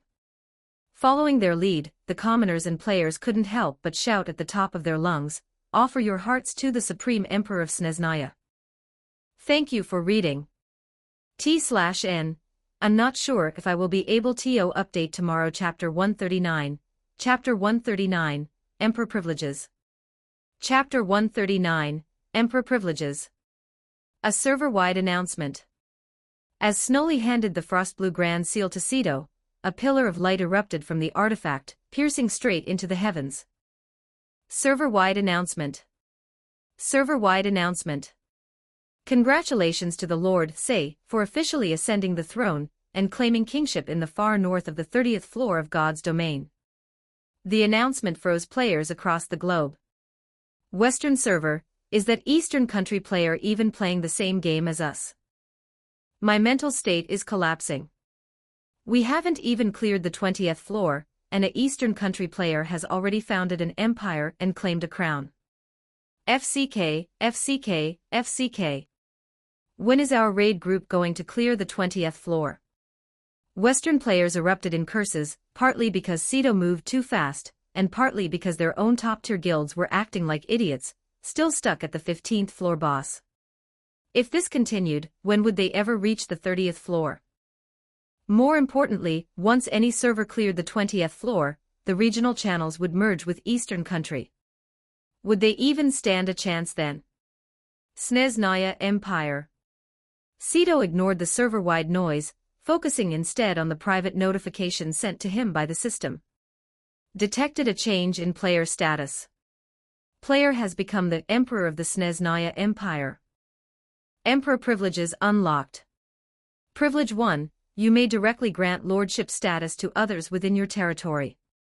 Privilege 2, you may establish vital imperial positions and titles. Privilege 3, you may issue imperial war missions. Your status has been broadcast via the God's domain system to the monarchs of every nation on the 30th floor. Congratulations! You have obtained the Snezhnaya Imperial Seal. Snezhnaya Imperial Seal special item allows the user to view the status of all imperial lands for better oversight and management. Cedo looked at the seal in his hand. What was once a simple artifact had become a divine tool for monitoring his entire domain. This coronation was absolutely the right move. With a single word, he could now grant titles or land to other players, a truly broken power. He had reached the summit of the 30th floor. He turned his gaze back to the crowd below. Today, I officially claim this crown. Based on past merit, I shall now bestow rewards upon the pillars of this empire. The soldiers looked up, trembling with anticipation, waiting in silence.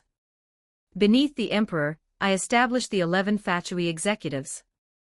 Cedo declared. Each executive shall hold specific authority over their respective domains. First executive, Sora. Second executive, Shiro. Third executive, Maple. Fourth executive, Sally. Fifth executive, Empress Amukurukuru. Sixth executive, Kanade. Seventh executive, Sunnycat Haruno. Eighth executive, AKO. Ninth executive, the chairwoman Minami. The remaining 2 seats shall remain vacant for now.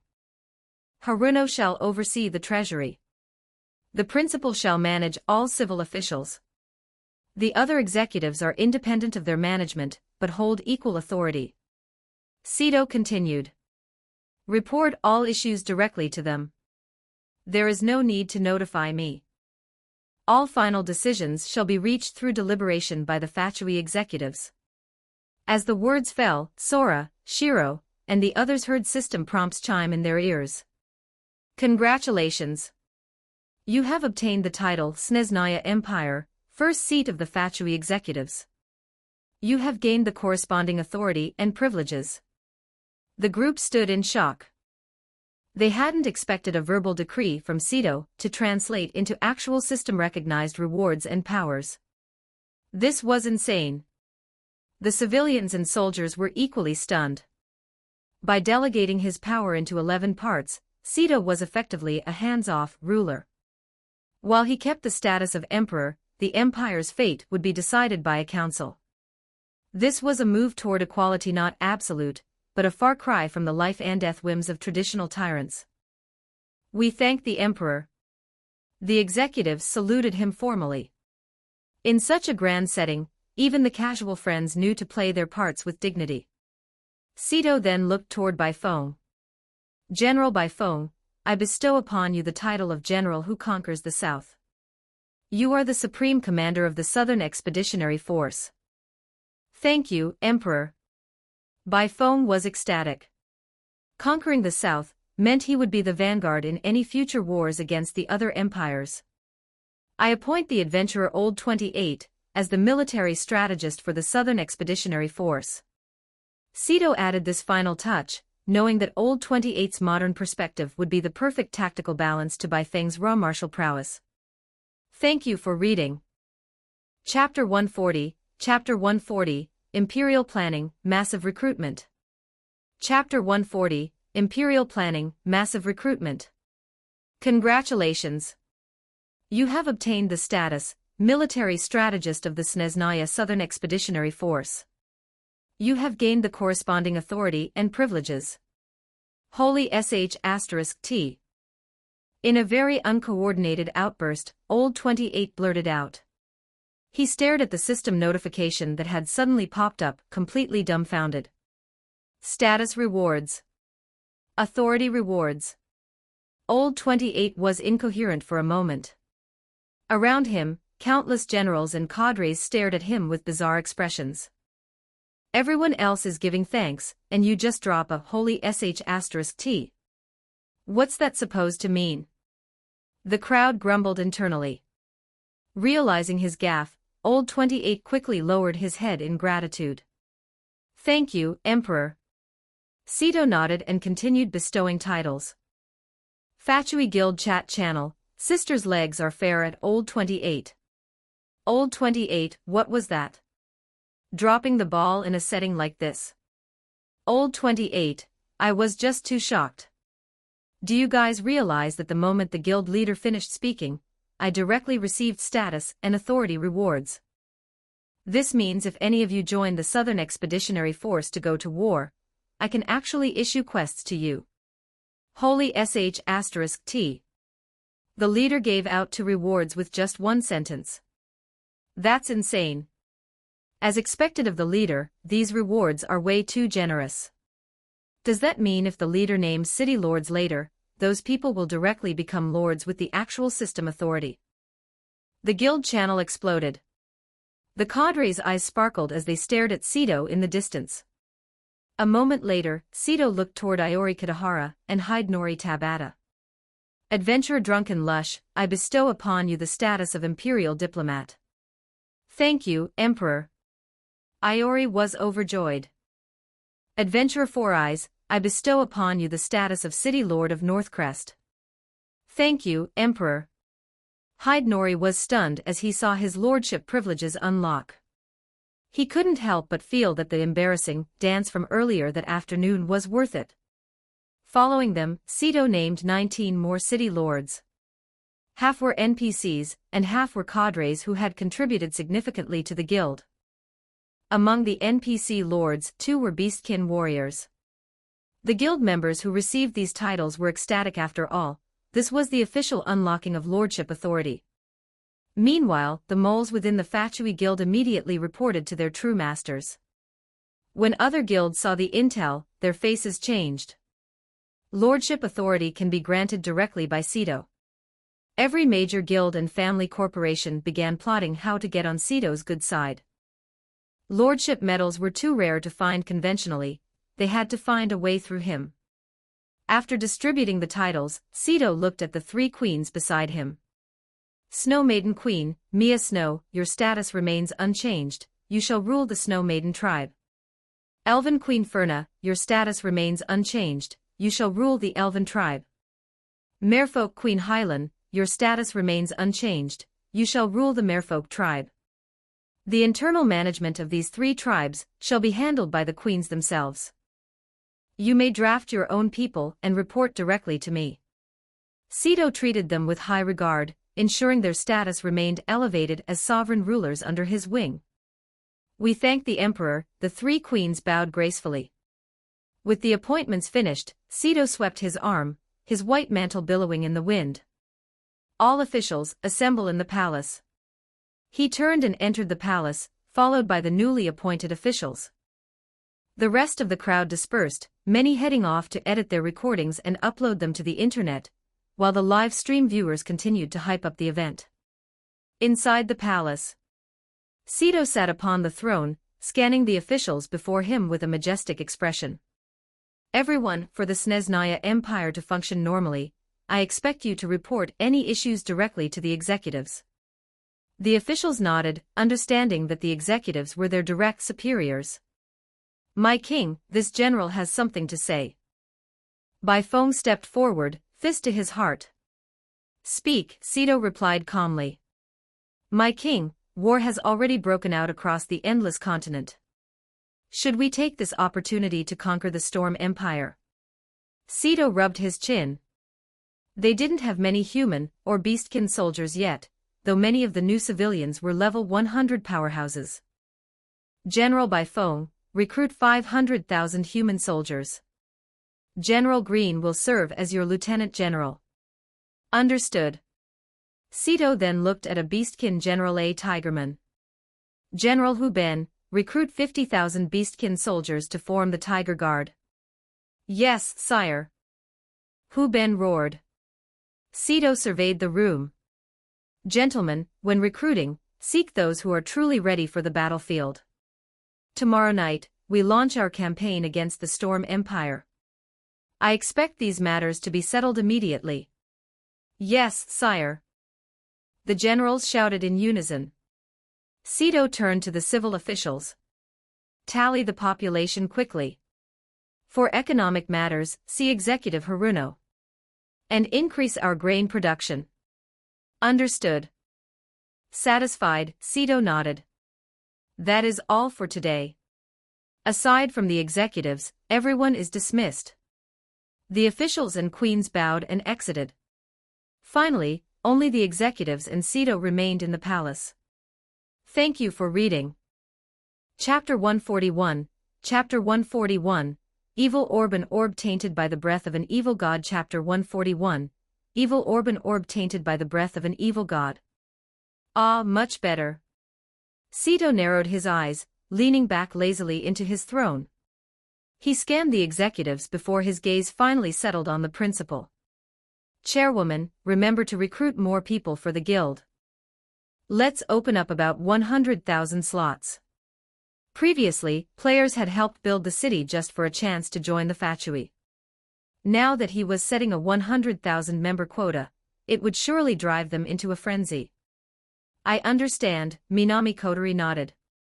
Sito let out a yawn and stood up. Let's go. To the 51st floor. The lower floors could no longer satisfy their leveling needs, only the 51st floor would do. The others nodded in unison, and the group teleported away. 1 hour later. God's Domain, 51st floor.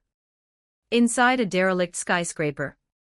Sito looked at the scene before him, his brow furrowed. They had just arrived at the 51st floor, and hadn't even gained much XP before stumbling into this building. Why was there an NPC here? Everyone was stunned. How could there be an NPC on the 51st floor? It was an enigma. Ahead of them, a little girl about 5 years old watched them timidly. You was skin and bones, her complexion sallow and waxy. It looked like she hadn't had a full meal in a long time. Given the environment, it was a miracle she was still alive. Her large eyes were filled with curiosity. This was the first time she had seen humans other than herself in a long while. Who are you? Yu's voice trembled. Little sister, Sito crouched down, asking gently, why are you here? Where are your mommy and daddy? At the mention of her parents, Yu's eyes welled with tears. They're all dead. The group exchanged glances and continued to ask her about what had happened. Yu didn't push them away and answered their questions one by one. It turned out that while the 51st floor had no safe zones, humans did exist there. However, they lived entirely underground. Since the Great War of the Ancient Gods, they had relied on technology to survive. But the device providing artificial sunlight to the underground habitat had failed. Many had ventured out to find parts to repair it, but they had underestimated the horrors of the monsters. The monsters had tracked their scent back to their final refuge and slaughtered everyone. Yu was the only survivor to escape. A heavy silence fell over the group. Sito-chan, let's take you away from the 51st floor, Haruno Yukinoshita said, reaching out to stroke the girl's matted hair, her maternal instincts kicking in. We can do that, Sito nodded. He had no intention of leaving a little girl to fend for herself here. In her current state, she would likely starve to death within days. Hearing that they were taking her away, Yu's eyes filled with a mix of grievance and relief, and tears flowed uncontrollably. She was more than willing to go with them. Humans were far more comforting than the monsters outside. Scree. Suddenly, a piercing, insect-like screech erupted. Ceto and the others whipped their heads toward the window. A massive insectoid creature was staring into the building, drooling at the sight of them. It was a mini-boss they had been staying alert for. Get into the Kamui dimension, now. Ceto's dimensional Rubik's cubes began to levitate around him, as he gripped his straight-bladed katana. He used Kamui to instantly warp the executives and Luo Xian into his personal space. Ceto soared into the air. Dimensional deconstruction. 27 cubes swarmed toward the mini-boss, launching a frenzied assault. After a full rotation of attacks, Ceto frowned. The boss's defense was higher than he expected. Even though his speed stat was now pushing 10 million, he was only chipping away about 1,000,000 HP per hit. Judging by its status, the boss had a massive health pool. Grimacing, he used spatial displacement to close the gap, hacking at the boss with the spatial dragon blade. The dragon blade dealt massive damage, but Ceto noticed a terrifying trait. The higher his attack power, the higher the boss's defense scaled. Fortunately, the raw damage of the spatial dragon blade was high enough that he could eventually grind it down. Half an hour later. With a final thrust into the creature's core, the boss finally collapsed. Its massive corpse hit the ground, making the entire building shudder. Congratulations!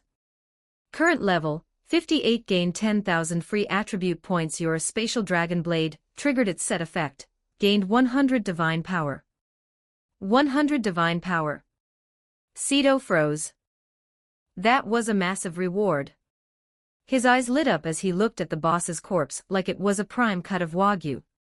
Wait, what's this? Among the loot, a glowing green orb caught his eye. He descended to the ground and picked it up. Evil orb, this is an orb tainted by a wisp of an evil god's breath. If the breath is absorbed directly, the user will explode and die. Ceto was baffled. An orb tainted by an evil god. It was eerily similar to the reward he got from the first event. However, it seemed it couldn't be used directly. He tucked it away. Regardless, this was a top-tier drop. Anything from a level 100 plus mini-boss was a treasure. Thank you for reading. Chapter 142, Chapter 142, Using the Mysterious Cup Fragment Purifying the Evil Orbs. Chapter 142, Using the Mysterious Cup Fragment Purifying the Evil Orbs. Scree. Thump, thump, thump. Suddenly, Ceto felt the ground beneath him trembling violently. In an instant, he realized what was happening. The noise from the previous fight had drawn a swarm of mini-bosses toward his location. This isn't good. Ceto's expression turned grim. Grinding down one boss had taken half an hour. If a whole pack arrived, he'd never be able to log off today. Who knew if even stronger bosses were trailing behind them? Without a moment's hesitation, he used spatial displacement, racing back toward the entrance of the 51st floor. 20 minutes later. God's Domain, 50th floor. Having reached the safety of the 50th floor, Ceto released everyone from the Kamui dimension. As the executives took in their surroundings, they all turned to look at him. How was it? Did you kill the mini-boss? Maple asked. Killed it, Ceto replied with a smile. But man, that thing was a nightmare to take down. He then glanced at Yu, who was being held in Haruno Yukinoshida's arms. The girl was no longer the trembling, skittish stray they had found. She was currently munching on a sausage. Clearly, Haruno and the others had been busy feeding the kitten while inside the dimension. Little Yu, would you like to come live with us? Yu's eyes sparkled. I want to stay with Big Brother and the Big Sisters. Everyone couldn't help but smile. This little kid was truly adorable. All right, let's call it a day for the 51st floor, Ceto decided. He didn't plan on taking the group back into that meat grinder just yet. There was still plenty of time left in the day, enough to handle other tasks. The others nodded and, one by one, teleported away, leaving only Kanade Tachibana and Kirukuru Amu behind. Sito pulled out his recent loot to examine it closely. Amu and Kanade both noticed the description of the evil orb. This orb. It's a lot like the reward from your first event, Amu remarked. She had heard Sito mention that reward a wisp of divine breath more than once. Sito nodded. But only similar. It was like it but unusable as is. Both girls could see that. Sito sank into thought. While he wouldn't bring the whole group back to the 51st floor to level, the loot from those mini-bosses was too good to pass up. He decided to go back and solo a few more. You two go handle some quests, I'm going to farm a few more mini-bosses, he told them. The two girls nodded and Sito turned back into the labyrinth. 2 hours later. Back on the 50th floor, Sito eagerly opened his character panel. Nickname, say HP, 150M/150M Divine Power, 900 Godhood, none. Divine ATK Def Magi, 25k plus Divine Speed, 16. Talent, Spatial Mastery Weapon, Spatial Dragon Blade Artifact, Dimensional Rubik's Cube, Snow White Trench Coat, Spatial Dragon Ring Artifact, Spatial Necklace. He had successfully farmed 3 more bosses, pushing his level to 62. After level 60, each level up granted 5,000 points to all 4 main stats. His free attribute points had reached a staggering 20,000. Furthermore, because his total speed exceeded 10 million, he triggered the specialization reward again. This time, it granted him 100,000 raw speed unbuffed, bringing his base speed to 280,000. With equipment multipliers, his total speed had skyrocketed to over 16.5 million. The only downside was the massive amount of XP now required for each level past 60. He closed the panel and pulled out the 4 orbs tainted with the evil god's breath. What exactly are these for, he wondered. He had several divine tier items now, but no manual for them. Then, he remembered the mysterious cup fragment, his reward from the second event. He pulled it out. The moment it appeared, the fragment emitted a profound, ethereal glow. Under Sito's stunned gaze, the fragment shot out 4 beams of mysterious light into the orbs. Within 10 seconds, the dark green miasma inside the orbs began to dissipate. The murky green light vanished, replaced by what looked like swirling galaxies trapped within the spheres. They were radiant and magnificent. Sito hurriedly checked the info. Divine Orb, an orb containing a wisp of divine power. Can help humans open the path to godhood. Sito's eyes widened. That's what the cup fragment is for. It purifies the evil out of the evil breath, turning a lethal trap into a key to godhood. Sito knew that normally, whether it was an evil god or a holy god, even a tiny sliver of their breath would cause a human to explode upon contact. But this fragment acted as a filter, allowing a human to safely absorb the essence. What kind of insane artifact is this cup fragment? Sito murmured. It felt more like a supreme treasure than a simple event reward. This second event reward had finally revealed its true worth, and it was significantly more powerful than the mysterious shards he'd found previously. Tucking the cup fragment away, Sito looked at the 4 divine orbs, a smirk playing on his lips. Now, who should I give these to? Thank you for reading. Chapter 143, Chapter 143, Helping Sora, Shiro, Kanade, and Amo open the path to godhood. Chapter 143, Helping Sora, Shiro, Kanade, and Amo open the path to godhood. The first people Sito thought of were Sora, Shiro, Kirukuru Amu, and Kanade Tachibana. After all, in the real world, they were the only 4 who knew he already possessed divine power. Giving these 4 divine orbs to them was the most logical choice. I'll explain everything to Haruno tomorrow morning, Sito muttered to himself. Since she was his woman, it was only right she knew. Once she was in the loop, he could easily farm another orb for her tomorrow. With that settled, he opened the executive private channel. Say, Sora, Shiro, Kanade, Amu, meet me at these coordinates. Coordinates. Though puzzled, the four moved out immediately. An hour later, they arrived at the base of a massive tree, where Sito sat cross-legged. They took their seats around him. What's up, Sito? Sora asked curiously.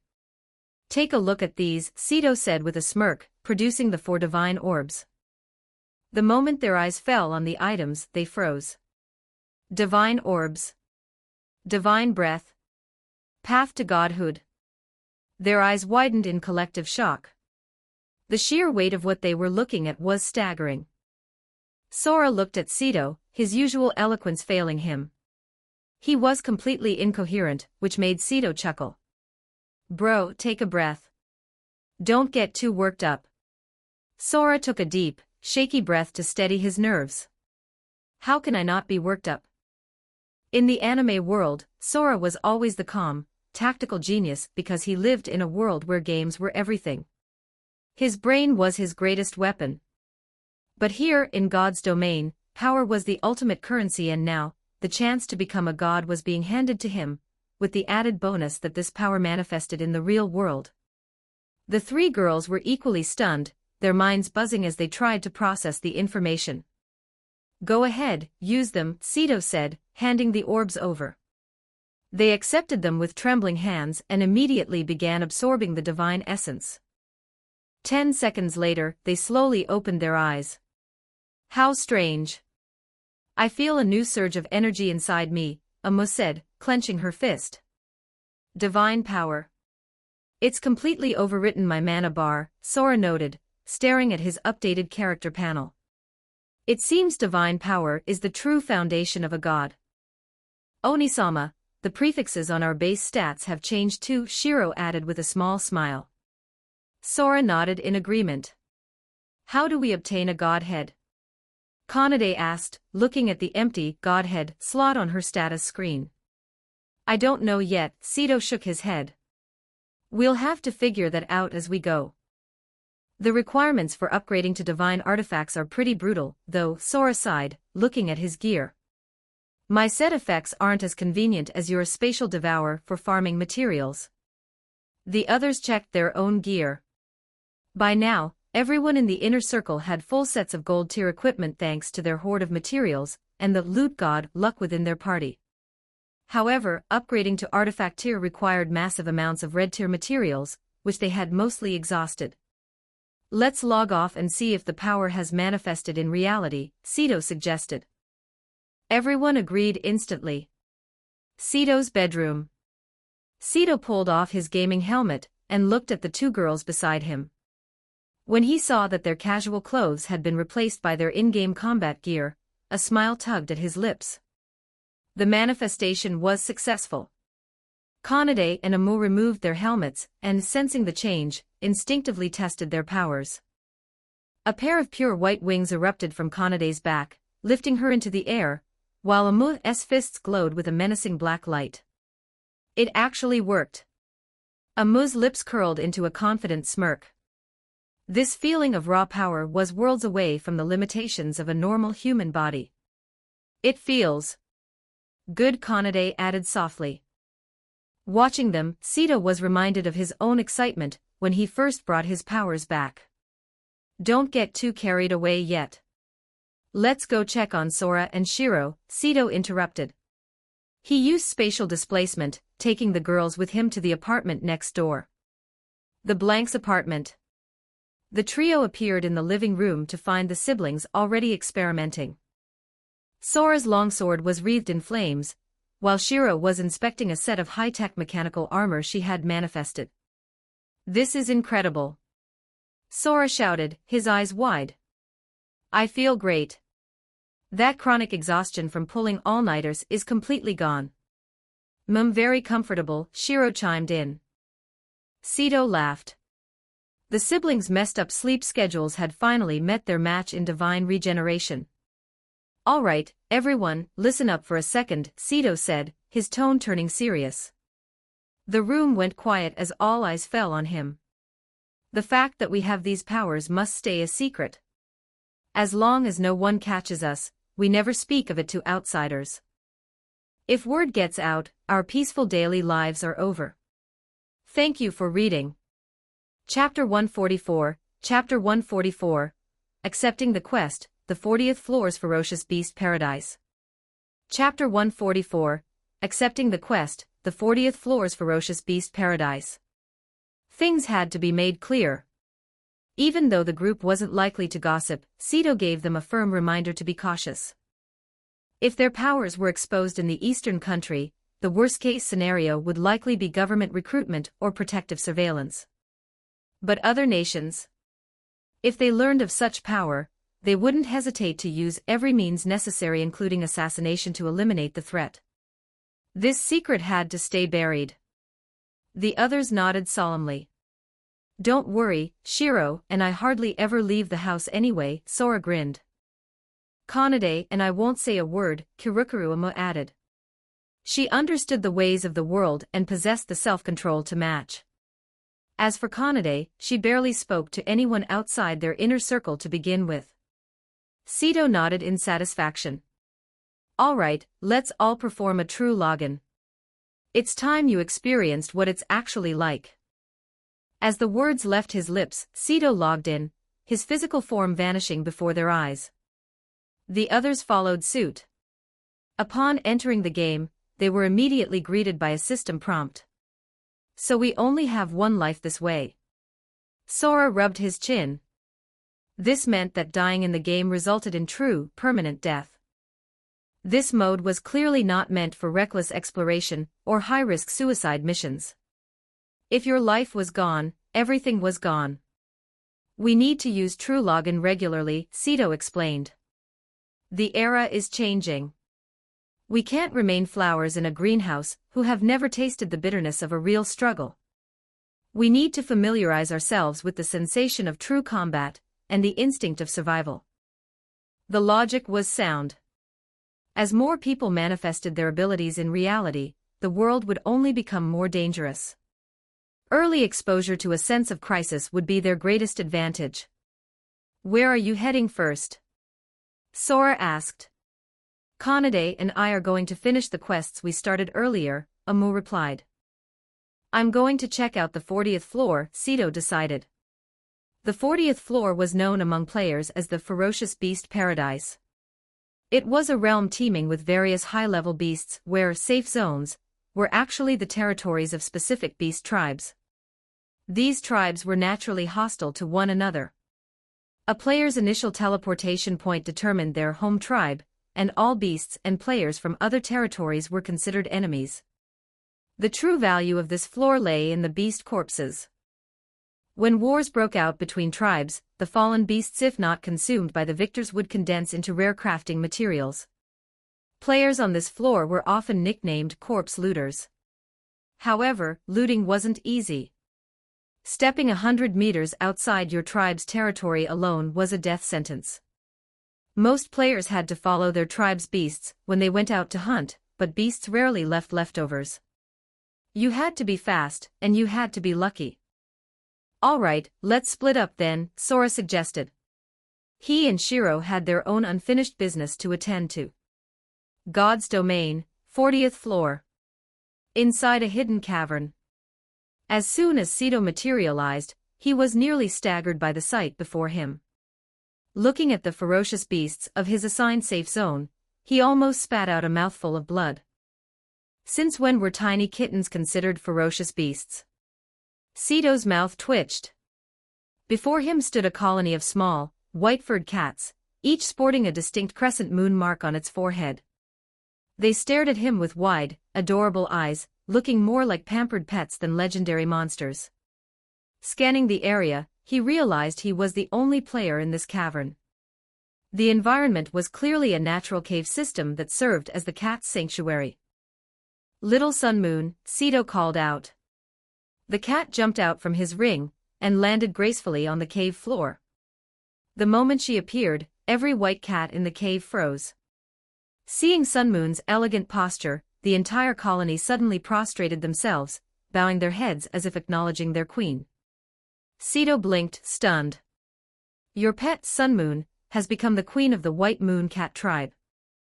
Ferocious Beast Evolution Template unlocked. White Moon Cats can evolve into the top-tier beast, White Tiger. Evolution points required for the tribe can be obtained through hunting. Current White Moon Cat population, 10,000 plus evolution points required per cat, 100,000. Evolution. Cito's eyes lit up. This was a gold mine. With Sun Moon as the queen, this entire tribe was effectively his private army. If he gathered enough points, he could turn these cute kittens into a legion of legendary white tigers. I guess tigers really are just big cats, he mused. Cito-kun, you're in this safe zone too. It's you. Two voices rang out from behind him. Cito turned to find Yui Yokohama and Ai Hayasaka staring at him in shock. It seemed they were also White Moon Cat players. Cito couldn't help but chuckle. Should I say you two are lucky? Or incredibly unlucky? Thank you for reading. Chapter 145, Chapter 145, Yui and the Little Secretary Wife material traits are no joke. Thank you, at Meech, for joining the memberships. I'm truly grateful. Chapter 145, Yui and the Little Secretary Wife material traits are no joke. Bad luck, arriving at a safe zone ruled by White Moon Cats.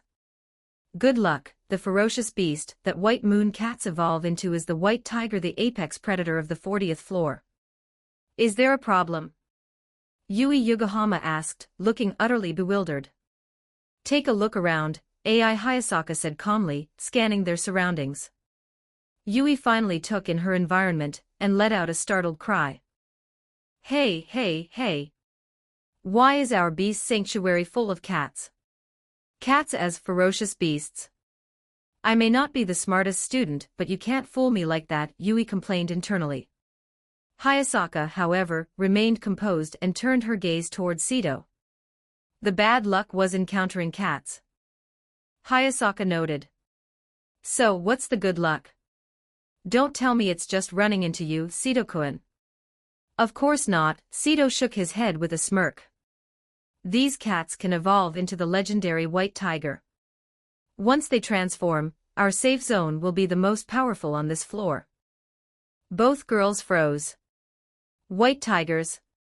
Aren't those divine beasts? Why would they be classified as ferocious beasts here? They couldn't quite wrap their heads around it, but they didn't dwell on it for long. This was God's domain, after all, not a book of ancient mythology. Seeing them lost in thought, Cito quickly unsummoned Little Sun Moon. They had seen her before, and he didn't want to overcomplicate things. As Sun Moon vanished into the pet ring, the surrounding White Moon Cats all turned their gaze toward Cito. They now looked at him as their master. After all, he was the master of their queen. I'm going to head out and hunt some beasts, Cito announced. He stepped out of the cavern, and the two girls immediately followed. Outside the cave, the environment was daunting. Massive trees towered at least 50 meters high, their dense foliage blotting out the sun and plunging the forest into a green twilight. Violent sounds erupted nearby. Cito looked up and saw a 30-meter-tall leopard-like beast. It had pitch-black fur and glowing scarlet eyes, looking extremely predatory.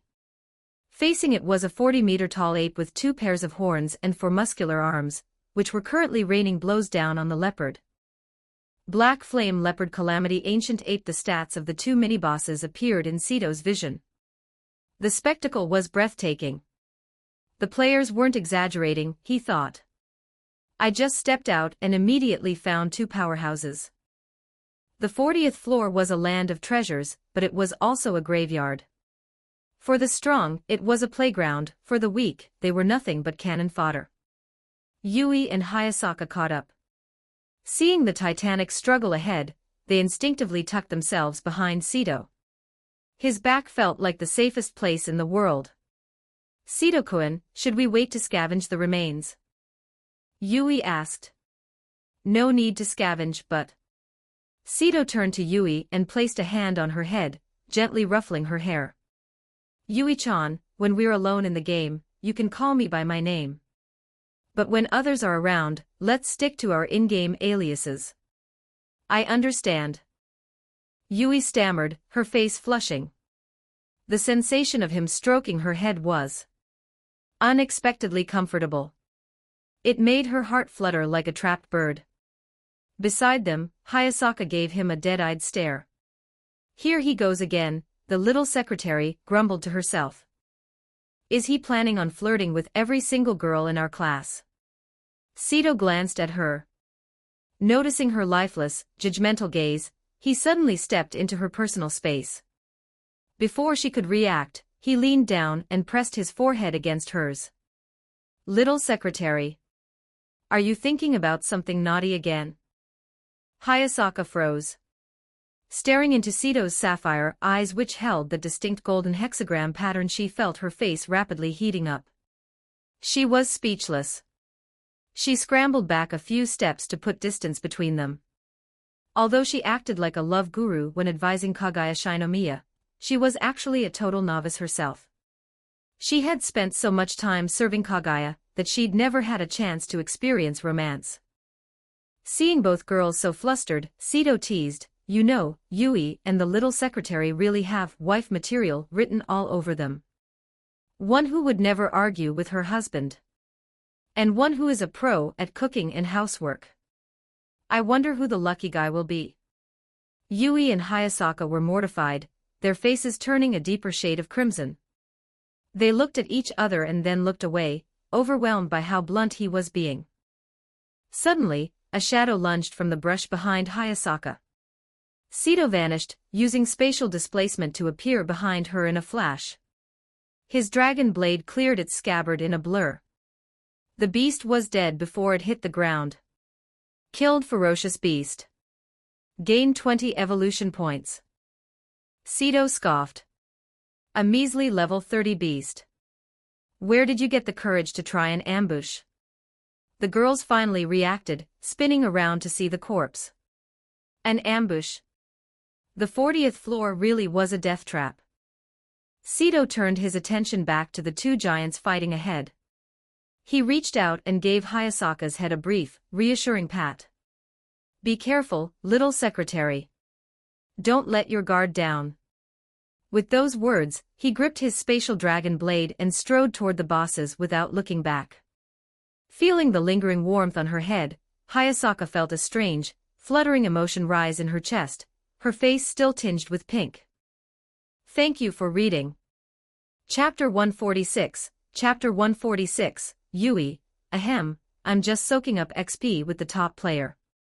Chapter 146, Yui, ahem, I'm just soaking up XP with the top player. Sito shifted from a walk to a full sprint, leaving nothing but a blurred afterimage in the eyes of the two girls. In a mere heartbeat, he had materialized directly between the two colossal beasts. Hey there, you two big idiots, Sito greeted them with a casual smile. The two monsters froze, momentarily bewildered. Since when did a mere insect have the audacity to provoke them?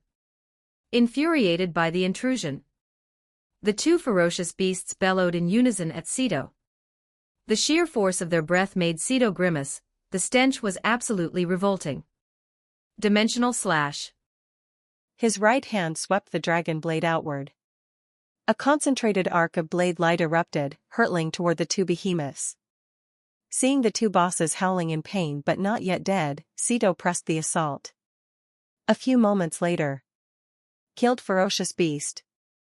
Gained 17,900 evolution points. Killed ferocious beast. Gained 18,000 evolution points. The two staggering titans collapsed to the earth. Sito watched his evolution points tick upward, the corners of his mouth curling into a satisfied smirk. What a gold mine, he thought. Not only were these beasts walking treasure troves of materials, but the evolution points they yielded upon death were incredibly generous. Just a few more kills and I can trigger the first white moon cat's evolution, he murmured. Turning his gaze toward the carcasses, he called out to Yui Yokohama and Ai Hayasaka. Little secretary. Come over here for a second. He wasn't just giving them nicknames for fun, those were actually their in-game aliases. The two girls shared a quick glance before hurrying to his side. Break down these corpses for materials. I'll give you a 10% cut of whatever we harvest today. Materials from these beasts required players to manually dismantle the remains. By letting them handle the labor and offering a 10% share, Sito was ensuring they were fairly compensated. After all, in the lethal environment of the 40th floor, Sito was not only guaranteeing their safety but also providing the kills. A 10% cut of his haul was enough to make them both incredibly wealthy. Without hesitation, they drew their tools and set to work. Just then, a notification from Kaguya Shinomiya popped up, urging them to check the guild channel. Full Moon Guild Chat Channel. Lunar Goddess Kaguya, Hayasaka, where are you? Little Secretary AI, my lady, could you please use my in-game name? Lunar Goddess, I'm just not used to it. Besides, everyone in this guild is from the academy, it's fine. Little Secretary. Snowcat Yukino, Secretary, where are you? Is Yokohama-san with you? Yokohama Yui, ahem, I'm just soaking up XP with the two-player. Little Secretary, same here. The guild members were stunned. Soaking up XP. Their resident pro, Asuna, was right there with the main group. If they weren't with her, who were they with? Lunar Goddess, ho. So you've abandoned your guild leader. Little Secretary, my lady, you might not be happy to hear who's carrying us. Lunar Goddess, who? Yokohama, it's Sito-kun. The chat fell into a pregnant silence. They were all familiar with Sito, but the thought of asking him to carry them through a leveling session felt complicated. AI and Yui shared a knowing smile and returned to their task. A while later, Sito stored the materials they handed over into his Kamui dimension. They were high quality, though he noted the absence of orange tier or spatial type materials. No matter. Sito looked toward the horizon and led the two girls deeper into the forest to continue the slaughter. 1 hour later, the trio made their way back toward the safe zone cavern. In that single hour, they had decimated a staggering number of beasts, 1 level 100 boss, 4 above level 80, and 26 below level 80. Current evolution points, 263,900 with over 260,000 points. He could now evolve 2 white moon cats into white tigers. Beside him, Yui and AI were beaming. Thanks to the power leveling, they had already reached level 43. This feeling of rapid progression under the wing of a top-tier player was addictive. They almost didn't want to leave his side. Sito-kun, are we going to help the cats evolve now? Yui asked. They're the guardians of our safe zone. Increasing their strength is a top priority, Sito replied. 10 minutes later, they entered the cavern. Sito immediately activated Kamui, releasing the mountain of beast meat he had stored. Eat up, everyone. The White Moon Cat tribe was currently pathetic in terms of strength. While other beast tribes numbered in the millions or hundreds of millions, they had barely 10,000 members. Sito surmised they had survived by scavenging the leftovers of larger predators, which explained their dwindling numbers. Seeing the fresh feast, the kittens' eyes lit up as they swarmed the meat. Yui and AI couldn't resist the cuteness, and knelt down to pet the fluffy felines as they ate. Sito, meanwhile, was evaluating the tribe's potential. He had enough points for 2 evolutions, and wanted to give them to the strongest individuals. However, after scanning the group, he realized just how weak they were. The highest leveled cats were only level 20 and level 21. I guess I'll have to be the one to carry the whole tribe, Sito sighed. He selected the 2 highest leveled cats, and activated the evolution template. Suddenly, the 2 kittens were enveloped in a blinding white radiance. The surrounding cats stopped eating, watching their companions with wide, curious eyes as the transformation began. Thank you for reading. Chapter 147, Chapter 147, I, Wielder of the Wicked Eye, have a question for thee. Chapter 147, I, Wielder of the Wicked Eye, have a question for thee. Swish, swish, swish. Sito and the 2 girls watched the White Moon cats with bated breath, wondering what form their evolution would take. Gradually, the white radiance expanded, swelling until it reached the very ceiling of the cavern. Two thunderous tiger cries echoed as the light dissipated. Before their eyes stood two massive white tigers. Their snow-white fur was accented by sleek black stripes, and the character for king was boldly etched upon their foreheads.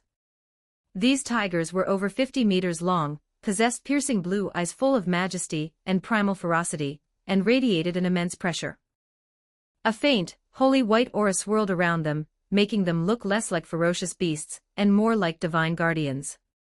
White tiger, the evolution had even boosted their levels. Sito's lips curled into a satisfied smile. With this, their combat power was finally formidable. The two white tigers, sensing the change in their own strength, nudged their way to Sito's side, and affectionately licked his face with their giant tongues. All right, that's enough," Sito laughed, pushing them back. "So this is the white tiger beast. It's so cool." Yui's eyes were practically sparkling with stars. Ai Hayasaka remained silent, but her eyes were fixed on the tigers with intense admiration. Sito patted their thick fur and vaulted onto the back of one of the tigers. "Let's go. Time to farm more beasts." Yui and Ai quickly scrambled onto the back of the other tiger. With a collective cry, the tigers charged out of the cave and back into the forest. 5 hours later. Looking at the pride of 500 white tigers gathered before him, Sito let out a sigh of contentment.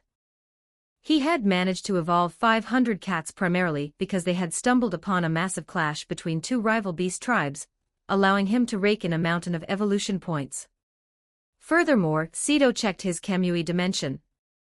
The loot from today was exceptional: rank 11 orange materials, various high-quality drops, and most importantly, 5 orange-tier speed materials. While he still lacked the spatial materials needed to upgrade his snow-white trench coat to gold tier, he had obtained a rare dragon-type material. This meant he could finally craft either his spatial necklace or his dimensional magic into a gold-tier legendary item. "Here are the materials for you too," Sito said, pulling out a heap of loot, including a precious orange-tier piece. "Isn't this too valuable?" Yui gasped, swallowing hard. An orange material was worth a fortune. "It's fine," Sito waved it off. "Just materials. I have plenty." The two girls didn't stand on ceremony and accepted the gifts. "Thanks for today, Sito-kun. I have to log off now," Yui said with her signature Dango smile. It was late. If she stayed on any longer, her mother would definitely give her an earful. "I'm heading out too," Hayasaka added flatly. Kagaya had gone to sleep long ago, and she needed to wake up early tomorrow. "We're friends on the list anyway, let's play again tomorrow," Sito waved. The two girls waved back and vanished into pillars of light. Left alone with the tigers, Sito gave his final instructions. Protect the white moon cats and keep leveling up. Since the white tiger's kills would still generate evolution points for him, he wanted them active. This 40th floor was a treasure map. If managed correctly, it would be his private factory for materials. The lead tiger nodded. Sito checked his friend list and saw that Maple was offline. He decided against crafting his gold gear tonight. Without the luck goddess Maple by his side, he wasn't about to risk a failed craft or a low-quality roll. "Our guild really needs to recruit a master blacksmith," he noted. Reality: Sito's bedroom. After a brief stop at the blank siblings' house, Sito used spatial displacement to return home. As soon as he arrived, he found Kirukuru waiting for him. Their eyes met, and an unspoken understanding passed between them. The night passed in silence. The next day, 9 a.m. Sito woke up with a long yawn, rubbing the sleep from his eyes. Amu was already gone. He dressed and walked into the living room, only to find a full house. Both the Yukinoshita sisters and the Takanashi sisters were there, with Amu and Kanade acting as hosts. "What's all this?" Sito scratched his head, scanning the room. "You're finally awake," Haruno Yukinoshita chirped playfully. Just then, Rika Takanashi rushed up to Sito with her umbrella in hand, striking a dramatic, Chinibu pose. "Oh, Empress of the Sneznaya Empire," she declared. "I, the wielder of the wicked eye, have come to pose a question to thee. Within thy empire, is there a sanctuary, a pure land for one such as I?" The room went quiet, everyone watching the awkward display. Tuka Takanashi sighed, stepping forward to drag her sister back, but Sito merely straightened his shirt and allowed a smirk to play on his lips. "A sanctuary for thee. The grand play is destined to begin tonight. The Empire shall wage war against the heretics and the followers of the evil gods. Art thou prepared for the coming storm? Thank you for reading. T/N. I might not be able to update for 2 days. Chapter 148. Chapter 148. Revealing the manifestation of powers to Haruno Yukinoshita. Chapter 148. Revealing the manifestation of powers to Haruno Yukinoshita. Of course. Rika Takanashi exclaimed, her excitement palpable. As I thought. Only Sito is my true kindred spirit here. Sito couldn't help but chuckle at her antics, though he didn't say much else. He turned his attention to the older sister. "Tuka, what brings you all to my place?" "I was looking for Haruno," Tuka Takanashi replied. "Since she was here, I just came over. I wanted to talk to her about investing in a restaurant." Tuka had plans to open an eatery, but her personal savings weren't quite enough to cover a high-end startup. She intended to put up 500,000 yen, keeping some back for living expenses, and was looking for Haruno Yukinoshita to match the investment. "A restaurant?" Sito looked at Haruno. "How much are you putting in?" "The same as Tuka, 500,000 yen for an equal split of the shares," Haruno explained simply. It was a straightforward partnership between friends. Their vision was a Chinese restaurant specializing in Sichuan cuisine, specifically the bold, spicy flavors of the 8 great traditions. Chiba City didn't have many authentic Sichuan spots yet, so the market potential looked promising. "What kind of vibe are you going for?" Sito asked. In his past life, Sito had been something of a foodie. To ensure he always had a good meal to come home to, he had spent a lot of time researching and perfecting famous Chinese dishes. "Sichuan style," Tuka answered. Sito shared a brief look with Kanade. "What a coincidence. Have you found a head chef yet? I'd like to go with you and check things out." Sichuan food was the cuisine Sito knew best. He had a personal weakness for that signature numbing, spicy, fresh, and fragrant profile. "That's perfect, let's go together then," Haruno said, standing up. Tuka followed suit. Sito scanned the others in the room, but they all shook their heads. They were just students, after all, and didn't know the first thing about the restaurant business. 30 minutes later. A street across from a major shopping mall. Sito stared at the restaurant storefront, slightly stunned. He had assumed it was still a shell, but the renovations were already complete. The aesthetic was impressive, a deep, Gufeng, ancient-style theme that felt like stepping back 1,000 years into the grand dynasties of ancient China.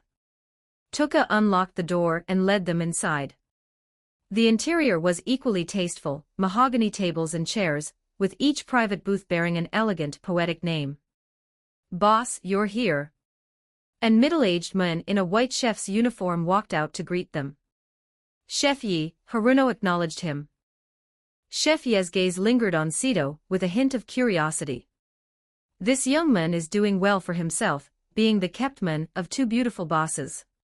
Is this just the perk of being that handsome? He kept the thought to himself and nodded. "I'll go prepare a few dishes for you to sample."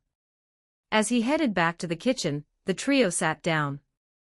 Tuka looked at Haruno sitting close to Sito, and then pointed a finger at him with a deadpan expression. "Have you two already slept together?" "Haruno." The bluntness of the question in broad daylight left them both momentarily embarrassed. Fortunately, the restaurant was empty. "How could you tell?" Haruno asked curiously once she found her voice. "Do you really not know the difference in aura between a woman and a girl?" Tuka sighed, rubbing her forehead. How is my friend so brilliant at everything else but a total airhead when it comes to romance? Sito took a playful look at Haruno. Now that you mention it, she does seem to have a certain extra charm lately. Haruno blushed, finally realizing what Tuka meant. I'm going to the restroom, Tuka announced, standing up and heading for the back. Once she was out of sight, Sito decided it was time for the real conversation. Haruno, I have something to show you. What is it? She asked, turning to him. Sito smiled and flipped his right hand. A violet-blue Rubik's Cube materialized in midair. With a mechanical click, it deconstructed into 27 glowing blocks that hovered around them. Haruno froze. Your dimensional Rubik's Cube. From the game. Sito didn't keep her in suspense. He explained the manifestation of his powers and mentioned that Sora and the others had also brought their abilities into reality the previous night. Sito-chan, you're so biased. Haruno pounced on him, hugging him tight with a pout. I want to manifest my powers too. I'll take you through it as soon as we log in today, Sito promised with a warm smile. Haruno beamed. Who hadn't fantasized about having supernatural powers? But her expression quickly turned serious. Sito-chan, put the cube away. And whatever you do, don't tell anyone else about this. She clearly grasped the gravity of the situation. Don't worry, Sito said, recalling the weapon. No one knows except for our inner circle. Haruno nodded, relieved. When Tuka returned, she found Haruno practically melted into Sito's arms and her mouth twitched. She said nothing, simply sat down and prepared to endure the dog food being served to her. Soon, Chef Yi emerged from the kitchen carrying a steaming plate. Here we go, everyone. Try my signature, fuji-fipian sliced beef, and ox tongue in chili sauce. Thank you for reading. Chapter 149, Chapter 149, Farming 10 Divine Orbs. Haruno Yukinoshita manifests her power. Chapter 149, Farming 10 Divine Orbs. Haruno Yukinoshita manifests her power. As Chef Yi served 6 famous Sichuan dishes in succession, Sito took the time to savor every single one. He had to admit, the man's skills were top tier, the recruitment had been well worth it. Finishing the meal, Sito wiped his mouth and looked at Chef Yi. Chef Yi, your craftsmanship is excellent. Thank you, Chef Yi replied with a modest smile. To a chef, hearing such praise from a patron was the highest form of respect. We'll be recruiting more staff over the next few days, Tuka Takanashi interjected, having already finalized the timeline. We're aiming to open next Monday. I hope you're ready for a grand opening, chef. No problem at all, boss, Chef Yi nodded. After a few more words of business, Sito and the 2 women left the restaurant. Half an hour later, they returned to their building. At the 2nd floor, Tuka bid them goodbye and headed up to the 3rd. Seeing that Tuka was gone, Haruno Yukinoshita grabbed Sito's hand and pulled him toward her apartment with uncharacteristic urgency. Haruno, what's the rush? Do you even have to ask? We'll log into the game a little later, Haruno replied, her face tinting with a slight blush. Sito nodded, following her inside. They didn't head straight for the bedroom, however. Instead, they lingered in the living room, listening for any movement from Yukinoshita's room. They even peeked in to confirm she had already donned her helmet and entered the game. Once they were certain the younger sister was occupied, they shared a knowing look and beat a hasty retreat to the master bedroom. Inside her room, Yukinoshita took off her helmet for a moment, her eyes filled with a faint, resentful gloom as if sensing the betrayal next door. 2 hours later, after handling business with Haruno, Sito used spatial displacement to return to his own room. Seeing Kirukuru Amu and Kanade Tachibana already deep in their gaming pods, he lay down and pulled on his own helmet. God's Domain, 40th floor. The moment Sito materialized, he was greeted by thousands of tiny, glowing eyes. Mew, mew. The white moon cats swarmed him, sitting obediently on the ground and looking up at him with adoration. Current evolution points, 15,200,000. Good grief. That much? Sito blinked. Over 15 million points. That was enough to evolve 150 cats at once. It seemed his white tigers hadn't been slacking off while he was away. Without hesitation, Sito selected 150 of the highest-level cats and triggered the evolution template. Swish, swish, swish. A chorus of thunderous roars soon shook the cavern as the kittens transformed into majestic white tigers. Satisfied with his growing army, Sito gave them orders to continue hunting and teleported away. 4 hours later. God's Domain, 50th floor. Having spent the afternoon grinding on the 51st floor, Sito returned to the 50th floor safe zone and entered a quiet tavern. He opened his private chat with Haruno. Say, come to these coordinates. Sunnycat Haruno, on my way. While waiting, Sito pulled out his latest haul, 10 evil orbs. He summoned the mysterious cup fragment. The artifact pulsed, shooting out beams of ethereal light that bathed the dark orbs. Moments later, the murky green miasma vanished, replaced by swirling miniature galaxies. Just like that, he had 10 divine orbs. Even after giving one to Haruno, he'd have 9 left.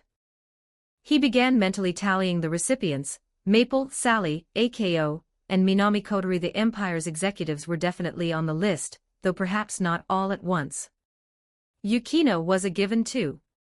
That left 4. Maybe 1 for Arari. Sito thought. They had been middle school classmates. Though they didn't talk much at school, their private rapport was solid. But he'd have to test how well she could keep a secret first. Another 1 for Shoko Nishimiya.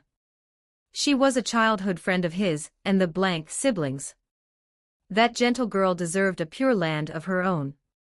Once she manifested divine power, she might even be able to heal her own hearing. To be honest, if I wasn't so busy every day, I'd have gone to heal her myself, Sito mused.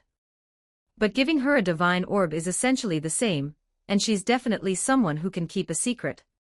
Knock, knock, knock. The door interrupted his thoughts. Haruno had arrived. The door creaked open, and Haruno bounced in with a bright smile, immediately throwing herself into Sito's arms. Sito-chan, all right, settle down, Sito laughed, gesturing to the 10 orbs glowing on the bed. Take 3 of them. Haruno's eyes widened as she followed his gaze. Are these the items that allow people to manifest their powers? Sito nodded. They were originally evil orbs, but my cup fragment purified them into divine orbs. The most important part is that the fragment allows humans to absorb divine breath without dying. Normally, a human would explode from the pressure, so this second event reward was a total steal. Haruno picked up 3 of the orbs, then paused. But why 3? 1 for you, 1 for little Yukino.